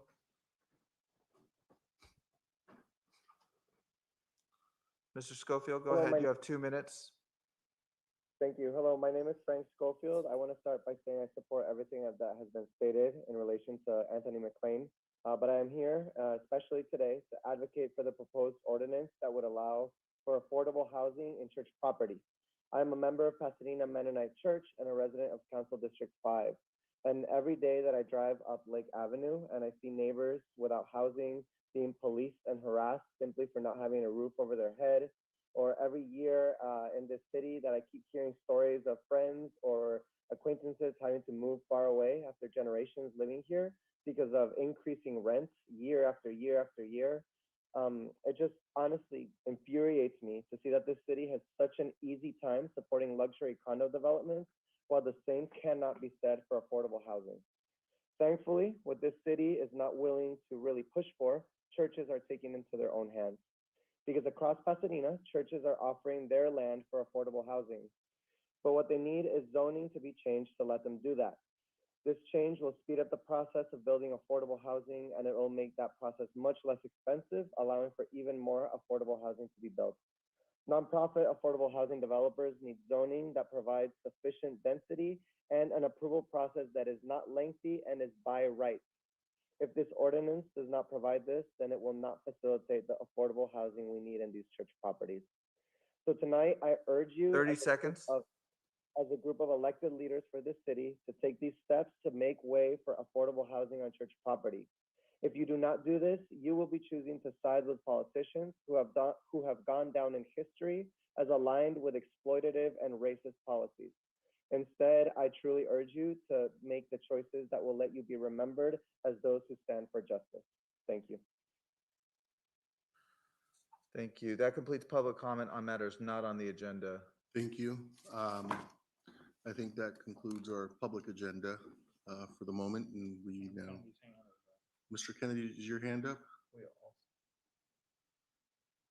Are you going to request matters that we'd like to see on a future agenda? If so, I'd like to briefly ask for one. Okay, if you can do that very quickly, Mr. Kennedy, or we can talk. I'll be brief. Dear Mayor Gordo and fellow members of the Pasadena City Council, our city is fortunate that Cynthia Kurtz is available and willing to serve as interim city manager. I've only good things to say about Cynthia and her abilities, and am confident that she is the right person to keep this city moving forward. However, the city's executive team is decimated by upcoming retirements and departures. In addition to our city manager's retirement, the general manager of Pasadena Water and Power is retiring. The director of human resources is leaving soon. The chief of police is retiring in December, and one assistant city manager is retiring. All of these positions are critical parts of the executive team and appointed by the city manager. Additionally, there are a number of second and third level management positions that are either departing or vacant. We cannot tarry in bringing an excellent permanent city manager aboard to rebuild his or her own team to run this city. It is not fair or equitable to expect our interim city manager to run the city with a skeleton crew in the indefinite future, and yet it is not appropriate for an interim to make permanent appointments. Therefore, I respectfully request that the process for recruiting and selecting a permanent city manager is placed on the closed session agenda for next week and on an open session within the next few weeks. City Council as a whole must select the recruiting firm, finalize the position specifications, determine the outreach process. If there is a subcommittee assigned to these tasks, it must be approved by the entire City Council. Likewise, the time period must be approved by the entire City Council, and all of this disclosed to the public. As a part of the aforementioned, I believe it may be prudent for the City Council to commission a confidential exit interview for all departing staff to determine whether there are factors relating to their departure of which the City Council needs to be aware.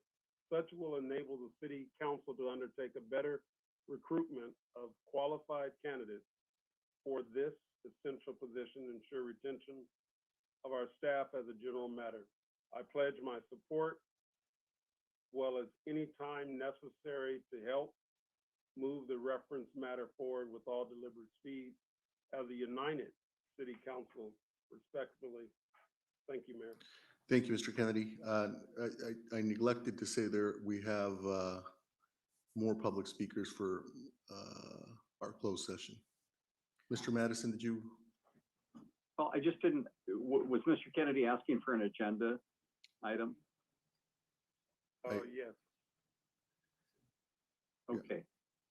As long as Mayor, you're clear and the clerk. Yeah, and the city manager I'm clear. clear what that is. Okay. I don't think that the crisis is quite as he puts it, but I think I have a lot of confidence that Ms. Kurtz, who knows this city, will step in and manage things appropriately. So let's go to. So the City Council will convene in the virtual meeting to discuss closed sessions items A, B, C, D, and E on today's agenda. An opportunity is provided at this time for public comment on the closed session items. We have 6 speaker cards submitted. They have not identified which closed session item they want to speak on, so we'll bring the first speaker in, Alan Shea. I will. Mr. Shea, could you unmute and then let us know which closed session item you want to speak on?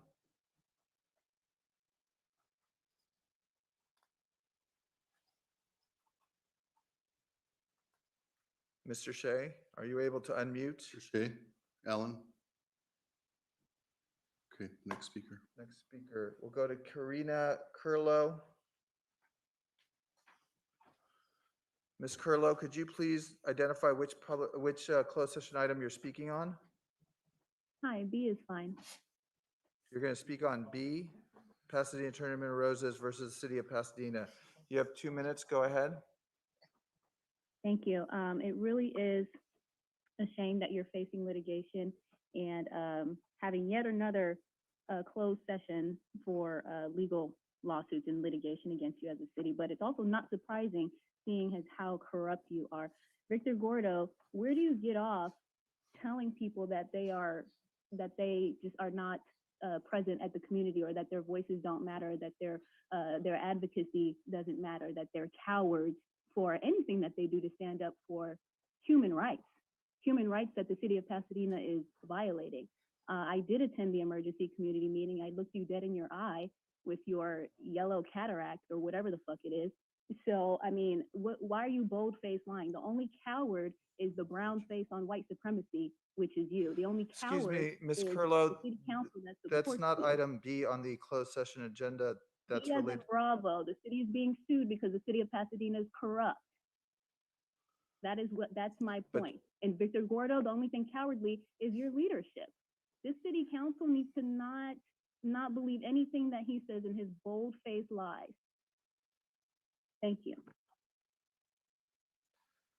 Hiram Cormier Jr., please tell us which closed session item you're calling on. B. Okay, you have 2 minutes. Yo, so, as previous callers said, it's a shame that Pasadena is being sued, seeing as that there's a lot to sue you over, especially by the tournament of roses. You know, I thought you guys loved roses. I thought you were the city of roses. Like I said before, if you're the city of roses, our blood's all over the petals, ain't it? So, you know, Gordo, there was a lot of things you said that were also a shame. This whole notion that we don't speak for the community, like we're not from the community, like we're not part of the community. I will have you know, dude, that my family, half of it at least, is from Pasadena. My great grandmother was the first Black homeowner in Pasadena a long, long time ago, 100 and something years ago. We were one of the first Black families in LA County, period. And we were still harassed, stalked, sued, did all types of shit to us because we were Black people in this city. So I don't want to hear none about we ain't from the community. Mr. Cormier Jr., could you please direct your comments to the litigation related to I'm directing it to the entire council. This is to all of you, all of you. I want you to know this. My father is missing a piece of his arm because of the Pasadena police. My family was surrounded by cops with guns at a funeral for my cousin who burned to death in a car crash. We get abused by the cops. You said that we don't speak for the community, and we don't speak for your representatives. Your representatives are our loved ones. I told you before, the cops, Edwin Duma-Gwendon, who actually killed McClain. Mr. Cormier Jr., your time has expired. Thank you. Days before. Yeah.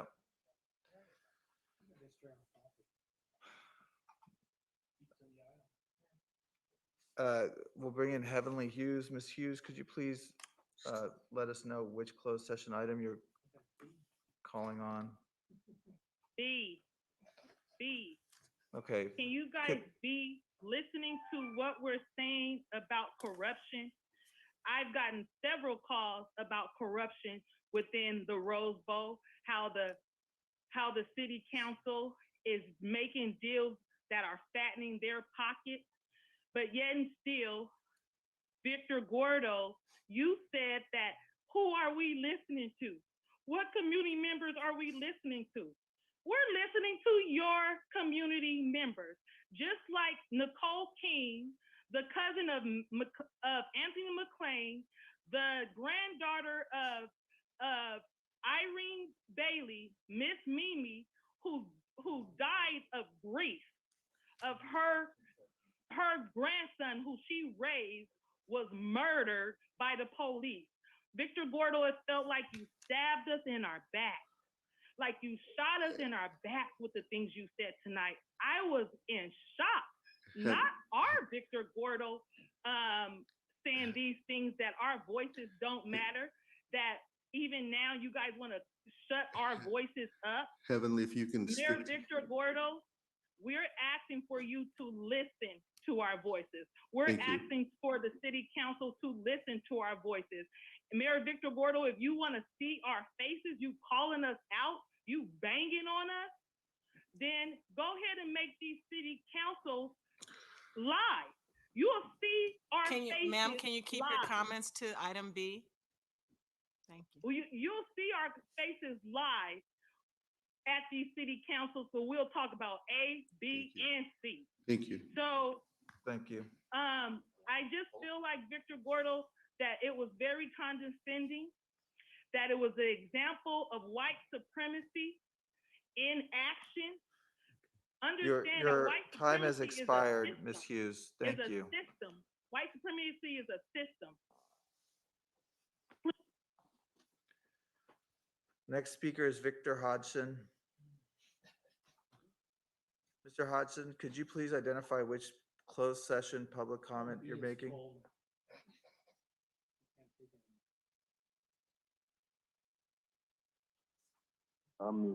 B. Okay, could you please keep your comments to item B, please? You have 2 minutes. Thank you. Yes. Your time has started. The Rose Bowl. That's what this is about, the Rose Bowl Yes. and corruption? No, it's about a lawsuit filed by the Tournament of Roses.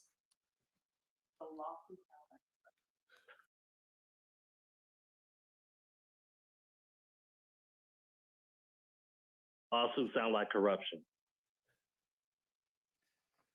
Okay, thank you very much. We'll go to Michael Williams.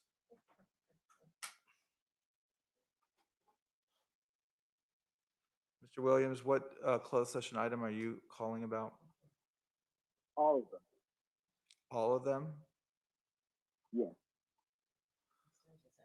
All right, you have 2 minutes. Please keep it to the subject matter on the agenda. This is not matters not on the agenda. Go ahead.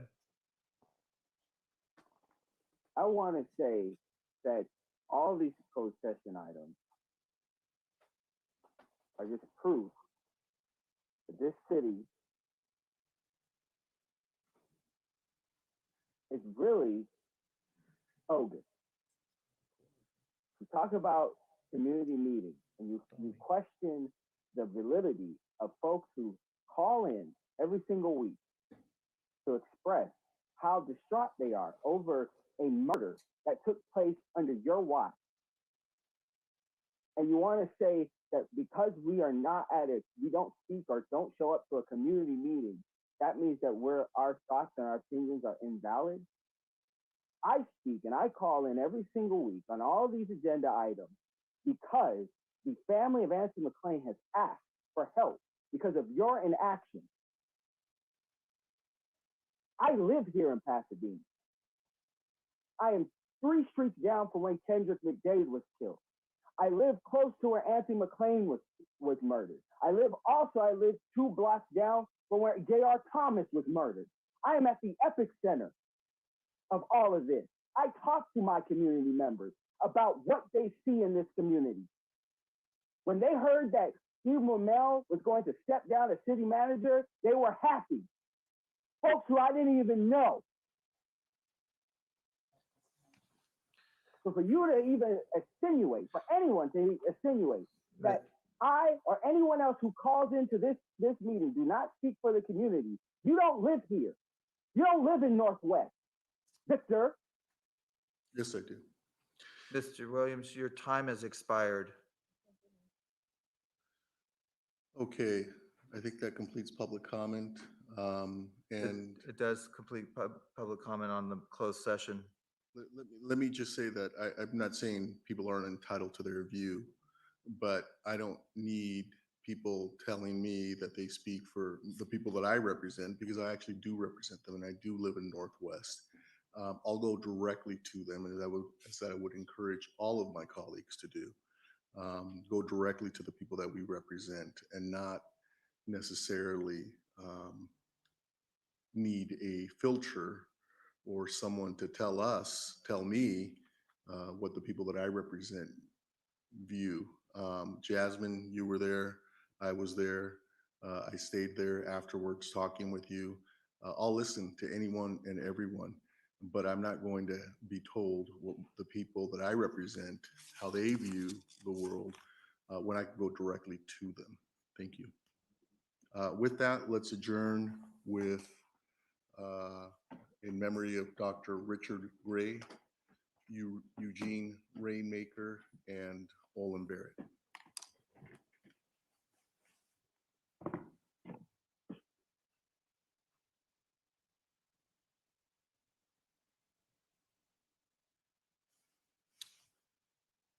Thank you. If we can, everyone can use their closed session link. We're going to end this meeting and go to the closed session.